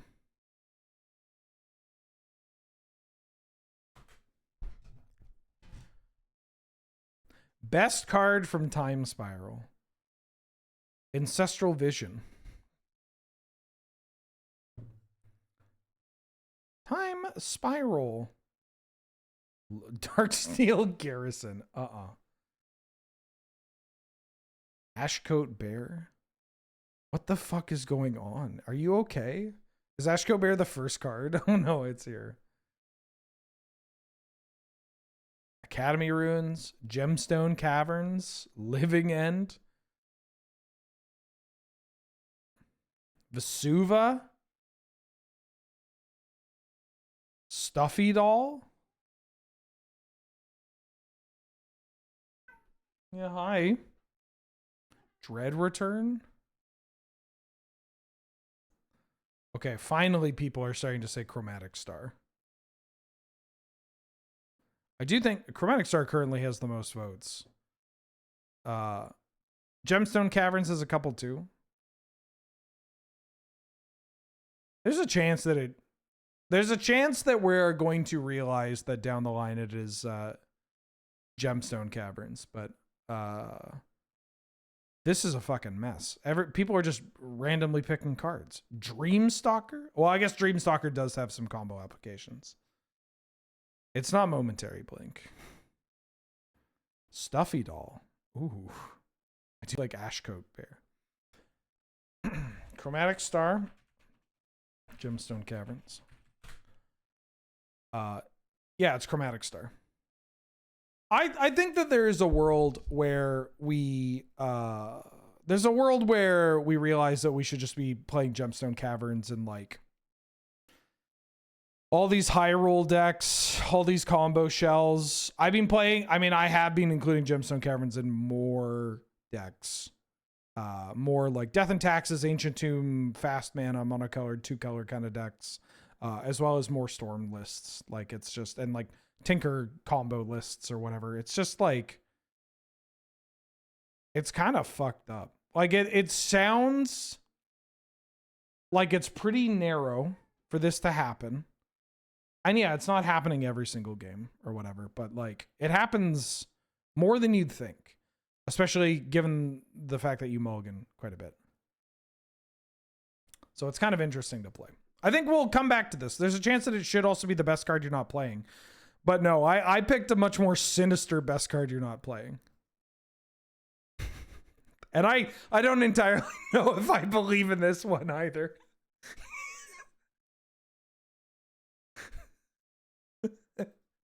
It's Empty the Warrens, baby! Let those goblins out! Let's go! Dog, all you need to do, Tendrils of Agony, oh, I need to count to 10. Empty the Warrens, oh, I need to count to 5. I was goldfishing Storm, and people play this, like occasionally, not enough people. I think if you're playing Tendrils of Agony, you should be playing Empty the Warrens. It's just like, I don't know. In goldfishing Storm Shells, which is something both myself and Robin do quite often in our spare time, you know? It's like, I get to this point where I'm like, damn, I can generate a reasonable amount of mana. Good Storm decks don't play Tendrils. No, that's some Zoomer Underworld Breach bullshit. Tendrils clears the Breach decks. Oh, Mulder. Yeah. Absolutely is.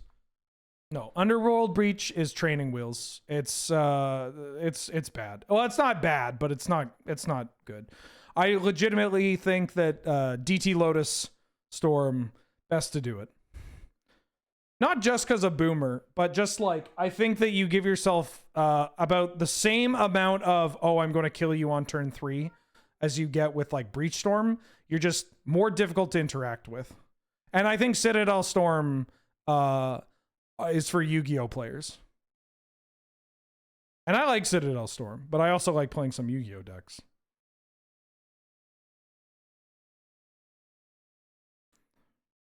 I think that if you take a series of pilots that are going to be able to pilot a Storm deck as optimally as possible, then you are if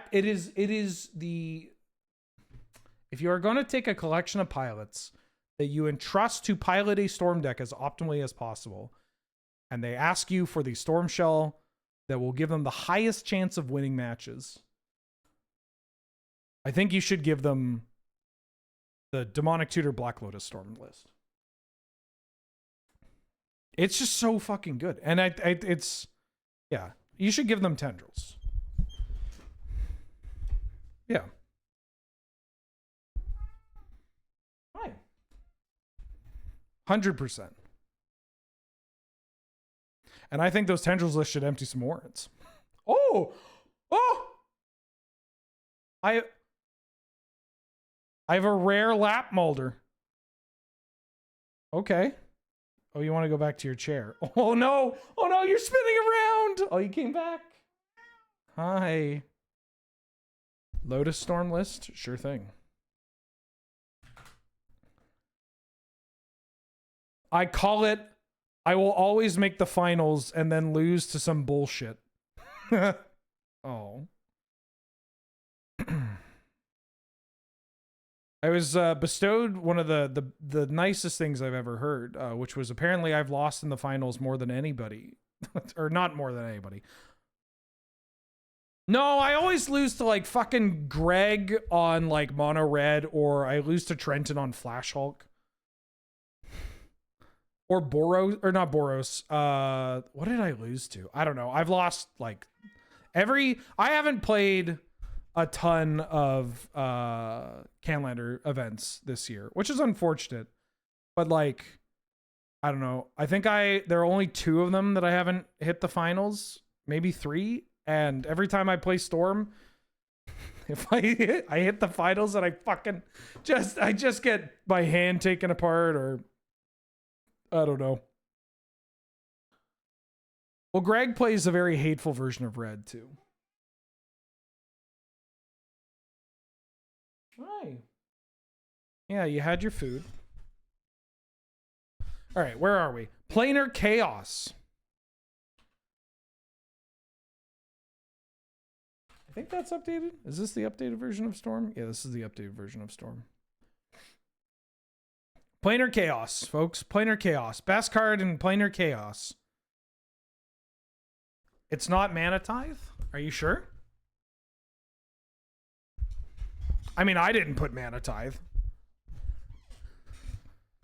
Spirit Guide, Mana Tithe, Spirit Guide, Urborg, Spirit Guide, Mana Tithe, Spirit Guide, Spirit Guide, Spirit Guide, Spirit Guide. Looks like people are voting for Simian Spirit Guide. And then the second one, we have some people saying, Urborg, and we also have Mana Tithe. Oh, Mulder's trying to get into the paper bag. Oh, she's in the paper bag. I'll put Mana Tithe. A lot of people said Mana Tithe. So I will say, I want to try more Mana Tithe than Highlander. Obviously, it's a lot different from Cube, but like, holy shit, is Mana Tithe the like win rates of Mana Tithes and Force of Wills. Of course, that data is all fucked. Welcome to data collection for Magic the Gathering, where none of it really matters, but it feels really good to look at numbers and be like, ah, yes, this makes sense. No, I shouldn't work on my play, but I should instead crunch these numbers. Anyways, this is where you find out I have beef with 17 lands and all the fucking draft by numbers bullshit. Oh, okay. We got a lap cat again. No, the best card is Simian Spirit Guide. This one people are a bit more familiar with because it adds, you know, red, which is pretty good for casting cards like Underworld Breach or Desperate Ritual and friends. I got it now. I have a Desk Molder. This is a rarity. I think the Friskies and the Catnip have gotten to her. Yeah, Spirit Guide, also people are like, oh, medium red. You get to Spirit Guide in medium red. Spirit Guide, same stuff with Elvish Spirit Guide. I think more people should be playing this card. Best card you're not playing, though. This is going to be funny. What do you think the best card you're not playing is from Planar Chaos? There's some crap in here. Brute Force sees a ton of play. Sting Scourger, not as much. Sunlance? Goyf? I don't actually remember what I put. It's not Null Profusion. I love Recycle. I've tried to build Recycle Storm. There's a Recycle later on in here. It's not Calciderm. Not Magus of the Tabernacle. Truthfully, I don't remember what I put. So I gotta go through the set and wait until I go, oh, it's that one. Did I put Mana Tithe? There's no way I put Mana Tithe, right? Oh, did I put the nodes? I think I put the nodes. Yeah, I put the nodes. Yo, the Porphyry nodes. This card's great. Yeah, I like the nodes. Nodes is actually something that I've thought about playing in Storm, honestly. I've thought about playing nodes in some of these Storm shells. Particularly in Citadel Storm, because you can Enlighten Tutor for it. Wouldn't recommend it, but you can do that. It stops them from applying additional pressure, which obviously your life total is very important. And you can catch them in a spot where this doesn't sacrifice itself and you sack it to bargain for Beseech the Mirror. I fucking love Drop of Honeys and Porphyry nodes. I think, like, pound for pound, they're pretty powerful. Anyways, those are the nodes. Future Sight. This is going to be a bloodbath. All right, folks. Best card from Future Sight. What do you think? We got a Pact of Negation coming out the gates. It's not Veilstone Amulet. Summoner's Pact. Haven Mind Sensor. Pact of Negation. 2 for Pact of Negation. I got 2 for Pact of Negation. We got Magus of the Moon. Magus of the Moon. 2 for Magus of the Moon. 2 for Pact of Negation. 2 for Pact of Negation. Magus of the Moon. Tolaria West. I got 3 for Magus of the Moon. 3 for Magus of the Moon. Then Pact, then Magus. We got 5 for Magus of the Moon. 4 for Pact of Negation. 6 for Magus of the Moon. Magus of the Moon getting in 7. 7 for Magus of the Moon. Pact of Negation falling behind. Magus of the Moon in 7 here. Magus into Tolaria West. We got another one for Tolaria West. Dryad Arbor. Dryad Arbor with 2 coming up in the pack. Pact of Negation makes it 6 and 7, or 7 and 7 makes it 8 and 7. And we got 9 and 7. 9 for Moon. 7 for Pact of Negation. Logic Knot. Pact of Negation back in that. We got 9 and 8. We got 10 and 8. 10 for Magus of the Moon. And 8 for Pact of Negation. Going once. Going twice. Sold. Magus of the Moon. Pact of Negation. Unfortunately, you're all wrong.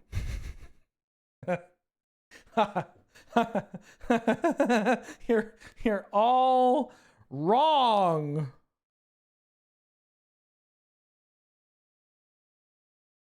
Oh shit, I hit a button that I didn't want to hit. Tolaria West. It's Tolaria West. This card finds Black Lotus. It finds Mistrise Village. It finds Tolarian Academy. It finds Inventor's Fair. Finds Pact Negation. Kappa.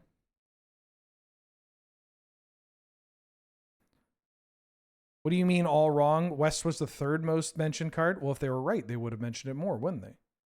People said Tolaria West was worse than Magus of the Moon and worse than Pact of Negation. Pact finds Hulk. Summoner's Pact is pretty good. Don't get me wrong. I think if I was making this list, I would put Tolaria West at 1, Magus of the Moon at 2, Summoner's Pact at 3, Pack Negation at 4, and then Tarmogoyf at 5. But here we go.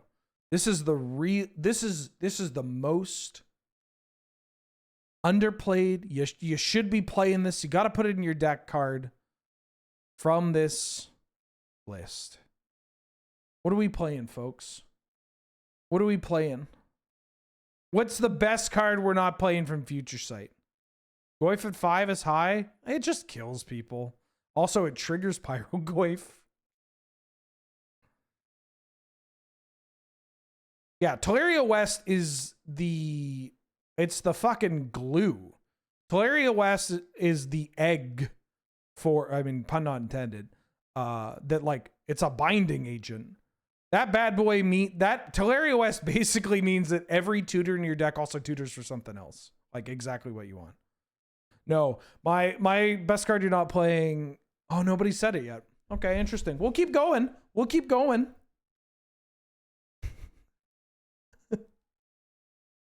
It's not even Mind Sensor. Although I think people were kind of low on it.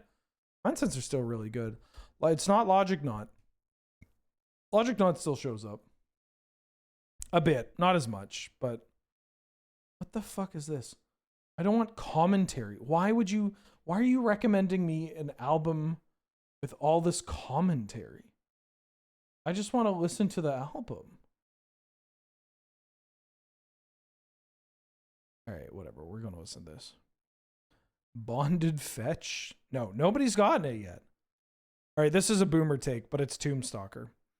I like Tombstalker. I feel like we are at a point where the decks can fill their graveyard so quickly. It's just so easy to get their yard. And Tombstalker is a classic example, not unlike Murktide Region or Dig Through Time, of like, if you got to play your Tombstalker for 4 mana, that's not bad. That will kill people. You got to play it for 3 mana, still pretty good. That's way above rate. 2 mana Tombstalker, get out of here. Fucking get out of here. How are they killing it? Dismember? Okay, you got me one way. But like, it dodges Furies and Pyrokinesises and Bolts and all this shit. Often it dodges a lot of Pyrogoyfs. Underrated feature. Eats your graveyard so much their Pyrogoyf can't kill it. It's so good. Number 6 of the Delve cards. Well, realistically, depending on your build, you're often just playing like Aki, Murktide, and then Dig or Cruise. And then Tombstalker could be number 4. And that's okay. That's okay. What I'm saying is that it is so easy to put shit into your yard with Surveil lands, with extra cantrips. If you're playing baubles, there's just more cheap spells that people are playing. I like Tombstalker. I think it kills people dead.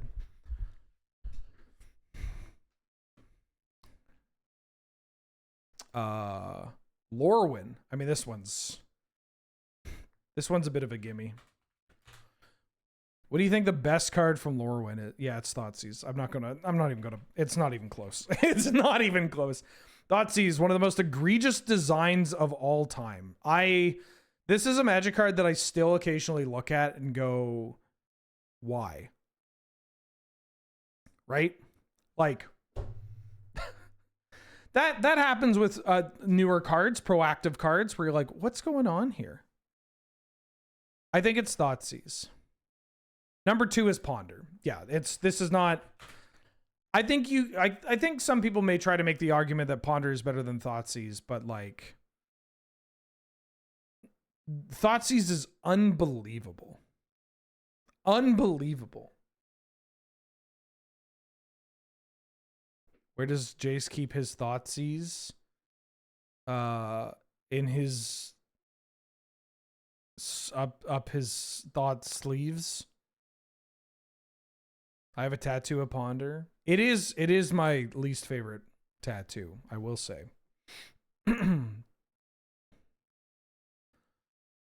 What do you think the best card you're not playing from Lorwyn is? This is another. Do I remember what I put here?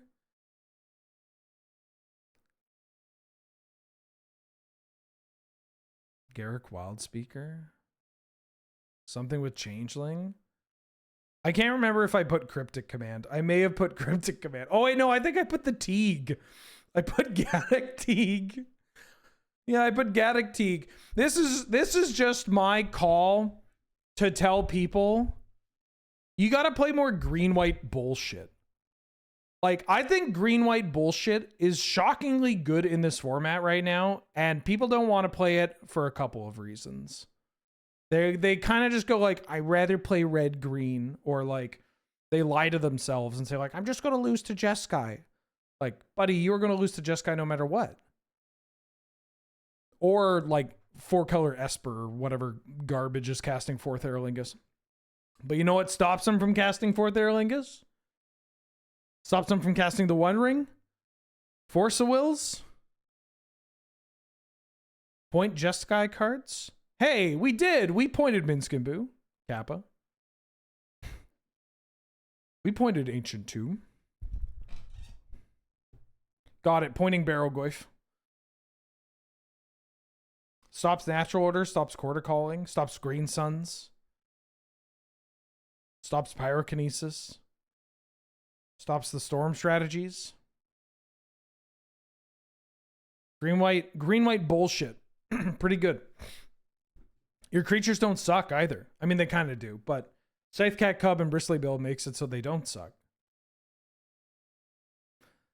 All right, Morning Tide. Now we're getting into some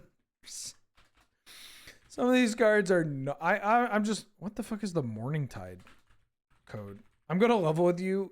Morning Tide is not a good set. Scape Shift, Scape Shift, Scape Shift, Scape Shift, Mutavault, Mutavault. Clique, but I understand if you think Bitter Blossom. Oh, I hate Bitter Blossom. I'm a known Bitter Blossom hater. And I have been vindicated by history. I mean, so far, there have literally been 2 repeat submissions of Scape Shift and Mutavault. It is indeed Scape Shift. It is Scape Shift. Underrated card, too. Scape Shift is an awkward one because it's the best card in the set, but also should probably just be played more. There's so much more exploring to do with Scape Shift builds, like the shell around Scape Shift. Especially with the printing of Surveil Lands and Triomes, making it so much easier to hit that requisite mountain count while still having, you know, whatever color shell. Like, you hit the mountains while still being able to not play red if you don't want to, but also red just got so much better, especially the control elements of red. So that's kind of beautiful. Also, you have Mistrise Village now. Like, it's just, it's great. Is it worth playing Scape Shift without Valakut? I'd recommend playing Valakut, but like Scape Shift for Field of the Dead just kills people too.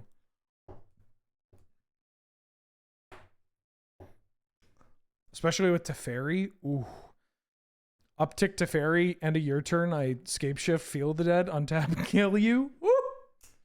What do you think the best card you're not playing from Morning Tide is? I'm going to need to get me some water because I've been talking for 5 hours straight. Maybe I should boil some, a hot beverage. Mind Shatter, Figure of Destiny. People occasionally play Figure still. Recross the Paths. Honestly, that might be the right call. What did I put?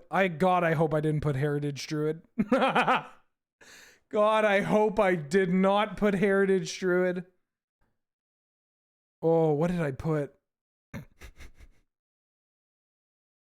I'm pretty sure I was on the call with Angel and I was like, I don't know what the fuck to put. Oh, I put Vendilion Clique. Based. Yo, this card rules. People started cutting it. I don't, I get why. I understand. New card syndrome, new toy syndrome. This card fucks. It still kills people. Incredible pressure. Great off of a mock straw. Obviously, there's so all the threats are, but like this card especially. Good in the ninjas deck. Like, Vendilion Clique is just a card that I am surprised to have seen it fallen so much, especially because there are so many like top tier decks that just spend the first couple turns tutoring. And they're like, well, if you counter this tutor, then I'll just tutor again. And you let them tutor, and you're like, okay, well, end of turn, I'm going to clique, put that on the bottom, and then I get to keep up mana and pressure you, and now you're just not going to get off the ground. Yeah. Nah, I mean, it's played a bit, like, here and there. It's mostly, like, old heads, but I don't know. The people that I see playing Vendilion Clique are either the people that win a lot in this format in metagames that are more competitive, and people copying them. So maybe like it's fine, but I just want to spread the love of Clique. It is like very boomer coded, but yeah. Shadowmoor. What do we got here? We got Beseech the Queen. We got Devoted Druid. We got Gloom Widow. Painter Servant. Manamorphose. Order of White Clay? Hell yeah. Reflecting Pool is actually from Tempest. All right, hold on. It looks like it's a toss-up between Devoted Druid and Painter Servant. It's not Pilly Pal. I'll help you out. Hey, remember when Kitchen Finks was played? I miss playing Kitchen Finks. This card, this is the kind of annoying creature that I could really get behind. Anyways, here's a Barrowgoyf.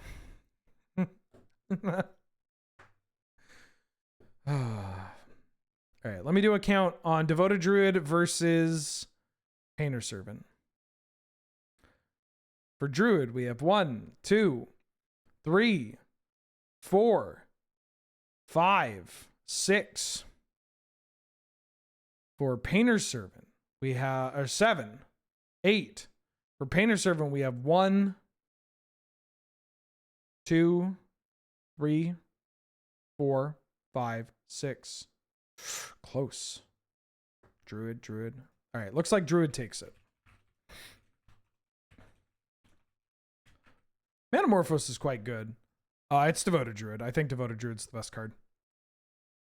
This card, obviously, multiple combo applications. Like Painter Servant, not combo with Painter Servant, challenge 2026, challenge level impossible. Like, it's just... I left the cursor on Devoted Druid earlier. Yeah, but nobody would narc on me like that, right? Yeah, Devoted Druid's cracked. Combos like 5 different ways. Probably more than that, honestly. And it's just like a fine... It's actually just fine to use. Like, it's so fucked up that your combo piece is also the card that if you play it on turn 2 and it dies, that doesn't matter. That actually can work in your favor. But if it doesn't die, you can just use it to accelerate beyond your expected mana acceleration and kill people. But here's the real call. What's the best card you're not playing from Shadowmoor? I'm going to put on the Kettle. What's the best card we're not playing for Shadowmoor? Reflecting Pool? I like the card. I don't get to play it a lot. I've seen it in like 2-color Thoracle decks most of the time. Kind of fallen out of favor. Also from Tempest.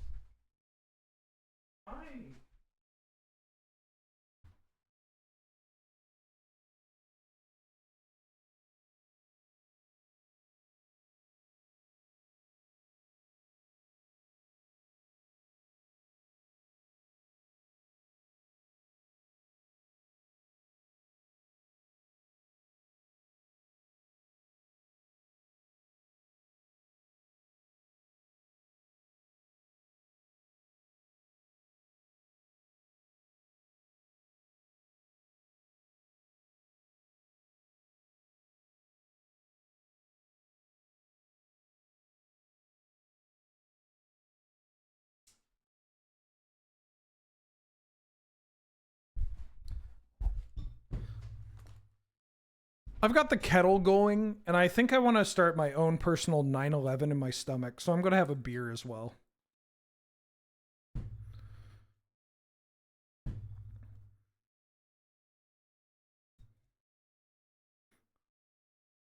What is this? Mistville Plains, Murderous Redcap. Whoa. The blue instant. Oh, Banishing Knack. What did I put? Oh yeah, Fairy Macabre. Okay. Hear me out. Graveyard hate is at an all-time high. It's always good. Uncounterable. Uncounterable. Unthinkable. Graveyard hate. You can't interact with it. It's not happening. Also, we get a Lorwyn set coming out. So think of the fairy synergies. Oh, I'm doing pretty good, Okara. How are you?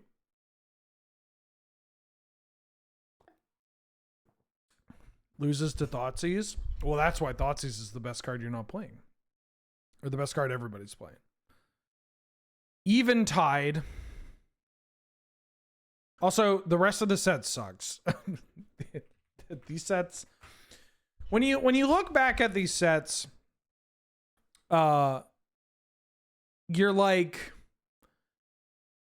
before you look at the cards, you look back on, you think about these sets and you're like, people hated these because they had, they captured whimsy and had a lighthearted feeling to them. And it's like, no, dog. They hated these because these sets stunk, except for fairies. And then you're just playing fairies mirrors all day, and every other card that came out is dog water. Primal Crux. Oh, Primal Crux is so big. Look at the wisp. Flicker Wisp. Cascade Bluffs. Bloom Tender. Raven's Crime. Bloom Tender. Cascade Bluffs. Doom Gape. This card's so cool. I should play this card in Commander or something. Nettle Sentinel. Flicker Wisp. Balemerk Liege. Glenelendra Archmage. God, this card used to like dominate.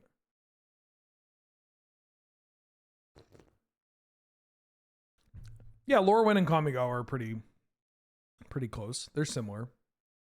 For sure.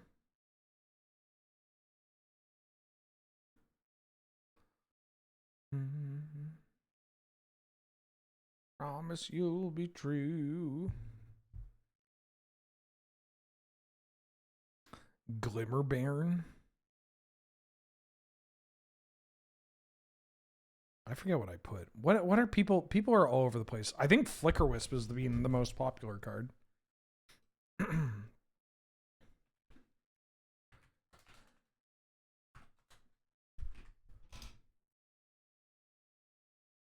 I don't know what, like two people said Raven's Crime.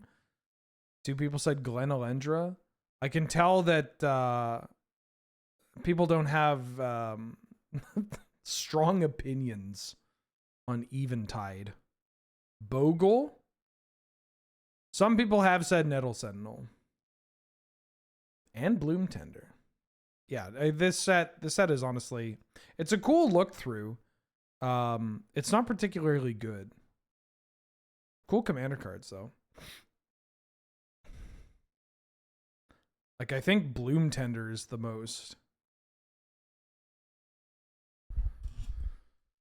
I'm gonna write down Bloom Tender.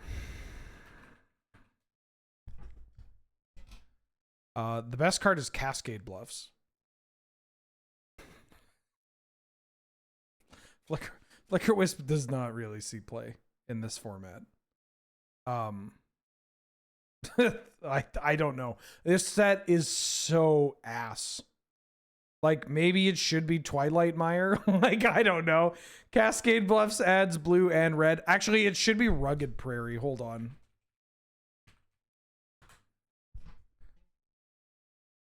It should be Rugged Prairie. Oh, you didn't see that. Now, the best card you're not playing, somebody mentioned it. Still Moon Cavalier? Oh, that's my kettle. Still Moon Cavalier?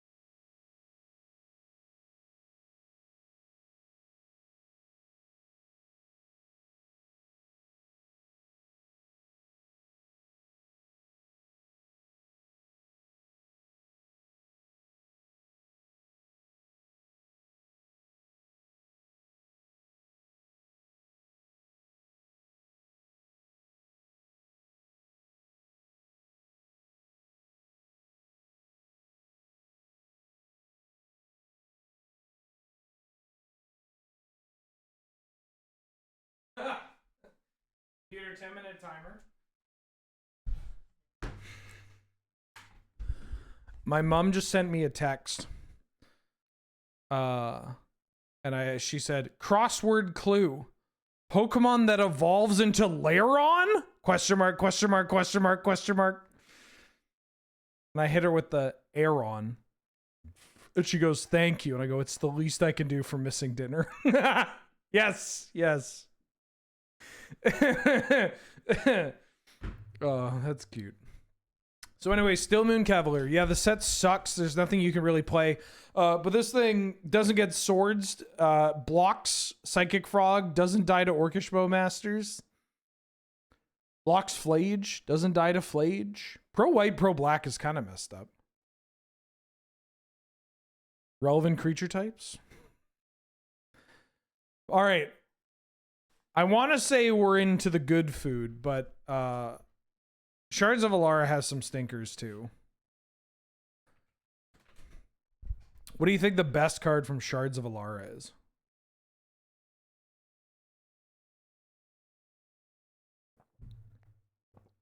Ad Nauseam, Lich's Mirror, Tezzeret and Ad Nauseam. Tezzeret, Ranger of Eos. Ranger of Eos or Tezzeret. Ad Nauseam, Tezzeret. Tezzeret. I have to tell you something. Ad Nauseam sees like 0 play in this format. It's not Wild Nacatl. No, I'm sorry. It's not Wild Nacatl. Tezzeret. Ranger of Eos. Ranger of Eos.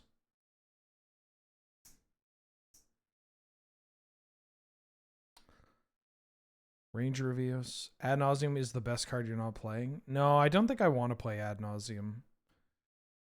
Tez finds Time Vault and untaps it.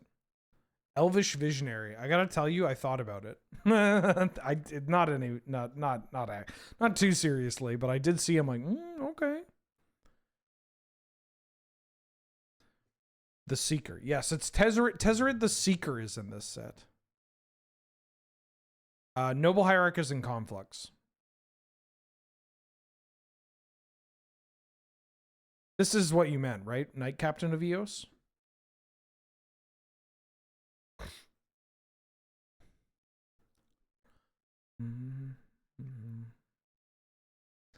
Ranger of Eos. Nobody said Rock's Warmonk? Oh, so you don't like pancakes? That's not what I said. Ranger of Eos. It looks to me like it's a toss-up between Ranger of Eos and Tezzeret the Seeker. I'm going to do a count. For Tezzeret, we have the following. 1, 2, 3, 4, 5. And then somebody said, oh, a Johnny Vengeant. 5, 6, 7, 8, 9, 10, 11, 12. Yeah, it's Tezzeret and then Ranger of Eos is what it looks like. Tezzeret the Seeker. Ranger of Eos. Congratulations, folks. Because not only is the best card of the set, Tezzeret the Seeker, a mono blue planeswalker that finds KCI, Black Lotus, Time Vault, the One Ring, Defense Grid, Basalt Monolith, Rings of Bright Hearth, Expedition, anything. It's Tezzeret. It's fucking Tezzeret. This card still sees, well, not as much anymore. They used to see vintage play up until Edge of Eternities. Maybe this deck still sees a little bit of play because it does play around. Does this get no? Because Void Mirror, you just tap your Mox. Anyways, but not only did you get the best card in the set, but you also got the best card you're not playing, which is Ranger of Eos. Ranger of Eos has started to see more play in Canlander. People typically go, well, I can cast Bright Glass Gear Hulk. I'll just play Bright Glass Gear Hulk. Not every deck can play Bright Glass Gear Hulk. Which means that obviously in those decks that you're on Pride Guide, you're going to want to play Ranger. But also, if you can cast Bright Glass and you don't care that Bright Glass is an artifact, you should be playing both. Just play both. It's so good to just play Ranger of Eos and find some combination of Guide, Pride, Mockingbird. Like, you just play both. It just finds them. This card's great. It also is a human. And that mana, Ancient Tomb mana. Whoo! Yeah. I mean, I played this card in mono white. It's so funny. I cut this card from mono white, and then I added it back to mono white because I was like, well, I get Guide Pride, and I've been liking Bright Glass Gear Hulk, and it's like, oh yeah, this card's fucked. Even if you're not finding Guide Pride, finding like, yeah, 2 moms or like mom plus giant killer, or like Walking Ballista plus mom. So good. Onto Conflux. One of the sets of all time. Oh, that's a big crack of the back. What do we got here? Noble Hierarch, Path into Noble Hierarch. Yeah, Bright Glass being found off GS set is also quite good. Never mind Path. Shardless Agent was in Plane Chase 2012. Path or Hierarch, you got to pick one. Got to pick one. There's not really much in the set. Tinkwell?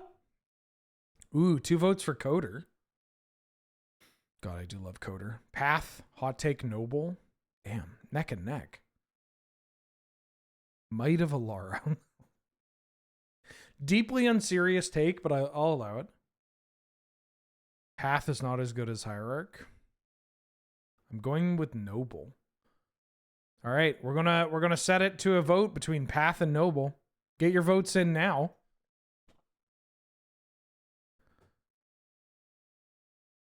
Get your votes in now between Path to Exile and Noble Hierarch.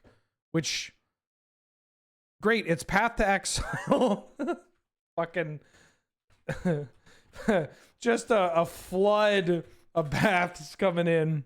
Good job, everybody. You got it right. It's Path to Exile. Noble Hierarch is good. Don't get me wrong. It's quite good. It's one of the best mana dorks in the game. But Path to Exile costs 1 mana and gets rid of Barrowgoyf and Murktide Region and Shieldred and Tarmogoyf and everything. I love Path to Exile. Honestly, I thought about putting Path to Exile as the best card you're not playing too, because there are some absolute freaks that like have been cutting Path from some of their multicolored decks. Usually they're a deck where white is the supporting color, but like, oh man, you play both. You always play Path. Path is so good. Just get rid of your card. No, Angel's been playing Path. If Angel was cutting Path to Exile, we'd have trouble in paradise. Let me tell you that. All right, best card you're not playing from I fucked it up. From Progenitus. It's Progenitus. All right. Progenitus. How many decks? Let me ask you this. In the year of our Lord 2025, how many edicts are running around? You got Shieldred's Edict. You got Liliana of the Veil. And Lily doesn't show up as much. Very rarely, in fact. And also Shieldred's Edict, not everywhere. What about our board wipes? We got Terminus. And occasionally Supreme Verdict. But a lot of those decks have moved to playing Wrath of Skies. I just think Natural Order Progenitus is something that doesn't see a ton of play anymore and really should, because it's fucked up. Not to mention, like, just pitching this card is just so easy now. You got this Progenitus in your hand? Well, don't worry. Half the cards in this game now filter like into other cards or let you exile things for free. Like it's wild. It's wild. Is Cascade a thing in Canlander? Yeah, there's a dedicated Cascade combo deck. It's kind of like Mississippi River. Yeah, Winds of Abandon still deals with it, but not every mono white deck's on Winds of Abandon.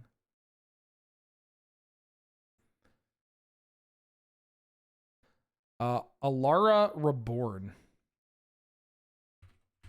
This one was actually kind of fun. Bloodbraid Elf, Time Sieve, Meddling Mage. Meddling Mage was from Plane Shift. Wargate, Time Sieve. Computer stop. Violent Outburst. Thopter Foundry. Bloodbraid. Wargate. Well, Wargate's currently winning. I currently have Time Sieve as the second best. Or Time Sieve as the second most voted. Speak now or forever hold your peace.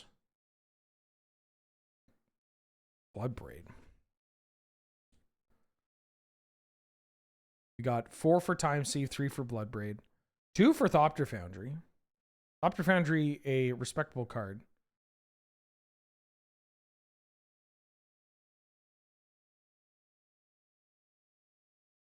Time Sieve. Looks like people are saying Time Sieve. Well, you've done it again, chat. The best card is Wargate. It finds your Time Vault, finds Solarian Academy, finds Black Lotus, finds Mistrise Village, finds Teferi, Time Raveler. Wargate is so good. Like, it is just so good at doing what you want. And it's now in the colors where you're actually happy to play those colors in your combo decks, right? Like, you're in Bant, and before you're like, oh, Bant, that's so awkward. But now you're like, oh, cool, I'm in Bant. I get to play Crop Rotation, Teferi, Time Raveler. I get to play Bright Glass Gear Hulk. All that. And then the best card you're not playing is Time Sieve. I know people have been playing Time Sieve, but like, you got to be looking at more Time Sieve decks. Time Sieve is pretty darn good. People should play more Pride Mage. I think I should put Pride Mage. I didn't want to put too many green-white shitters on here. But maybe I should have. I love Pride Mage. Triggers a Johnny, which is extremely funny. But I'm fine putting Time Sieve. Flicker Wisp? Well, this is Eventide. There are no good cards in Eventide. There are no good cards in Eventide. Speaking of a set with a bunch of cards that have not aged well. M10. Oh, what up, NYC? How you doing? What are we talking about for M10, folks? Silence? Baneslayer Angel? Now we're talking. Baneslayer Angel, Goblin Chieftain, Silence, Acidic Slime, Drowned Catacomb. That's actually a pretty good one. Silence.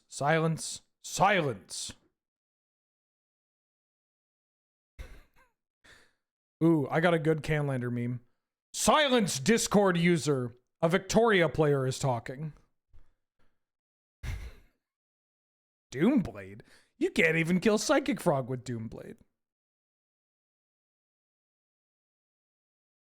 All right, well, Silence seems to be an overwhelmingly popular pick here, which is understandable. The second pick is a little tough. Right now, Baneslayer Angel is in second place.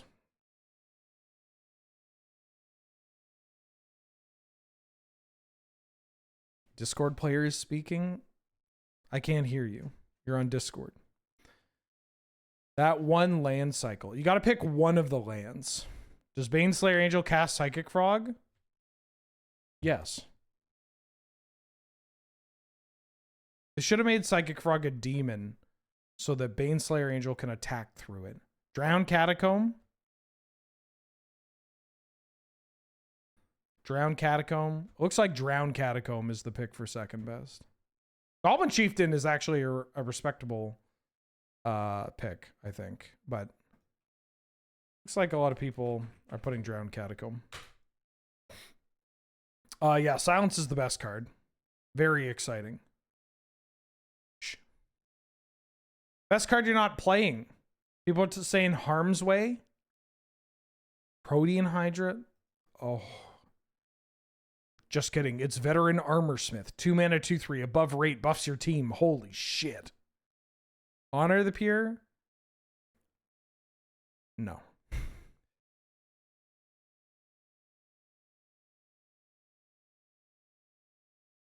Wow, Mirror of Fate sure is bad. Why the fuck is this card... Why does this exist? Sign in Blood? Tome Scour? People play those cards. We're talking Bane's... Oh, wait, no, I picked Acidic Slime. Right. Okay. Hear me out. I have lost to Acidic Slime. I have lost to Acidic Slime more than maybe any card when I'm playing at Magic Cons. Also, they're just like the gulf between cards people actually play, even if they're like less popular, they have like dedicated slots to see. And like, I wouldn't recommend playing like Tome Scour is like, you're playing Tome Scour in your Breach deck, but I'm not going to tell you to play Tome Scour anywhere else. Harm's Way sees play in mono white builds, but I'm not going to tell you to play Harm's Way anywhere other than mono white. But Acidic Slime? Acidic Slime? It's a reasonable Eldritch Evolution, Neoform, Natural Order target. It kills everything. It's good with it's really good with Ephemerate. It's a card that I have considered playing in my Blink deck as well. Now, granted, when I say that it's the card that I've lost to quite a bit, more than most, it's because I wasn't expecting to get fucking Acidic Slimed. But I got Acidic Slimed at like Chicago 2 years ago. And I told the story on here. And then I got Acidic Slimed at the next Chicago by someone different. And then I got Acidic Slimed in fucking Vegas. And people are like, yeah, you know what? It turns out it's pretty good. It is 5 mana, but you're a green deck. It's really annoying. And like, God forbid you play it with like Philia or Ephemerate or whatever. It's so funny because it looks very stupid, but yeah. All right. Zendikar. What do you think the best card from Zendikar is?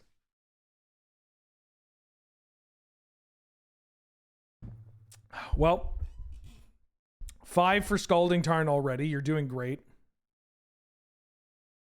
6 for Scalding Tarn. Spell Pierce.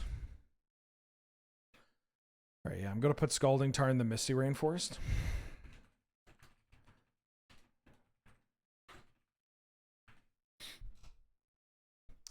You know, people kind of get poo-pooed about fetch lands. But I don't get it because these are just, like, these are more than just lands. Right? Like, they're not just lands. Not only do these lands add whatever color you want,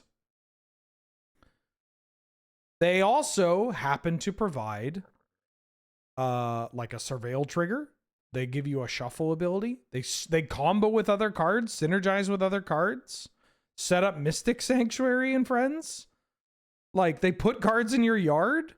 Like, they're fucked. I shouldn't really sit, because when I talk about like how good fetch lands are, people are like, Yeah, I know. Brainstorm and dual lands. It's like, yeah, but it's more than that. Like, these are lands with decisions attached to them. Decisions not just for deck building, but also for play pattern. Like, and timing. It's so fucked. Sneaky best card you're not playing is Blade of the Blood Chief. Well, tell you what, because everybody knows that, yeah, no shit, it's Scalding Tarn. And because Rabbit Girl seems to one-shot half my best cards you're not playing. It is indeed Blade of the Blood Chief. Blade of the Blood Chief and the Brood Scale combo is something that I would like to see more of in this format. I don't know. It's just 1-mana artifacts that combo kills that happen to be equipment. I know that like Shuko's a great example. Infamously not the best card in Betrayers of Kamigawa, much to the chagrin of some people.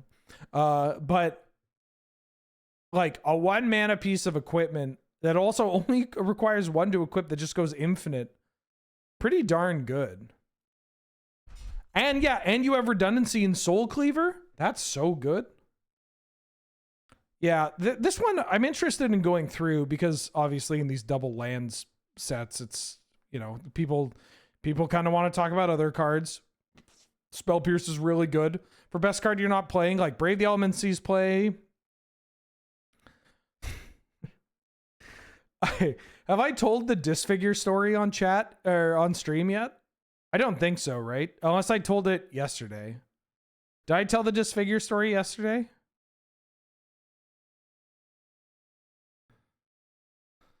So I was having a bit of a crisis. I wanted to find another 1-mana removal spell that could deal with the anti-combo creatures.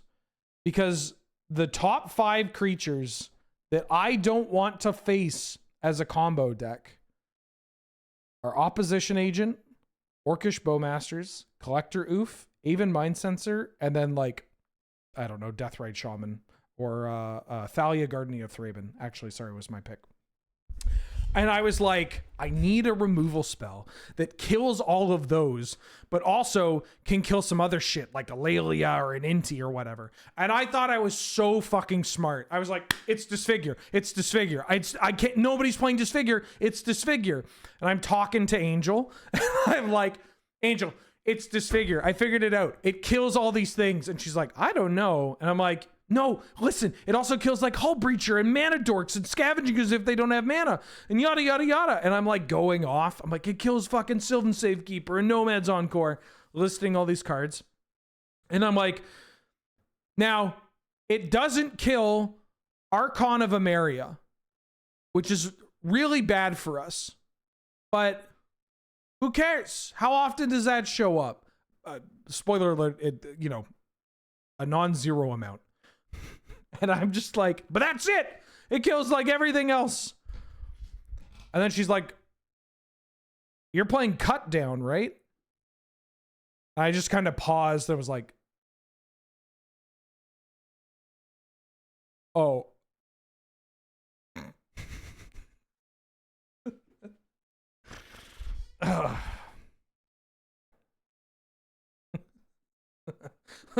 Oh, I felt like a fucking idiot. I think if we're picking cards that aren't fetch lands, for what it's worth, I think Spell Pierce is number 1, then Expedition Map is number 2. Angel's pretty smart. Let me tell you, it feels great to have an intelligent woman in your corner because, I mean, holy shit. Game changer for sure. You know, I have my moments, but sometimes I get lost in the sauce. Having someone that's infinitely more grounded than I am, and I'm not just saying that because she's short, is incredibly helpful. Yeah, but like best card you're not playing in this, like it's so funny the like gulf between the good cards and the not good cards. Core Skyfisher maybe is a reasonable suggestion. That's a magic card I would like to play around with some more.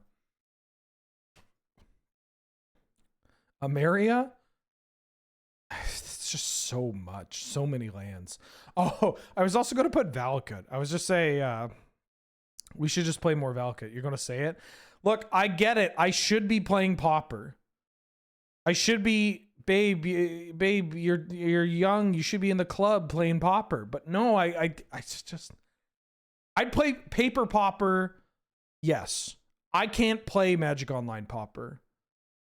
When I play Pauper on Magic Online, I imagine the feeling that I get when I play Pauper on Magic Online is I imagine what like Jingling Keys arena zoomers feel when they watch just any Magic Online. You'll be in like the sickest cube match on Magic Online that's like genuinely going fast and you're having fun. Players are playing well. And an arena zoomer is going to be like, where's your pet? This is so slow. Why does this look like a spreadsheet? That's how I feel when I play Pauper. When I play Pauper, I'm like, oh my fucking God, hurry up. I got to click through all these like, oh, the ETB and the leaf spray trigger. And then you got to do a thing. Hate that shit. World Wake. Why does this look like a spreadsheet? Oh, because I'm running it through Magic Online. All right.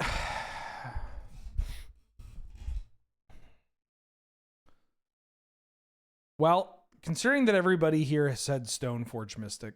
Yeah, you're right. Stoneforge Mystic. I'm not going to spoil it. It's Stoneforge Mystic. This card's pretty good. Have you played Stoneforge? Number 2 is going to be interesting because I imagine people are going to gravitate towards Jace the Mind Sculptor. But I'm not here to guide you one way or another.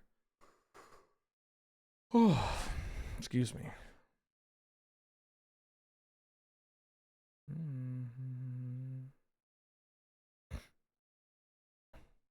Avenger of Zendikar, Amulet of Vigor, Arbor Elf. I think Arbor Elf is one of the worst 1-mana cards. I have an idea. I think I know what it is. But I have yet to see it in chat. It's not Everflowing Chalice. It's not a Tar Pit. It's not Dispel. It's not Explore. Mind Break Trap. I think number 2 is Searing Blaze. I think the creature lands, I like them, but they're too slow. Dispel only occasionally sees play in like Flash Hulk. And even then it doesn't really see play anymore because the cards that you are most scared of are not actually the instants. Searing Blaze still sees play in aggressive red decks like mono red or certain versions of Gruul, like the Gruul Prowessy kind of decks. You could put Jace the Mind Sculptor. Jace still sees play. I like Jace. I play a lot of Jace, but also, I mean, it's Jace the Mind Sculptor. This card used to be in every blue deck, and now, not really.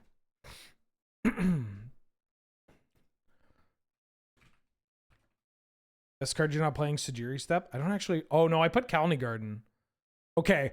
Okay. I know I just got through saying that I'm not a Pauper player. But Kalni Garden, I've been thinking about Kalni Garden as I've been playing more of this Cradle Control deck. It's, I catch myself all the time being like, it would be so great to just have another creature in play. If I could just convert, like if I could just coder this into a creature or White of the Reliquary into a land to give me another creature to sack to White of the Reliquary. If I could just get an extra blocker. If I could just set up getting more mana off this Gaia's Cradle. If I could just make myself another body. Now, granted, I don't know if I'm going out and playing Colony Garden. But I think it's worth considering in some of these, like, you know, the Cradle Control style decks. Dude, you hate Pauper? Why? What's wrong with Pauper? Pauper is so funny.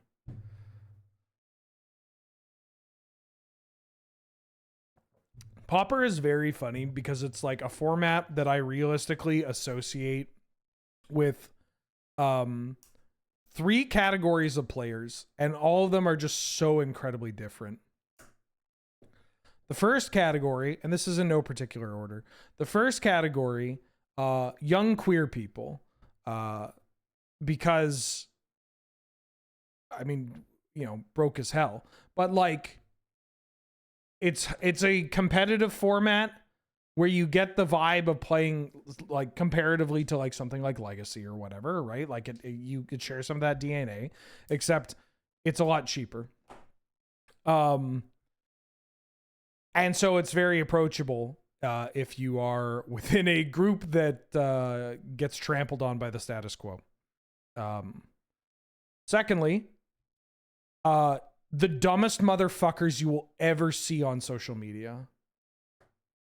The kind of people who say that their favorite thing to eat is carrot cake, if you know what I mean.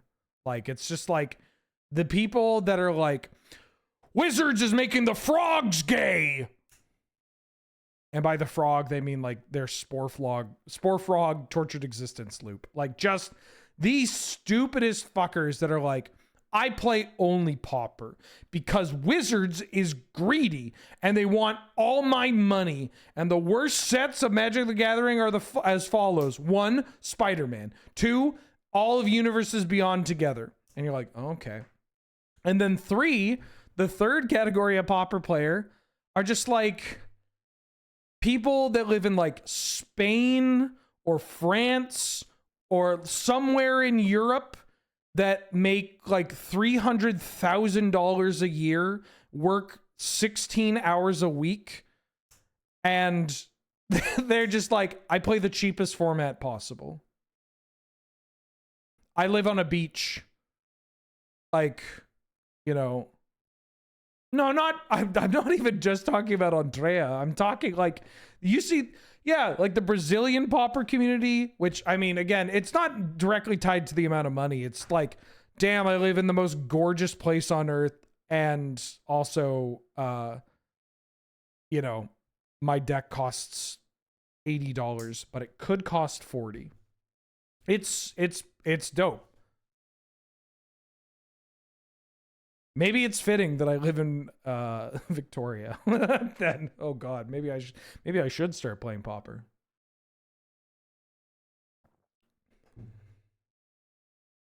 How would I stereotype the Pauper Commander community? They need to get their shit together, because every time I try to look up Pauper Commander, I see 5 different things. I've been trying to get fucking Value Vintage. Terrible format name, by the way. But I've played it. I've played $30 Vintage. I had a lot of fun playing it. I've been trying to get that shit on the Friday night paper fight schedule since CubeCon last year. Since 2024 CubeCon. That and pre-modern. I've been trying to get pre-modern on fucking Friday Night Paper Fight for a long time. Yeah, I saw the conversations about pre-modern on Moto. I cannot make any comment. Anyways, let's talk Rise of the Eldrazi. Rise of the Eldrazi, everybody. Cool Magic set. Yeah, pre-modern Friday Night Paper Fight would be so sick. I have the fucking cards. I was like, who wants to play pre-modern? I'll make all the decks. I have all the cards. We will be playing with paper cards.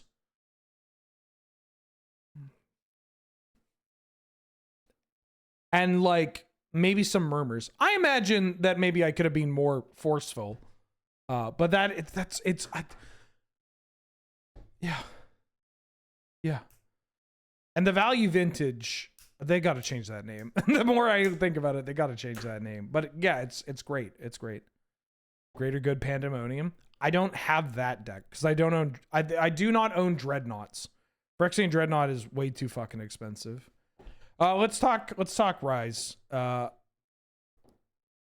Emrakul, Flame Slash. Honestly, both reasonable.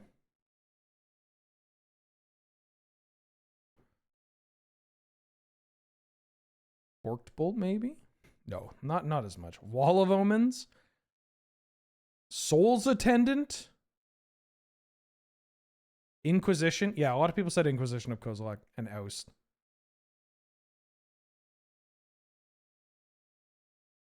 More people are just playing, saying IOK, Flame Slash, Emrakul.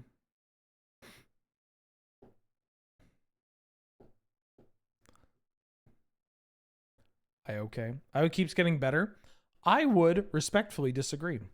I do feel like obviously the format is turning towards being faster, but we are also getting more cards that just cheat on cost and seeing quite a diverse level of mana costs show up.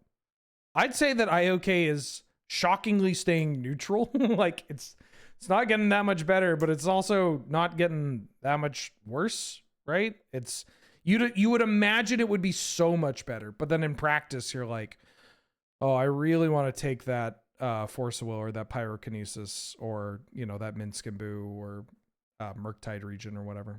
Or you're like, oh, I guess I could take your Oculus. Oh no, now it's easier for you to cast. Seagate Oracle. Inquisition of Kozilek is winning out here.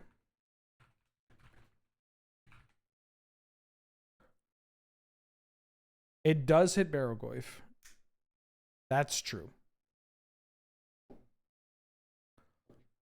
Flame Slash looks like it's the second one. Kiln Fiend decks used to be a thing. Not anymore. Not as much. All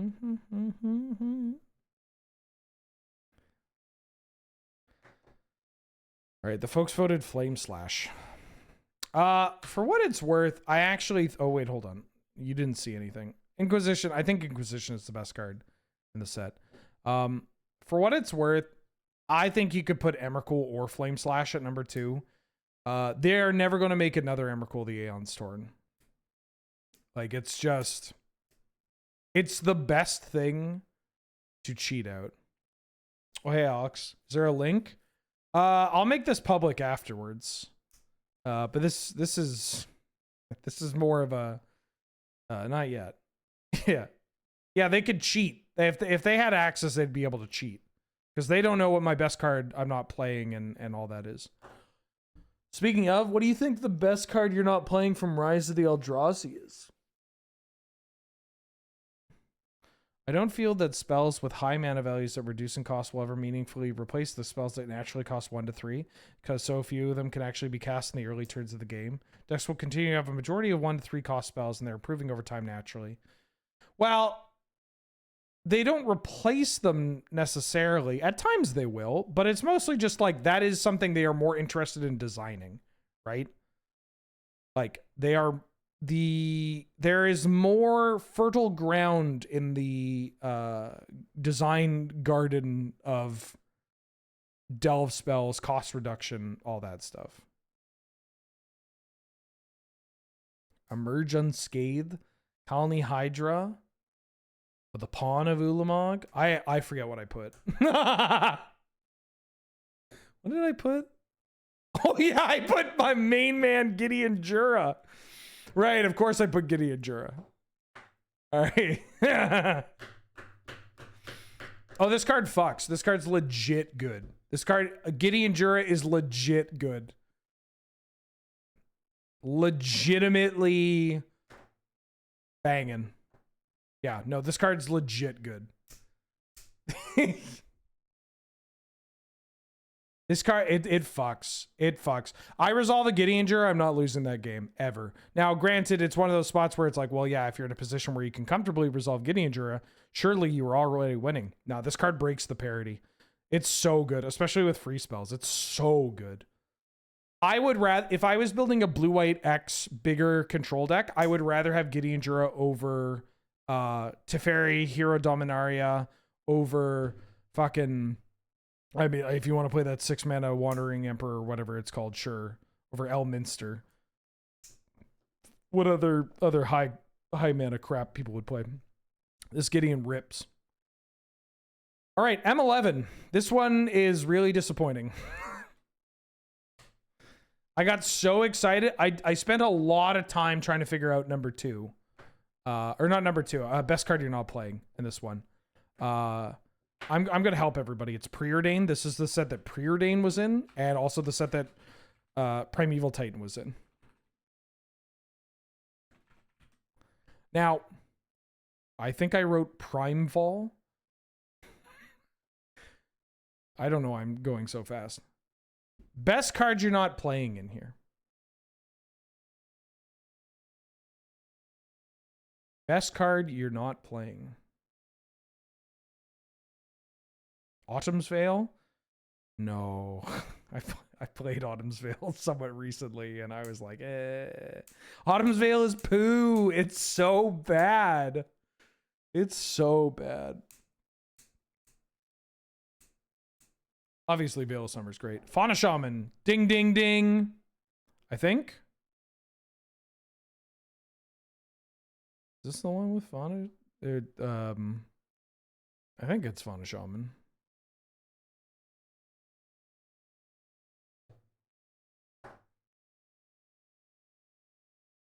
Oh, sorry. I forgot to do this. Yes, it's Preordained. And yes, it's Fauna Shaman. Okay, so Fauna Shaman's a fun one because this card used to see quite a bit of play in the creature combo decks. And then fell off. People stopped playing it. I've come around. I think this has occasionally showed up in some of the Nadu decks. For sure. But it's not widespread. But like this is a Magic card where now we've seen so many creature tutors that can now find your other piece. Like Fauna Shaman is great. The fact that Fauna Shaman is like able to not only find nomads on core or shaman on core, but can also find Stoneforge for Shuko or, you know, Lightning Greaves or whatever your, you know, pick is really frustrating. Yeah, this card's pretty good. Elixir of Immortality. You know, I think this card might be better than it looks. I've thought about Felden's Canes and shit. Not to popper post yet again, but I did think about Campfire as a card. Scars of Mirrodin. All right, I mean, this is the best card you're not playing in this one is easy. I'll give you a hint. It costs 0 and it's an artifact. Yeah, it's fucking Mox Opal.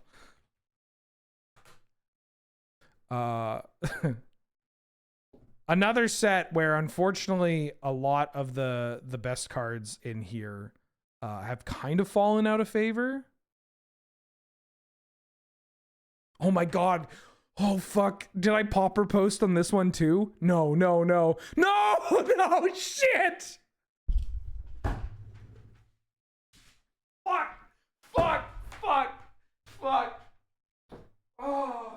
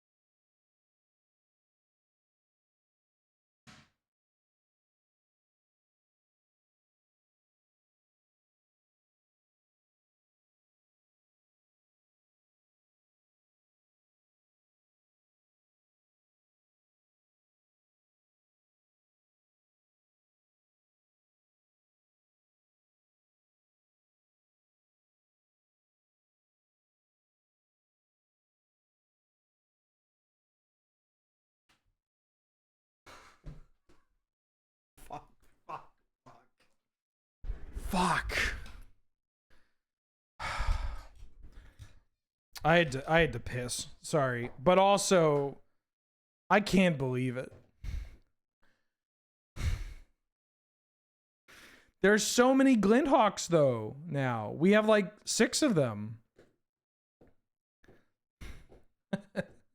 Go to download MTGO and jam Pauper. I mean, that would actually make for a pretty good stream. Wheeler plays Pauper again.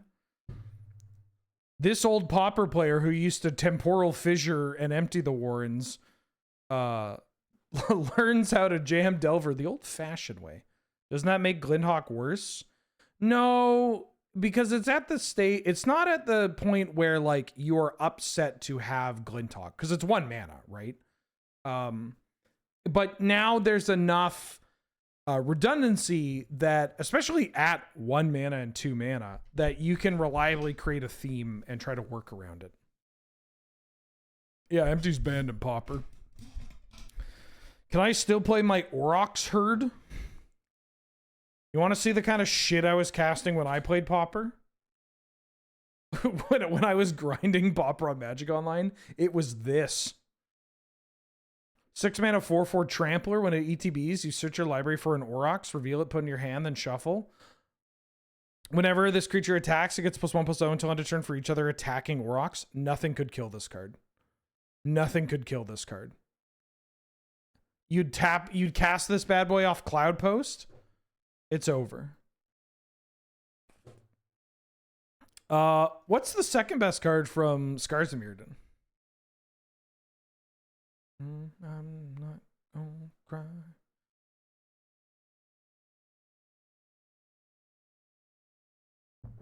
Oh yeah, it's probably Galvanic Blast. No, did I spill? Oh, I spilled a little beer on my thing. He's getting sloppy.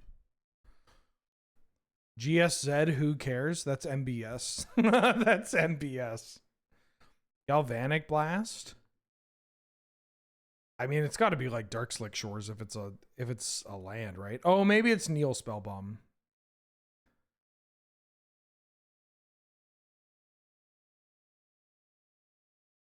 I don't know. What do we want to give it to? I think it's got to be Neil Spellbomb. I love fast lands though. And yeah, the best card is Mox Opal. All right, Mirrodin Besieged.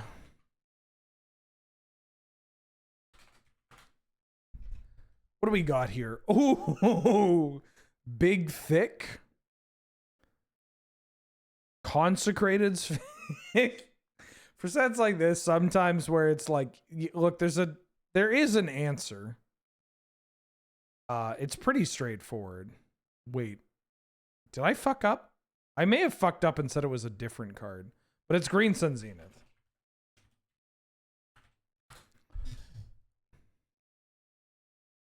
What do we think for number 2? What do we got for number 2 here, folks? We got Blightsteel. We've got Go for the Throat. We've got Ichor Wellspring.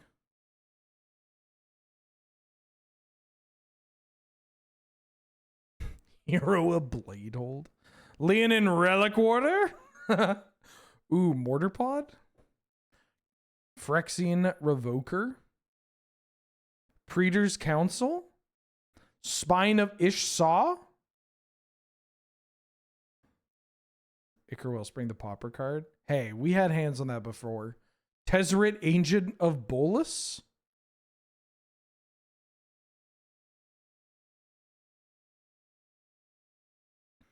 Ichor Wellspring, have I heard of Pauper? No, it's not Ichor Wellspring. I think it's probably Go for the Throat. But this isn't up for me. Maybe this has just turned into me talking about Go for the Throat. If it isn't Go for the Throat, it probably should be Go for the Throat. No one plays Go for the Throat? Yeah, and that's a huge mistake. Oh no, I can't kill a Karnstruct. Oh, dang it. I can't kill a Karnstruct. Oh no. Well, guess I'm going to be stuck with this fucking Ghastly Demiser Snuff Out or whatever against your Barrowgoyf and your Shieldred or anything. Go for the Throat is barely conditional. It's just Karnstructs, which are very popular. Go ahead and play your Infernal Grasp and lose to everything. Or just don't. Just play Dismember. Or just try to high roll your opponent, except that it is not your turn to win. You're, in fact, the nail and not the hammer this time. And then continue on enjoying Canadian Highlander.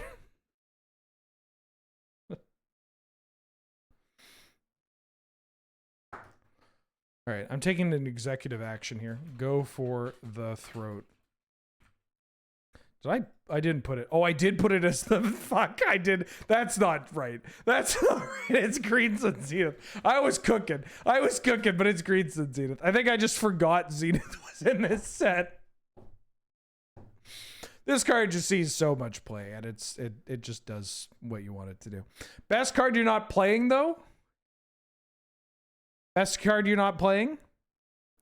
What do you think it's going to be?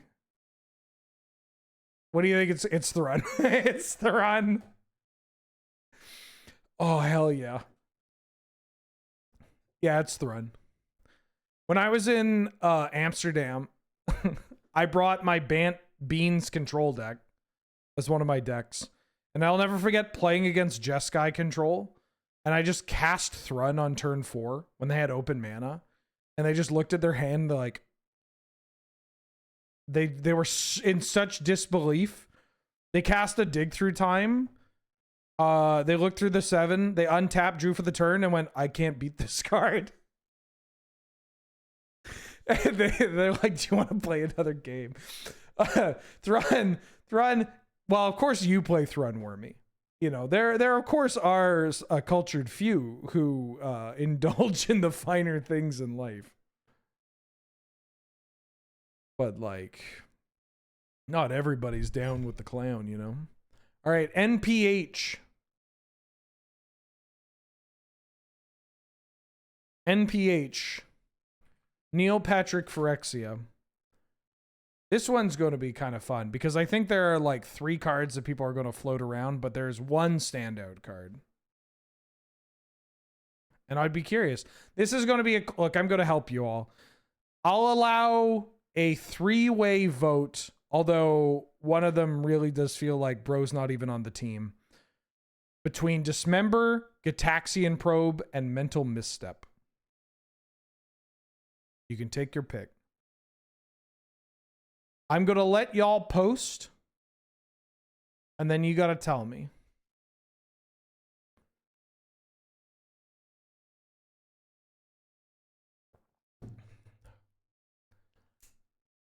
Now, correctly, a majority of you... Wait, hold on. Wait, hold on! Oh my god! It's changing. It's evolving right before my eyes. How funny would it be if I'm like, it's actually Karn Liberated. This card can deal with anything, and if I start to lose, I can reset the game. It's Gutshot.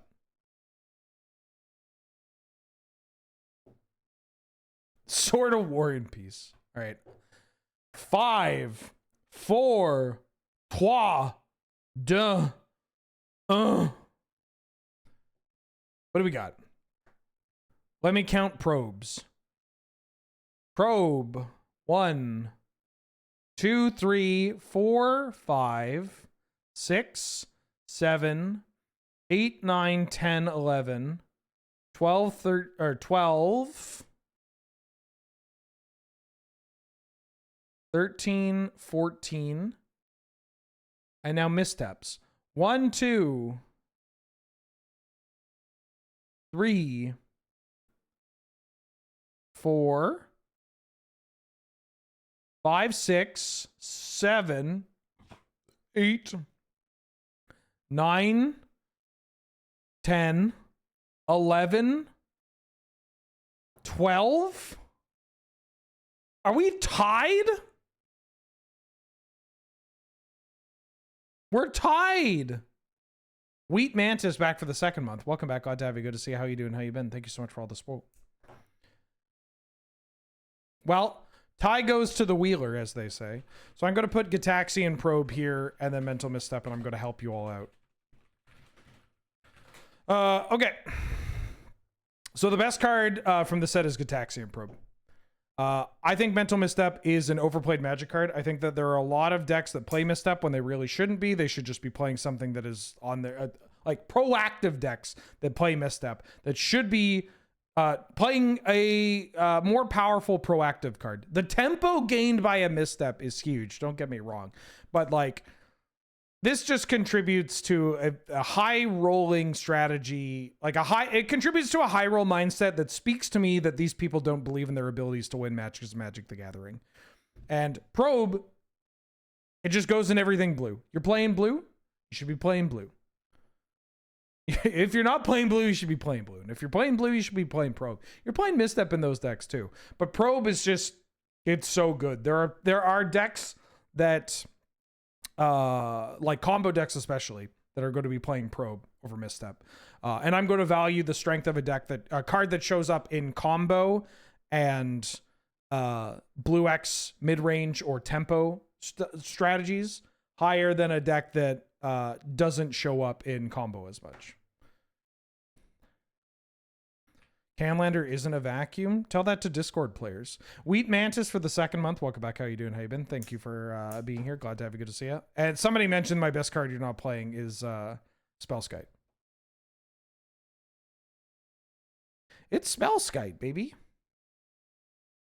Your cat is currently trying to kill the Oppa mouse. No, yip.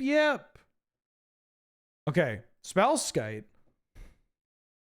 You are the Discord player? Yeah, I know. You got to get outside, dog. I got 2 goals for you. Get outside. You don't have to log off. You just have to walk. You go for a walk while you're on your phone. And then number 2, just fewer absolutes. That's all I'm saying. Canadian Highlander is like, for what it's worth, just the most vibes-based format out there. And like, it's just not a format where absolutes really have a home because I don't know, like it's the most like, I don't know, I think it depends formats of all time. Grinding the numbers doesn't work because much like Cube, a lot of the goals that people have when they're approaching the format are going to vary and going to, you know, be outside the realm of like, this is the absolute best or this is unplayable or whatever, right? I've gone better on that. The absolute that Jeskai is the best deck. Yeah, I mean, that's true. That's the only absolutism in this format is that Jeskai is the best deck and will likely always be the best deck until they print Swords to Plowshares in fucking green or something. And I don't think that's happening. And in fact, they gave you another mana leak. They gave you a mana leak that pitches to Solitude. Isn't that cool? Anyways, Spellskite. I played Spellskite in a couple of decks kind of as like, I don't really care about this list. I'm going to muck around.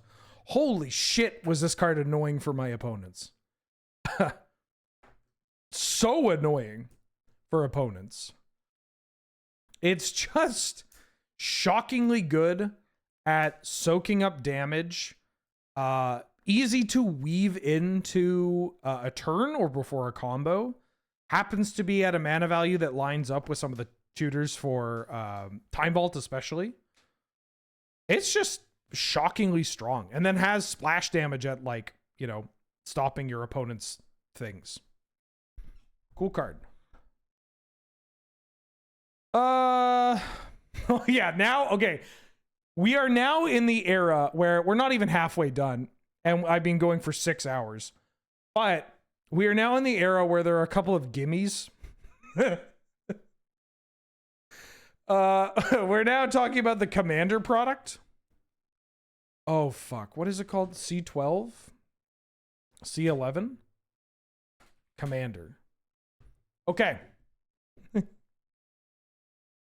What do we got for the best card from Commander?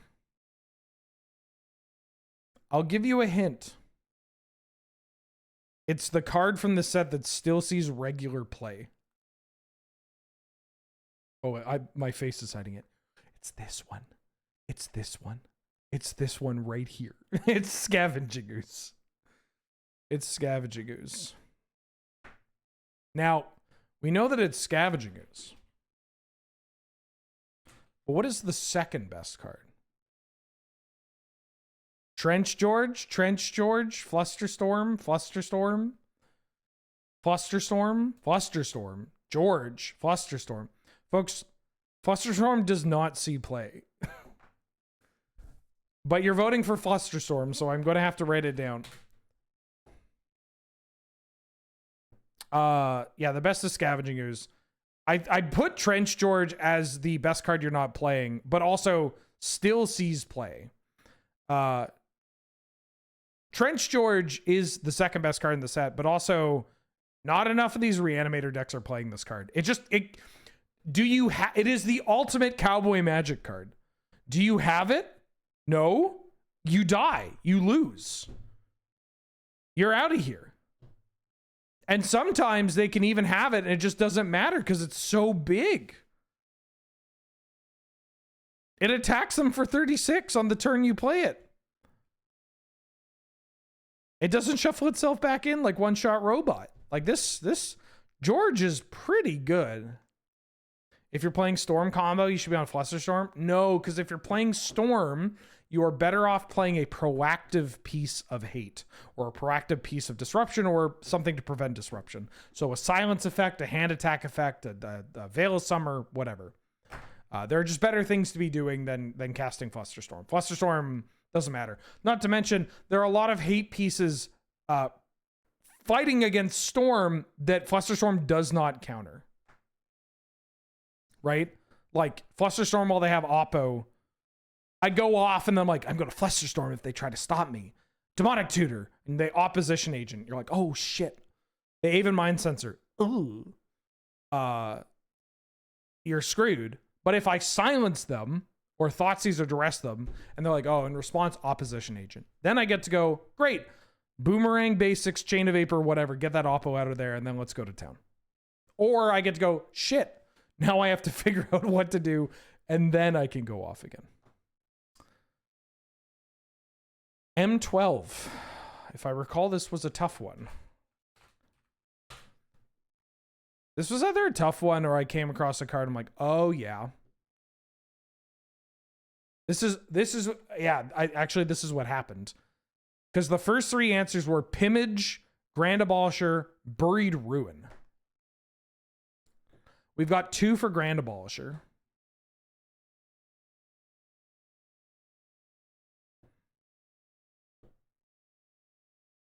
Primeval Titan was M11.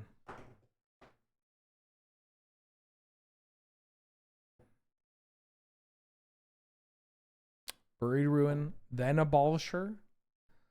Abstergo. I think that may... Oh, wait, no, I didn't get to... I didn't get to What's Its Nuts. People don't really play Phantasmal Image. Occasionally it shows up. But, like, not really. But we got to come to a consensus here, folks. Put in your votes now. Now.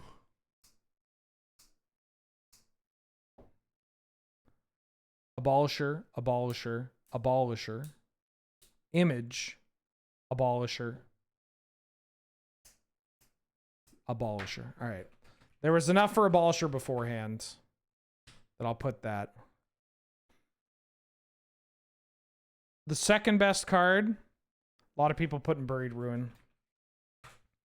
I think I put Buried Ruin.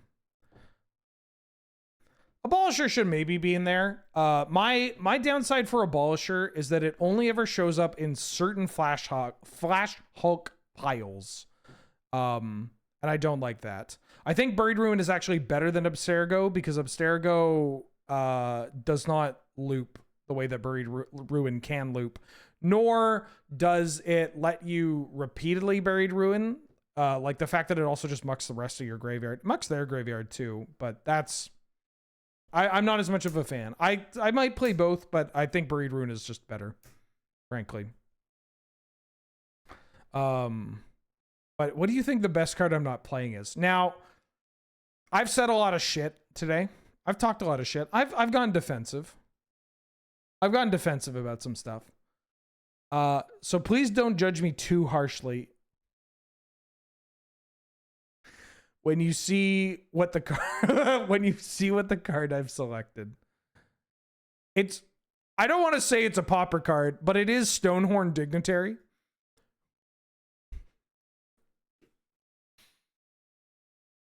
I gotta get my tea. I got it. Shit.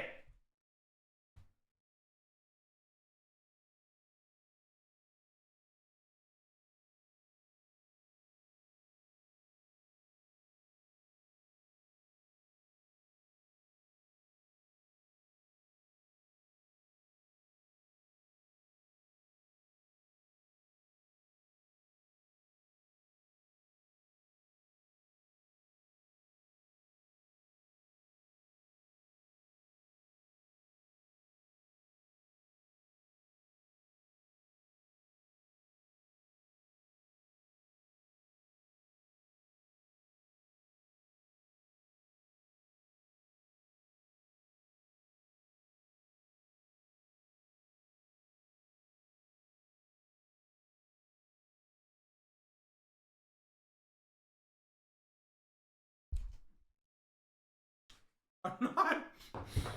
Fuck. I'm not popper pill, I swear. Dog, I swear. I'm not popper pill. I just think that there are decks where they can't beat Stonehorn Dignitary. We'll talk NYC. That's all I'm saying. All I'm saying is that there are decks that can't beat this card when you start looping it. But they can't beat it very easily.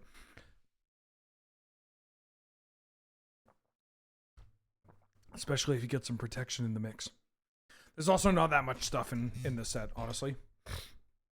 I'm not going to put timely reinforcements because even, I'm off timely in Citadel Storm. All right.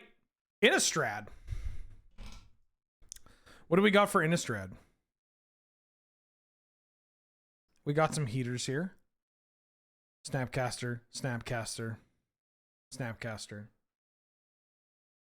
Snapcaster. Yeah, you know what?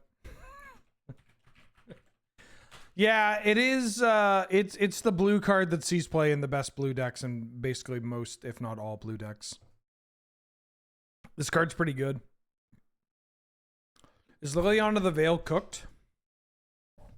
Yeah. Liliana the Veil is not the worst. She's shown up in some of the like Reanimator strategies, the Reanimator mid-range strategies as well. Like some versions of Rakdos player still. But you don't play her and you're like, oh, they're done. They're dead. They can't engage with this. They can't interact with this. Delver is not the second best. Delver does not see a ton of play in the format. But if you want it to be babe, it could be. I don't know. You got to vote. What's the second best card, chat? I have an idea. Thalia's in the next set.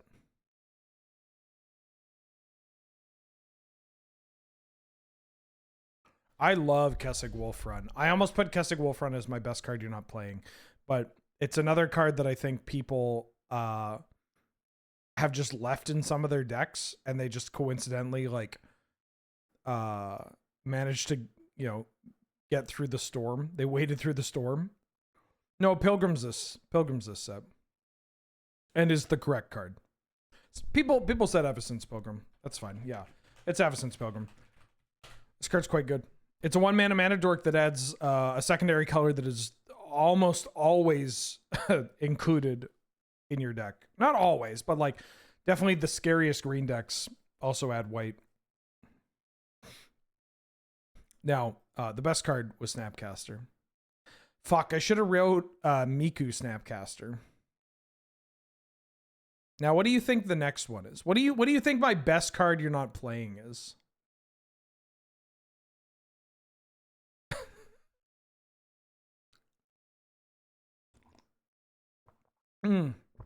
I was cooking with this one, by the way. Champ of the Parish? I think enough people are playing Champ that I didn't want to put it.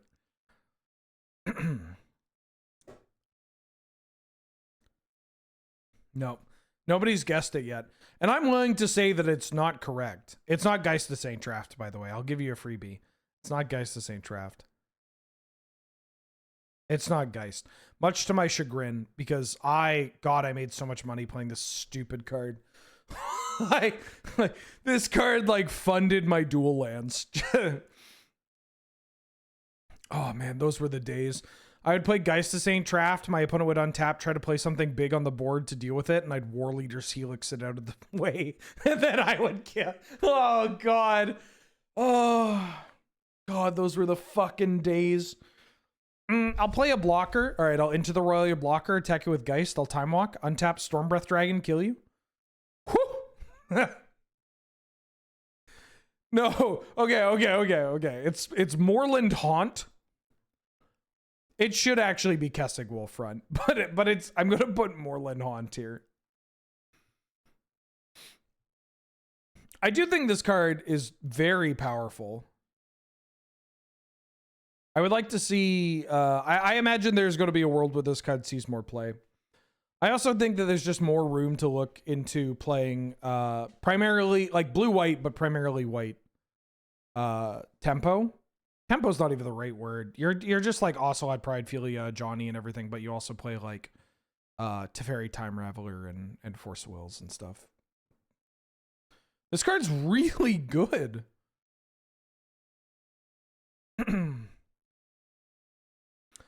Yeah, I just think too many people still play Kessig Wolfrun. Although I think you could put Kessig Wolfrun. Kessig Wolfrun's the correct card. But Moorland Haunt, I don't know. You ever just look at this card? You ever just look at this card and go like, holy shit, why don't we play this? And then you run into the strategy of your, or you run into the spot, you're like, oh yeah, well.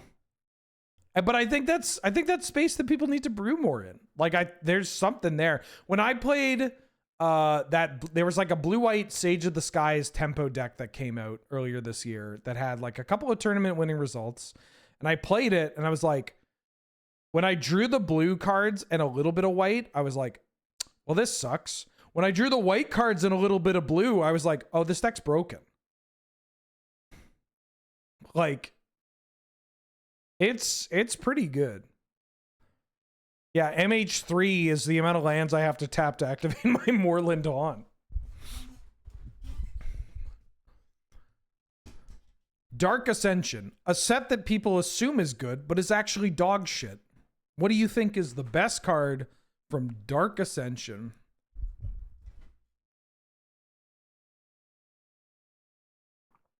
I do hate Faithless Looting.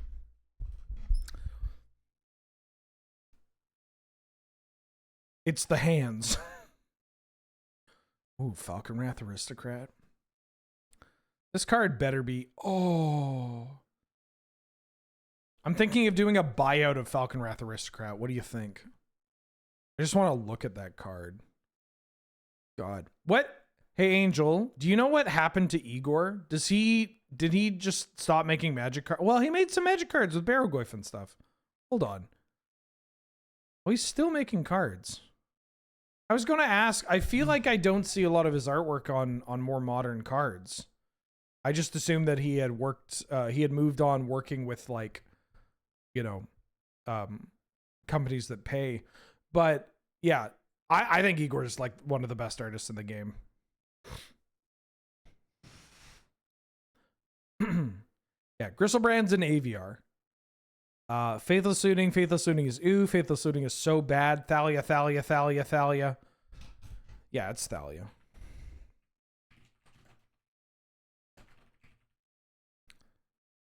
I'll spoil it. It's Thalia. Thalia's just so good. Faithless Looting stinks. Now, enough people have actually expressed Faithless Looting as a positive, though. Do you want to put it at number 2?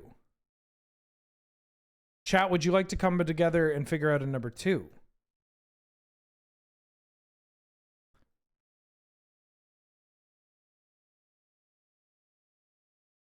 Yeah, Thought Scour is in this set, by the way.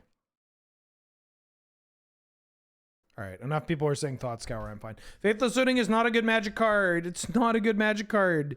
You have been ruined by Modern from like 5 years ago.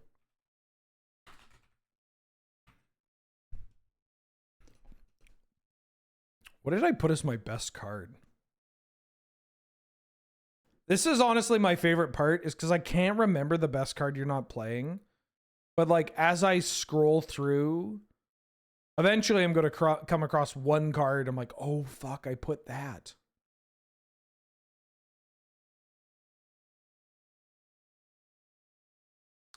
Oh, okay, I remember Angel thinking it was Lingering Souls. I was like, nope, it's actually this. Here's why. And she was like, I don't know about that. What the fuck did I put? Oh yeah, Tragic Slip. Okay. Okay, here's my call for Tragic Slip.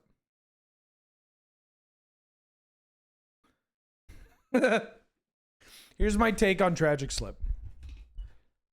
It can kill Psychic Frog. It kills Ocelot Pride. And every mana dork that isn't Deathrite Shaman. It can kill Sylvan Safekeeper on 1.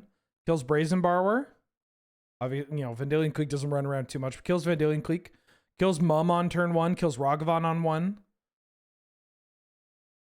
Kills skeleton tokens made by Gut.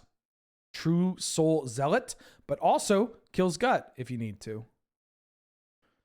Also, just like this card, not, yes, no, not this card, not without Morbid active is legitimately not bad. You would never play 1 mana, just give a thing -1/-1 by itself, right? But like, your opponent does not expect it. You will catch people off guard where they're like, yeah, you'll block. Oh yeah, Delighted Halfling doesn't get killed by it. Never mind, this card sucks. Kills Bowmaster.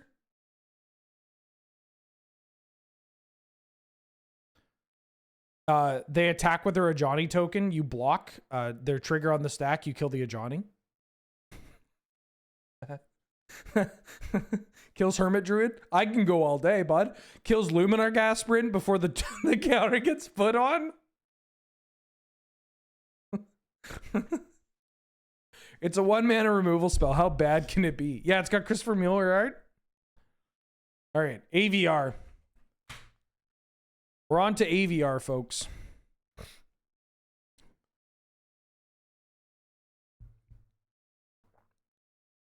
Modern players be like, abundant growth. Cavern of Souls, then Gristlebrand. Hoof, then Gristlebrand. Hoof or Gristlebrand. Cavern of Souls, Gristlebrand. Hoof, Gristlebrand. Hoof is in this set. Yes, Hoof is in this set. Oh yeah, my fucking best card you're not playing is great for this. Hoof is mid. All right, just for that, I'm going to tell you I put Crater Hoof. I think it's first. I think first is Crater Hoof, second is Terminus. By the way.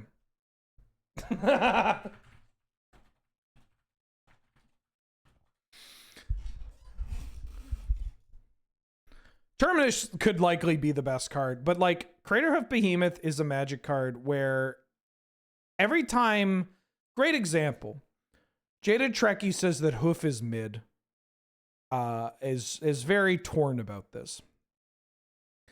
This shit still puts up results. Craterhoof still kills people. If you ever wanted to earn more credit than you paid for like an entry fee, you sleeve up a Craterhoof Behemoth. You are going to fucking X1 guaranteed. And then sometimes you win the matchup lottery, dodge Jeskai, and you 4-0. As long as you remember to put Collector Oof in your deck. Always play Collector Oof in your green decks.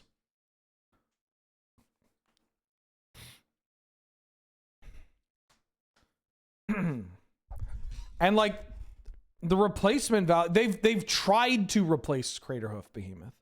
They've tried to make new hoofs, and guess what?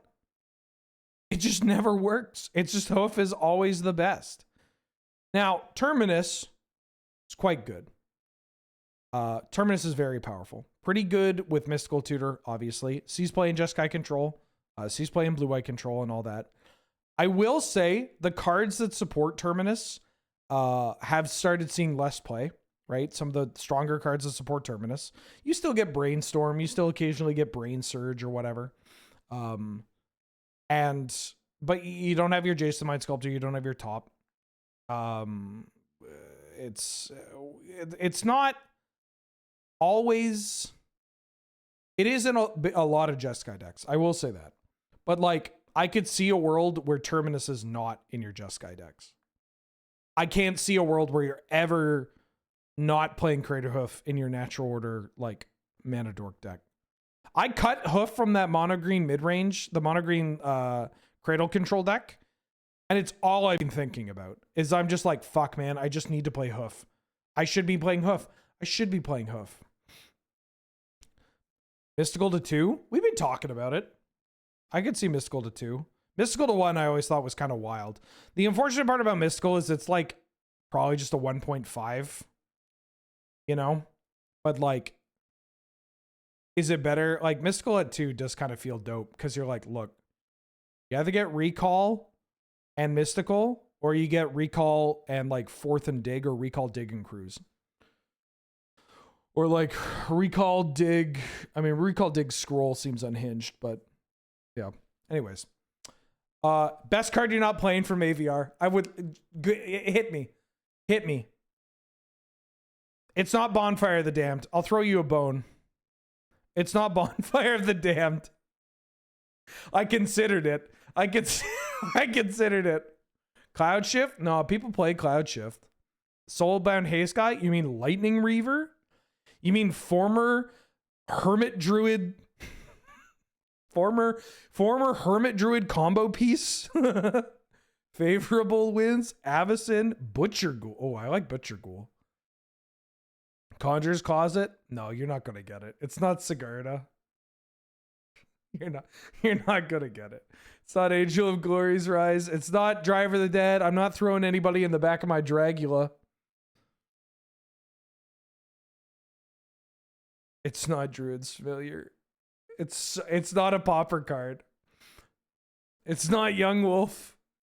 All right. I'll give you a hint. It's a miracle. You know what? I get that because they wanted to make miracle creatures. It makes sense. I kind of wish Miracle was a card type. The green rare Miracle? Revenge of the Hunted? This piece of shit? Yeah, you're right. It's Revenge of the Hunted. Okay. Hear me out. This card fucking kills people. This card kills people, and kills people in a way that doesn't allow them to race, doesn't allow them to push back. I love this card in Gruul Monsters. Unironically, I think this card is great for Gruul Monsters. Just pump spells are undervalued in this format, not to quote Surge, who quotes me. But usually when people say that, they think about giant growths and stuff, and those cards see play in the prowess style decks. But like, this bad boy isn't actually just a pump spell. This is like a Price of Progress. This card is just Price of Progress. It kills people dead. What about hard casting it? You'll never believe which deck plays Mox, Soul Ring, and Gaia's Cradle. And Mana Dorks. Occasionally. Yeah, this card fucks. This card absolutely fucks. And as we know, this is a channel for fuckers, not jerkers, right? So this is the perfect card for this channel. Yeah, you can tapping my Orcish Lumberjack to cast my Revenge of the Hunted. Whew! Abandoning deck to combat this. Oh, good news for everybody who enjoyed the mechanics ranking podcast. Nelson Graham and I are recording more this week. So there's going to be more of the Mechanics Ranked podcast coming out. Those are so fun. I love arguing with people that have never done a lick of work in game design. It fucking rules. I fucking love it. Like, I'm not going to sit here and pretend like I know, everything I'm talking about. But people acting like I'm just reading chat and I'm seeing people that are just like, they're jerking themselves off and they're like, oh, but Maro said in this article. And it's like, okay.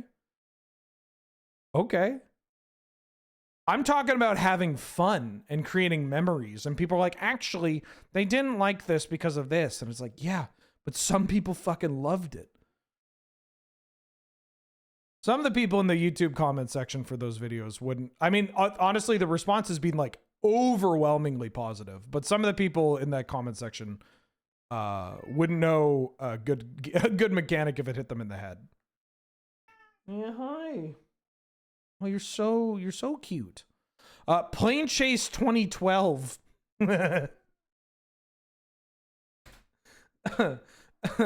Oh fuck.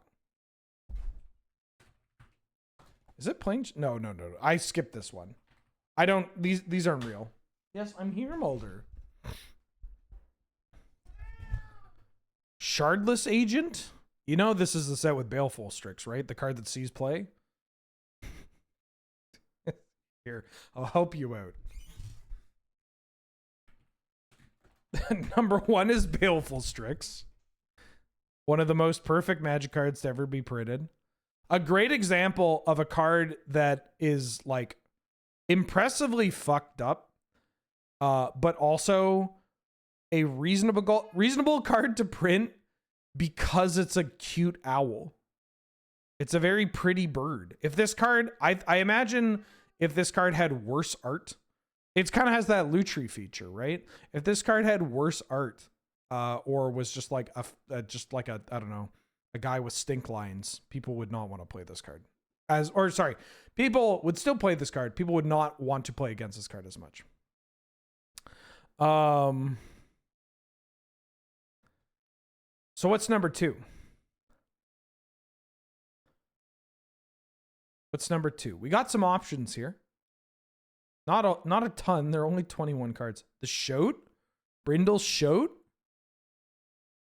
I mean, Brindle Shoat has likely won more tournaments than any other card on this list. Well, actually, that's not true. I can think of a couple of cards on here that maybe have won a couple more tournaments than Brindle Shoat. I'll give it to Shardless Agent. People seem to be behind Shardless Agent.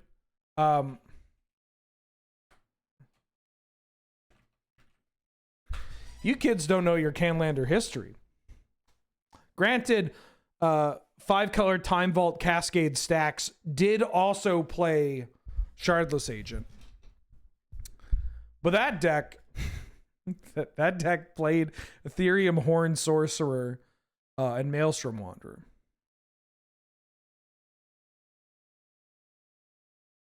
God, I miss that deck. That deck, I made so much fucking money playing that deck. So many dual lands off of that deck. Oh my god. Anyways. Actually, you want to play a fun game? Give me 1 second.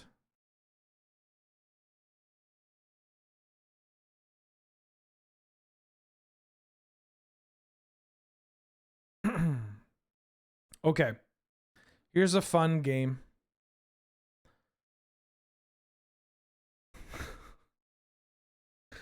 Out of the 21 cards here, 5 of these cards I haven't played in Canadian Highlander.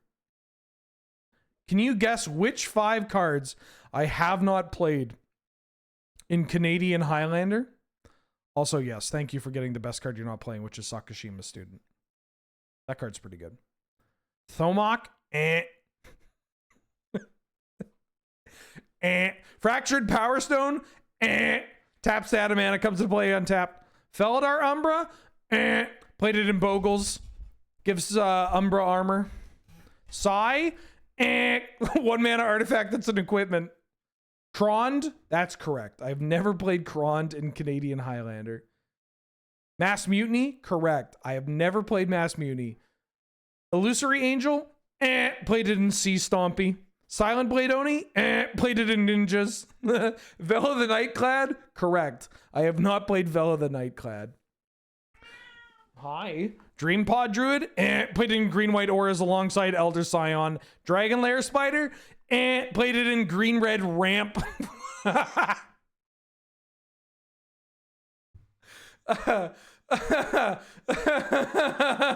This game fucking rules. Oh. Nobody's guessed this dragon. This dragon's terrible. All right, the cards that I haven't played are Vela the Nightclad, Prey Caesar Dragon, Mass Mutiny, Krond the Dawnclad, and that's it. I played Beetleback Chief in Goblins. Elderwood Scion, I played in a terrible Auras deck back in the day. Spider, Green Red Ramp. Indrik Armor, I played in Bant, whatchamacallit, Bant Blade. Because Totem Armor was good. Illusory Angel, I played in Sea Stompy. Fractured Power Stone, I played in some of the earlier versions of Academy Ramp or Paradox because it came into play untapped and it had a mana. And I didn't want to play Signets or every Signet because, you know, they don't actually just come to play in tap mana. Maelstrom Wanderer, I played in 5-color Cascade stacks. Psy, I played in Equipment deck. Not like the Bone Splitter, well, not like Equipment Storm. Oni, I played in whatchamacallit. Oni, I played in Ninjas, and Thromok, I played in red-green, like, Eldrazi token. It was bad. It was so fucking bad. Anyways. Next set. Magic 2013. This will be an interesting one.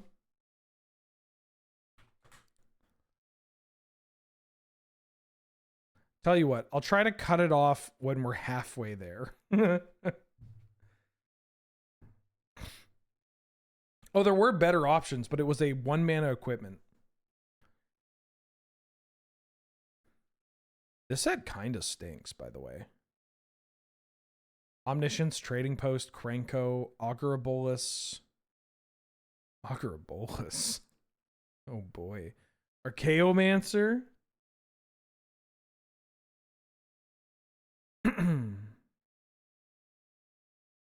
Oh, Elder Scale Worm.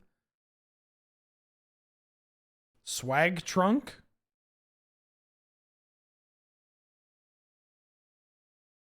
Oh, Thundermaw, Hellkite, my beloved. Oh, I miss playing 5-drops. Master of the Pearl Trident. Murder for best card you're not playing. Trading Post. I don't even remember what I picked. What did I pick? Oh, don't do that. I picked Omniscience. Yeah, I think I picked Omniscience. This set sucks, honestly. They could be a gimme. Omni is just like, there's an archetype that's built around it. Or, you know, you could play it with Dream Halls, but Omni. The second best card in here is probably Krenko's Command. Or Diabolic Revelation. But I think it might be Krenko's Command.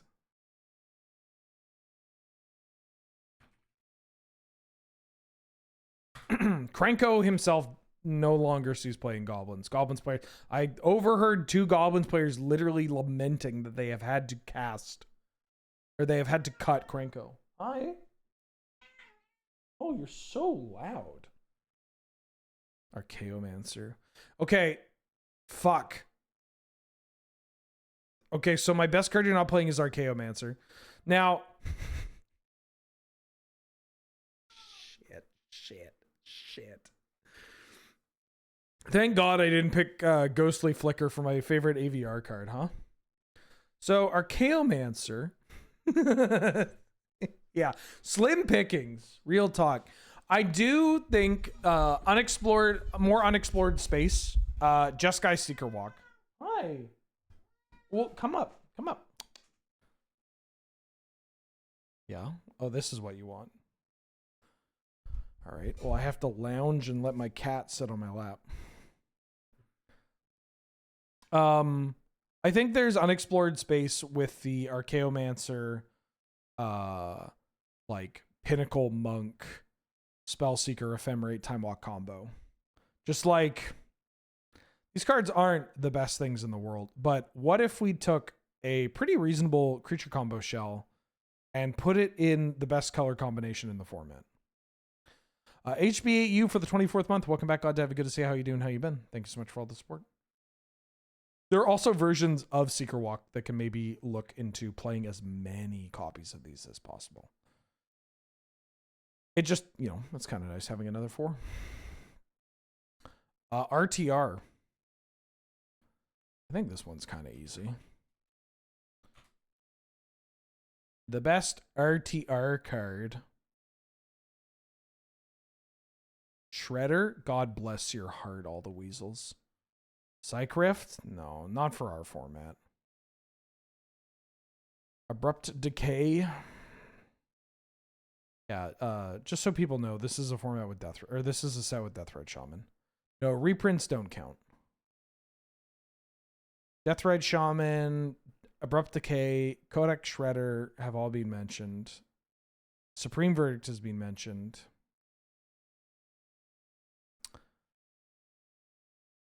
Looks like people are saying Shaman, and then judging by the amount of people that have voted or commented, rather. Sorry, this is going to take... This stream's already been pretty quick, so it's okay if I take a little more time typing. I have to continuously pet my cat. I've discovered that a lot of her yelling, and this is going to sound very silly, a lot of her yelling is literally just I'm not petting her, which is so frustrating. I mean, maybe I should be happy that at least it doesn't seem like it's a health issue or whatever, but so much of it is just, please pet me. This morning, she's screaming bloody murder. She's fucking losing her mind, screaming bloody murder. And I'm like, what's going on? I get up. I find that she has pooped, but doesn't look recently. She's just pooped at some point in time. I find that she has been licking her lips. And it looks as though she's eaten food. So she's had food. She's pooped. Now all she wants is pets. Hi. Yes, hi. She just wants pets. So I had to go and grab her, fucking pop her onto my stomach. And I think I described this last stream, is that my tactic is I pick her up, I plop her on my stomach, and I pet her like very thorough pets for like 50 pets. Cat owner discovers how cats work. No, dickhead. I wouldn't be saying this if it wasn't out of character for the cat. Usually she comes to me. She knows where to find me. She'll come and find me. She has her bed. She has her heat pad. It was on. The heat was on in the bedroom. She was just like, hey, come pick me up. Come bring me to, plot me down. God, R.I.P. Morley, love her to bits. Wish she hadn't died for a variety of reasons. But also, mostly, so I could have someone to fucking distract this absolute terrorist. Look at her. Look at her. She's pawing at me and meowing at me. Yes, you were just on my lap. Bossy old lady is right. Hold on.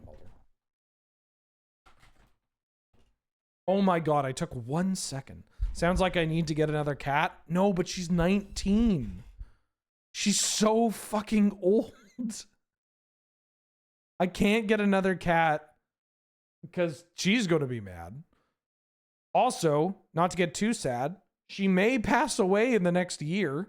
And maybe I should take some time to not own an animal so that, I can travel for work and not have to rely on other people looking after her. Also, when Angel and I end up, living together, I'm going to be inheriting 2 to 4 cats. So that's a lot of fucking cat. That's already a lot of cats. Yeah, she's 19. She's not young. She is, unfortunately, full of so much life. I swear to God, it was like a fucking Curb Your Enthusiasm bit. Also, yes, the best card in the set is Deathrite Shaman. I'm at the vet, I'm getting her tested, I'm getting her checked out, and I'm like, I'm gonna get bad news. There's gonna be something wrong. It's always something. She's getting old. You know, there's something going on. They did all the tests. They went fucking up and down the list for everything. And they're like, she's so healthy. And my reaction was, what? No, there's just no way. Are you sure? Healthy? Yeah, of course she's pooping. She's happy. She plays. She seeks comfort. She eats. And it's just like, oh no, oh fuck. She may pass away in the next year. She may also be the kind of cat that lives to the age of like 25. Now, you'll never guess what my best card from Return to Ravnica is. Would I be going to the US or Angel going to Canada? That's still a thing we are trying to figure out. I forget what I put, but I imagine I may... oh, wait, no. Okay, sorry. I know what I put. No, but chat will get behind me. I don't think this should actually be one of the correct... This should be the correct call. It's Selesnya Charm. It's Selesnya Charm. Okay. 2 mana. Instant. You pick one. +2/+2 and trample. Exile creature with power 5 or greater. Make a 2/2 white knight creature with vigilance. Saves your stuff from burn. Pushes damage if they chump block. Wins combat. Capiche. Exile a creature with power 5 or greater. Hits Oculus. Hits Barrowgoyf. Hits Murktide Regent. They double boost the Minskin Boo. Get out of here. Hits, very importantly, hits initiative creatures after they go to the Forge.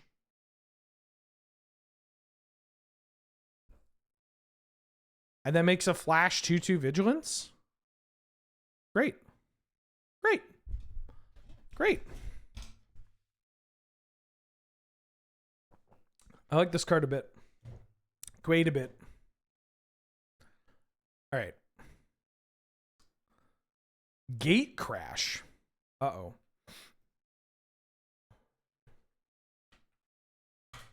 Best card from Gate Crash. What do you think? Boros Charm Enjoyer. I remember what my answer is for this one, by the way. Thespian Stage. Sacred Foundry is a reprint. It's not Balustrade Spy. I'll just let you know right now. I mean, you can guess. Actually, I've kind of lost the plot. You're supposed to vote. We are kind of winding down. We have been at it for 7 hours. And I have to stream all day tomorrow too. Hell yeah. Fuck yeah. Oh, okay.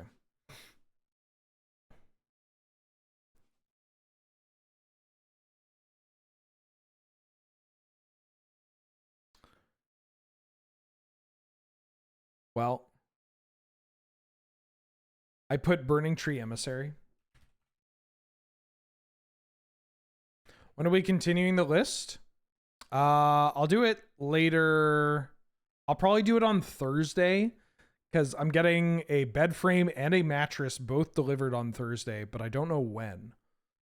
So it's hard for me to like commit to doing it. And I'm recording like in the morning. Yeah, flop Thursday. The second best card. I mean, it's probably Legion Loyalist. That's not exactly what everybody wants to hear. Holy shit, we have so many more to do. Oh my god, we have so many more to do. Oh my god. Boros Charm just doesn't really see that much play. Legion Loyalist sees play in some of the token strategies as well as goblins. Both of those are tournament winning decks. I think it's Legion Loyalist. I didn't actually think this far. There's also Enter the Infinite for Omnitel and stuff, but nah. I love Domri Raid. This card used to be so fucking good. You played on turn 1, or sorry, on turn 2. The control decks just couldn't get rid of it. You would draw so many cards. Yeah, Legion Loyalist. All right, what do you think the best card you're not playing is? What's the best card you're not playing from this set? I'll give you a hint. There's more than one answer. Although I only put one on here. No, it's not the Gideon.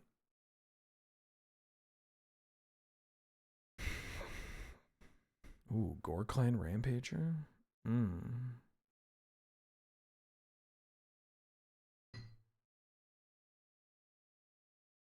It is, somebody mentioned it earlier.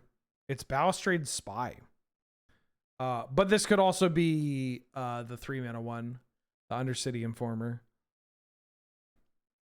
I put Balustrade Spy because it gets around Pithing Needle and Phyrexian Revoker and stuff, and Anointed Peacekeeper. Obviously, somebody's like, well, the other one gets around Torpor Orb. Okay. Yeah, I'm a believer in the Oops All Spells Belcher Shells. I think there's a lot of room to figure out how to build those decks, different ways to approach building those. That's not Pauper. That's not Pauper. No, it sees play in Pauper, but those Pauper players are unhinged. They're like, what if we played 8 lands and then did this? It's the Pauper deck. I get the Pauper deck is really good, but it is so fucking funny. Dog, you just cycle your Troll of Casa Dooms and your Generous Sense and cast Sagu Wildlings. It's so good. It's so fucking funny. Yeah, there's a spy build here.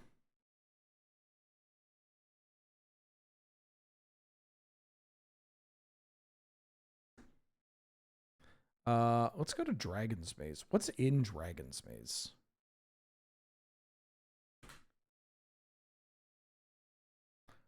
Oh.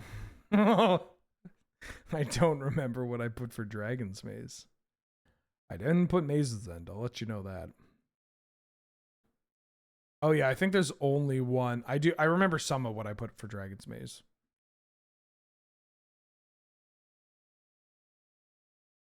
It's not Notion Thief. We're going in release order? That's right. Wear Tear? I mean, the best card is Voice of Resurgence. Also just one of the only good cards in here.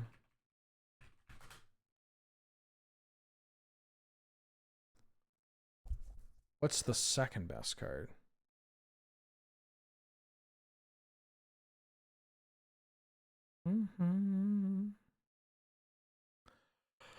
Master of Cruelties? I'm just looking for any other card that sees regular Canadian Highlander play. I think it's actually Hidden Strings, which sees occasional play in some of the hybridized Time Vault decks. Nah, Notion Thief just doesn't see play anymore. Good. Maybe Deputy of Quittal. Oh yeah, Sire of Insanity. Was Sire might be my best card not playing. Yeah, Sire's my best card not playing. Sin Collector, unfortunately, just is not good enough. I'm gonna put Hidden Strings. Fuck. I may call it here. I'll give you M14. Tell you what, I'll give you M14. But if I have to stream all day tomorrow. Oh shit, I gotta make my VOD public. Oh no. What do you think the best card from M14 is? Yeah. Yeah, it's Elvish Mystic because there's nothing in this set. It's so funny looking back and just being like, you know, there are a lot of sets where you're like, wow, We don't play any of these cards, huh?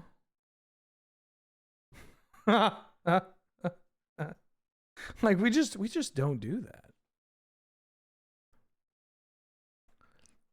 Like I can't even think of what your second most played or the second best card would be. Oh, it's Young Pyromancer, excuse me. It's Young Pyromancer. Yeah, PC's kind of fallen out of favor. There were definitely spots that play PC. The best card you're not playing I have is Archangel of Thune, Hans. Doesn't see a ton of play anymore. But is a perfectly reasonable Magic card to be playing. There are some combo decks, obviously. There are more combo decks than you'd think, and they all kind of cross over and have similar-ish interactions. So it's a card where it's like, I just think there's more room to explore like what creature combo decks you can play. And it's kind of an interesting card to have. All right, I'm going to call it there because I've been live for 7 hours. And I want to stand up and move my legs and maybe eat something that isn't just like pizza, like maybe some greens or some vegetables. Thanks for watching, everybody. Thanks for tuning in. I will aim to do part 2 on Thursday. We have so much more to do. But we'll aim to do this on Thursday. I hope people enjoyed this stream. I hope people enjoyed Slop Sunday. Get ready for Flop Thursday as well. Thanks for watching. Thanks for tuning in. I will upload this part to YouTube tomorrow. I'll be available. Tomorrow, starting earlier in the morning, I will be playing Pioneerlander with viewers. So that's going to be on Arena using all the sets that are Pioneer legal. Any card that is in a Pioneer legal set, we're going to be playing with and building 100 card singleton decks. No ban list or anything. It's going to be like Gladiator, except, you know. No, just kidding. It'll be different. It'll be be fun. So tune into that. I hope people have decks ready. Thursday is American Thanksgiving. Perfect for slop. I'm not shit talking an X. I'm shit talking what they become. Anyways, I barely even shit talk. I'm gonna drop you kids off somewhere else. The VOD can be found on YouTube. There's a Discord server that you can join for free. If you want to help out the channel, you can subscribe on Twitch, you can subscribe on YouTube, or you can give me money at Patreon, Coffee, or the direct tip there. Let me drop you kids off somewhere. I don't know who would be streaming at this time. Same category. I don't know. Wait, is Caleb streaming? Drafting and hungover. That's very funny. All right. I'm going to drop you off at Caleb's channel. You can have some fun, watch some Magic the Gathering, and I will see y'all tomorrow. Okay, bye.